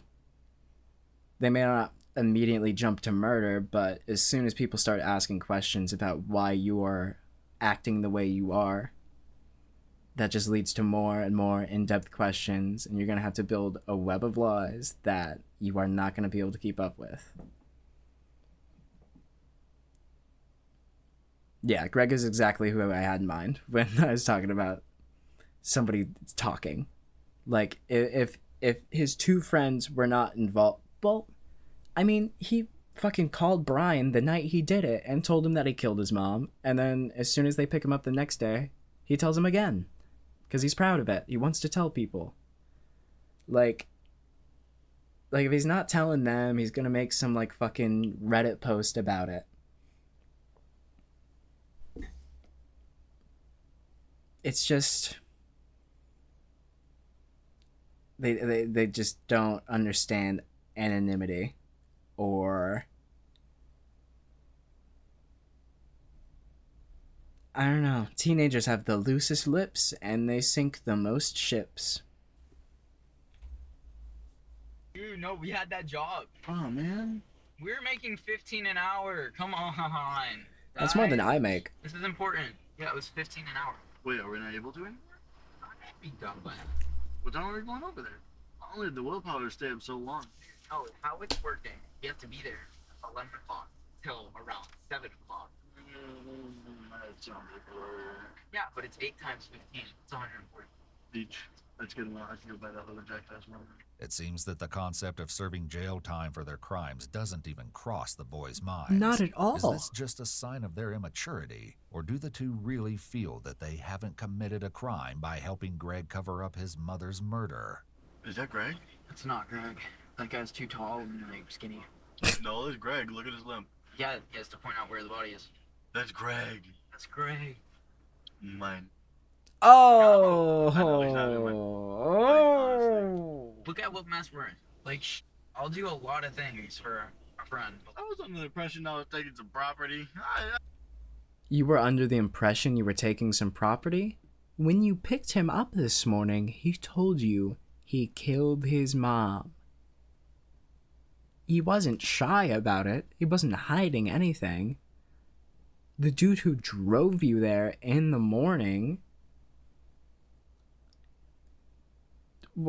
also knew. And then you guys went back and took the shit. It's not even like you showed up at his house and he was like, "Hey guys, what's up? Killed my mom. Here's my PC."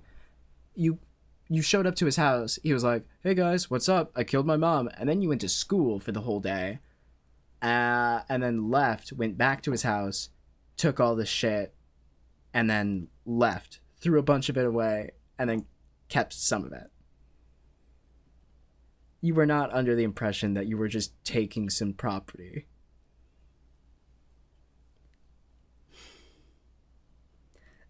They're like trying to make themselves believe that they didn't do anything bad. They know they did something bad. They feel like they did something bad. That's why they confessed like immediately and broke down. And even Dylan sounded like he was gonna cry when he was talking about like what happened. They know what happened. There's no fucking other way they can spin it.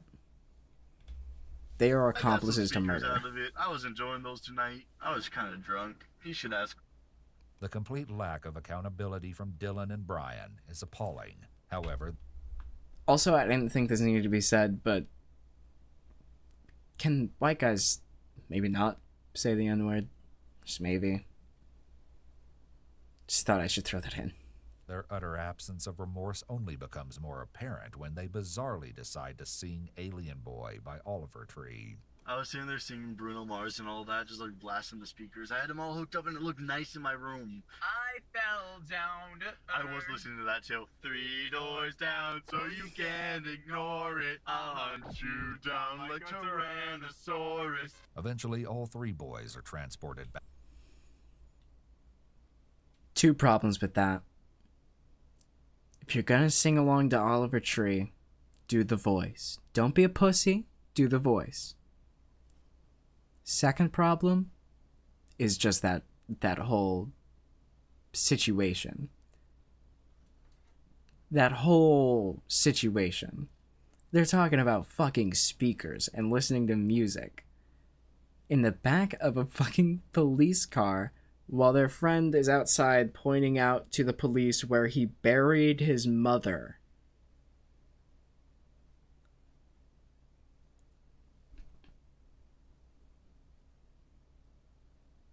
They all suck. All of these guys suck. I don't like any of them. These boys are up to no good.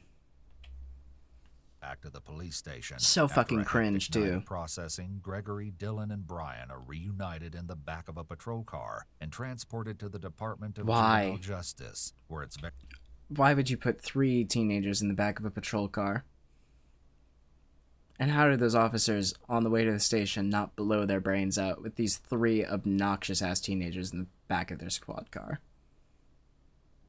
I don't think I would have been able to help myself from crashing.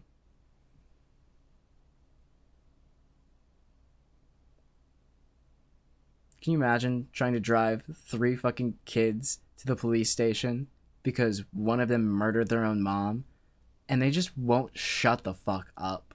Like they're just talking about nothing. Like the conversation that's going on in the back of that squad car is akin to like dad driving you to soccer practice.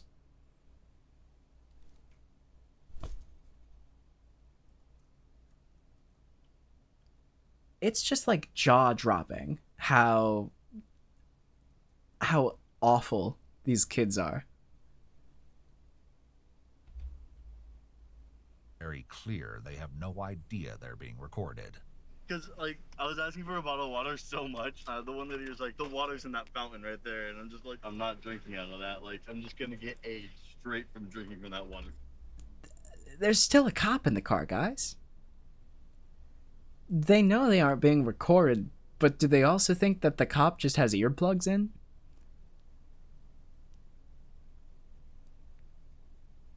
When did this case happen? Also, I wanna find out.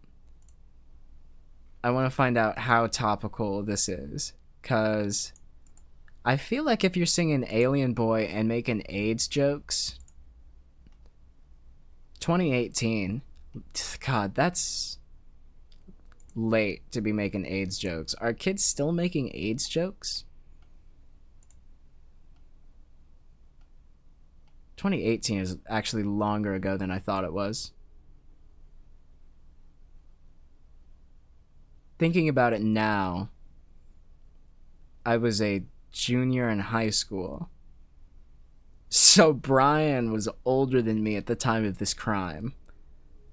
This is really putting it into more perspective for me, actually. This has made this so much worse. Knowing that I was like around the same age as these people, being just as obnoxious and committing so much less murder.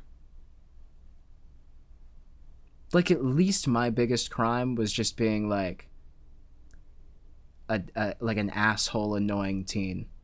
My biggest crime was being an asshole teenager. So, like every teenager, they're not only asshole teenagers, but one of them's also a murderer.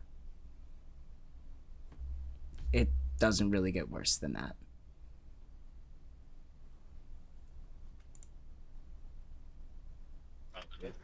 I know. That's just You have handcuffs in the cell when, like, were they in front of you or behind you? in front. Okay, I was gonna say they're But behind. How the hell are you gonna do that? You're gonna like have to do some like trapeze. oh no, when I had to like flush the toilet, I literally had to like kick the button pretty much. Yeah, you need to be quiet for 1 second. 1 Delta 65 Central. Delta 65. 3 juvenile males en route to DJJ. Starting mileage is 581. Alright, you guys can go ahead and talk if you want. Dude, seriously? Oh, I was not sitting down on that toilet. It was like steel and there was white stuff all over the toilet. I'm just like, I'll pass on that. My dad, dude. Why's my dad here? Why is my dad here? Family's in here. I guess it's What do you mean, why is your dad there? Because you're under arrest and you're a minor. They had to be there. this is on me already. You're Brian? What? Yeah, I'm Brian. No, they have a lawyer. They're with a lawyer with you. Well, my family loves me, so Yeah. I guess I'm not getting. I'm gonna get disowned anyway. He's flipping between I'm gonna get disowned and my family loves me. He heard that he has a lawyer and he was like, oh, alright, I'm cool. Alright, fuck you guys. You're going to jail forever. But my family's rich and we have a lawyer. Like, the lawyers to get me disowned. The more time the 3 boys spend reunited, the less remorse they seem to have.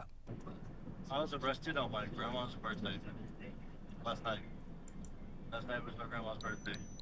They absolutely would have committed another murder. I'm serious. Said happy birthday. Right? I'm not crazy for saying that, right?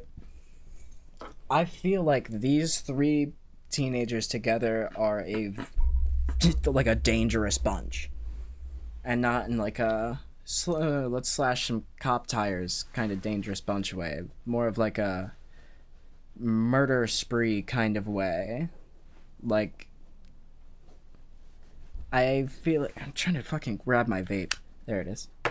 I feel like if they were not caught in this instance, it probably was going to move on to like Brian's parents and then Dylan's parents, or Greg probably would have killed his stepdad. Like, these three people in the same room is just like an echo chamber of callous evil.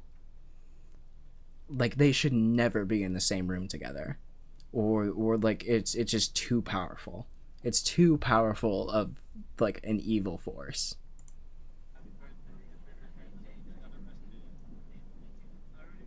Why is it so quiet? Oh my god. Cat's gonna kill me. Why? She freaked out when I didn't answer her for 30 Oh, minutes. so Cat's a real person. She had everyone she knew blow up my phone. And she called me like 30 times. And texted me about 100 times. Instead of being worried about what Kat will think of him after she learns about the horrible things he's done, Brian only cares about her being mad at him for not responding to her texts. This just showcases the utter lack of understanding from the boys. It doesn't even really seem like he's mad about it. It seems like he's presenting it in like an angry way to brag. It's like it's almost like a humble brag, like, oh, look how much she cares. She blew up my phone, guys. How annoying is that my friend cares so much about me? Is that just me? I don't know. It's probably just me. It felt like he was I get slapped about 30 times. trying to show how much this girl cares about him. You mean you were going to walk back to campus? I had online work I had to do. I'm worried about school still graduating, you know? Yeah, What? and I'm 12 right? I mean, I can't graduate. It's my senior year. I was supposed to graduate this year. Shouldn't have For helped the first time, cover up a it murder seems as then. though the boys may be starting to realize that their disturbing actions will have long-term consequences. School, friends, and life as these boys know it will now be changed forever.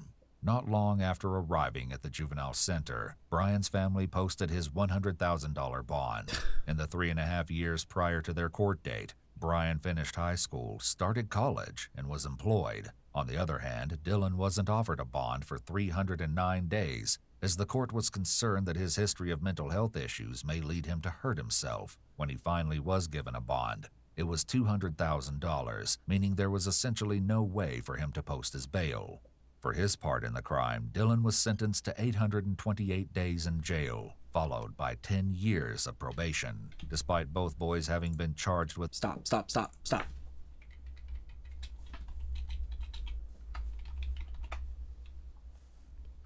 That is not long enough.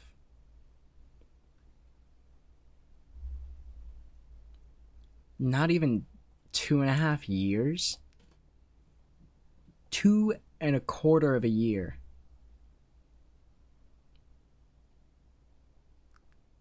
For tampering with a crime scene, not just like any crime scene, like a murder. Like he staged a crime scene, lied to the police, and was an accomplice to murder. How long did Greg get? He better still be in jail. Accessory after the fact to second-degree murder. Brian was given a different sentence. At his hearing, Gail's sister spoke on the pain their family had suffered as a result of the actions taken by Gregory, Dylan, and Brian. In response, Brian said that he was sorry the tragic killing had happened, but that he was simply naive at the time and didn't take Gregory's murderous claims seriously.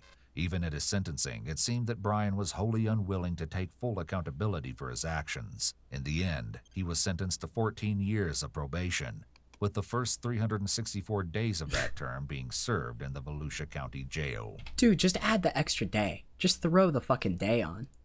Was it a leap year? Wait, was 2018 a leap year?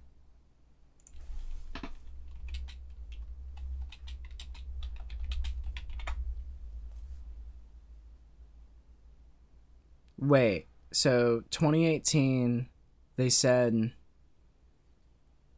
3 years before he was on trial. So it would have been like 2020? Okay. Okay, no, that makes sense. Actually, that lines up perfectly. According to Volusia County Sheriff Mike Chitwood, Gregory Ramos is one of the top 3 sociopaths he's ever come in contact with, and it's easy to see why. For the brutal slaying of his mother, Gregory was charged as an adult and was sentenced to 45 years in prison. Good. While his sentence can be reviewed again in 25 years, Gregory will serve a lifetime probation, no matter what. What a fucking monster. What a fucking monster of a human being. That's just like vile. Absolutely fucking vile. And his friends got off so easy. His friends got off so easy. That's such bullshit. Let me watch this Fallout trailer. And then go to bed because it's 5 in the morning.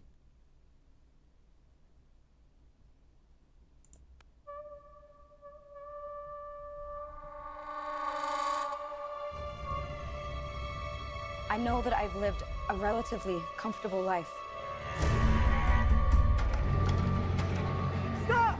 Lucy!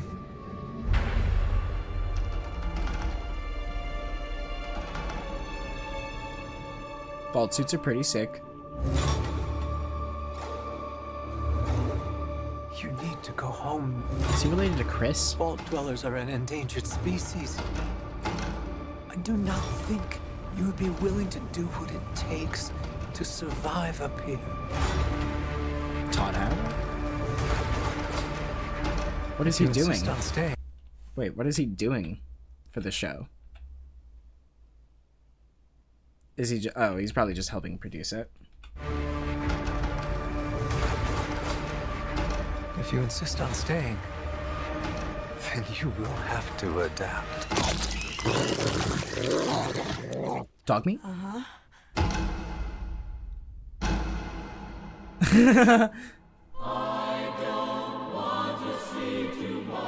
That shouldn't have made me laugh.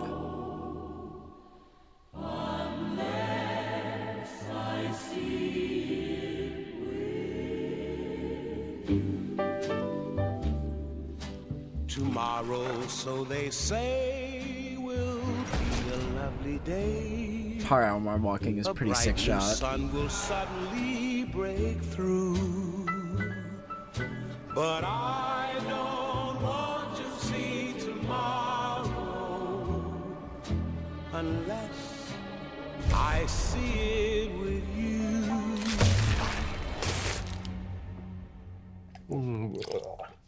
I grabbed a moldy one. It's Jerry. It was Jerry from Rick and Morty, guys.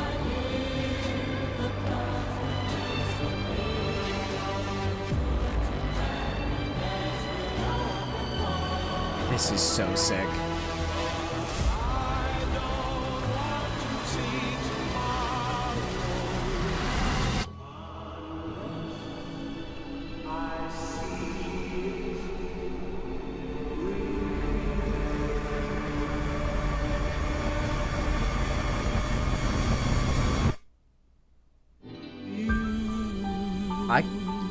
I cannot lie. That looks good.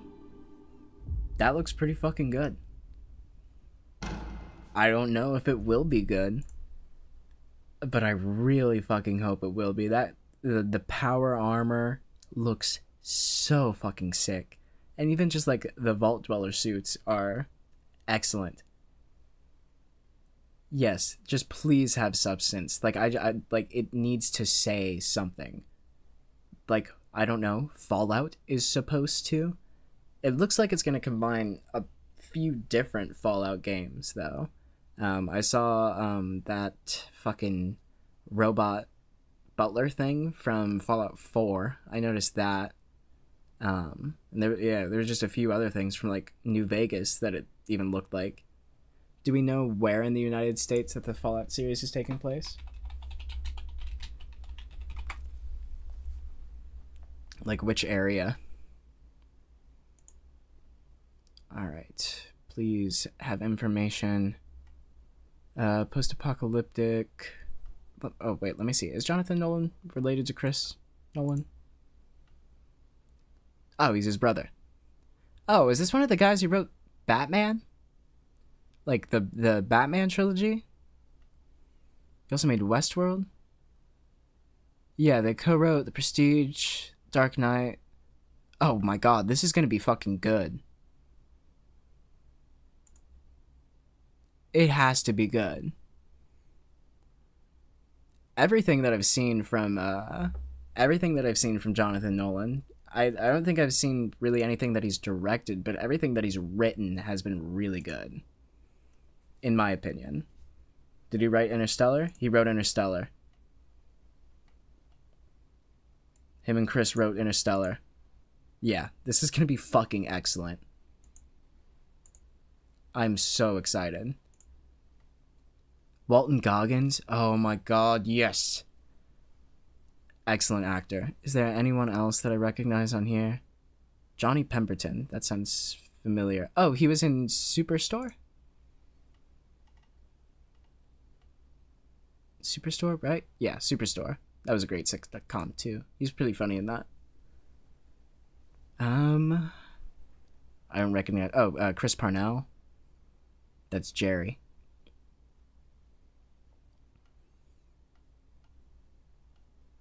That's true. I am just saying that because I'm on Twitch's. Actually, they don't even pay me, and I I don't really know. I don't have a relation to them. I just sit here and put free content onto their website. God, that looked so good. I want to watch it again. The music was really good in it too. I know that I've lived a relatively comfortable life. The set design looks great as well. Oh, there's a dead vault dweller.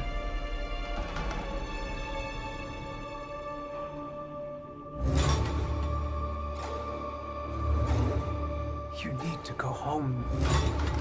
Vault dwellers are an endangered species. I do not think you would be willing to do what it takes to survive up here.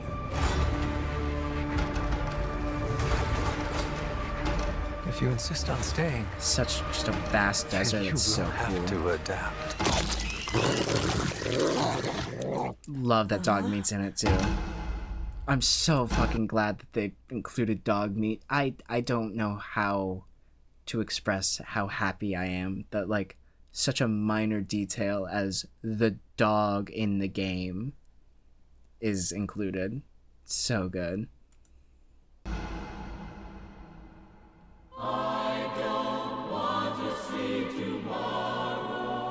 Good night. Have a good one. But yeah, I really hope this is on watch parties. If it is, I will watch the entire fucking series on stream. Power armor is so good looking. It looks practical. Am I wrong by saying that? It doesn't look CG. It looks like a practical suit. Tomorrow, so they say. Even these look like practical suits. Like the way the armor bounces as they walk. That's so good. Suddenly break through. But I don't want to see tomorrow. Walton Goggins is also just great at being like a post-apocalyptic cowboy.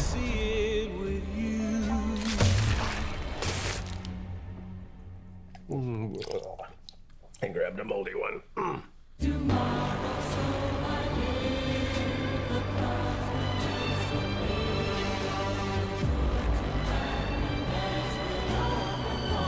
I love this like spacey synths mixed with the old-timey, like smooth cabaret.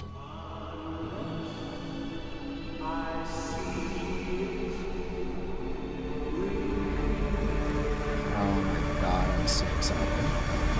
Is that in April?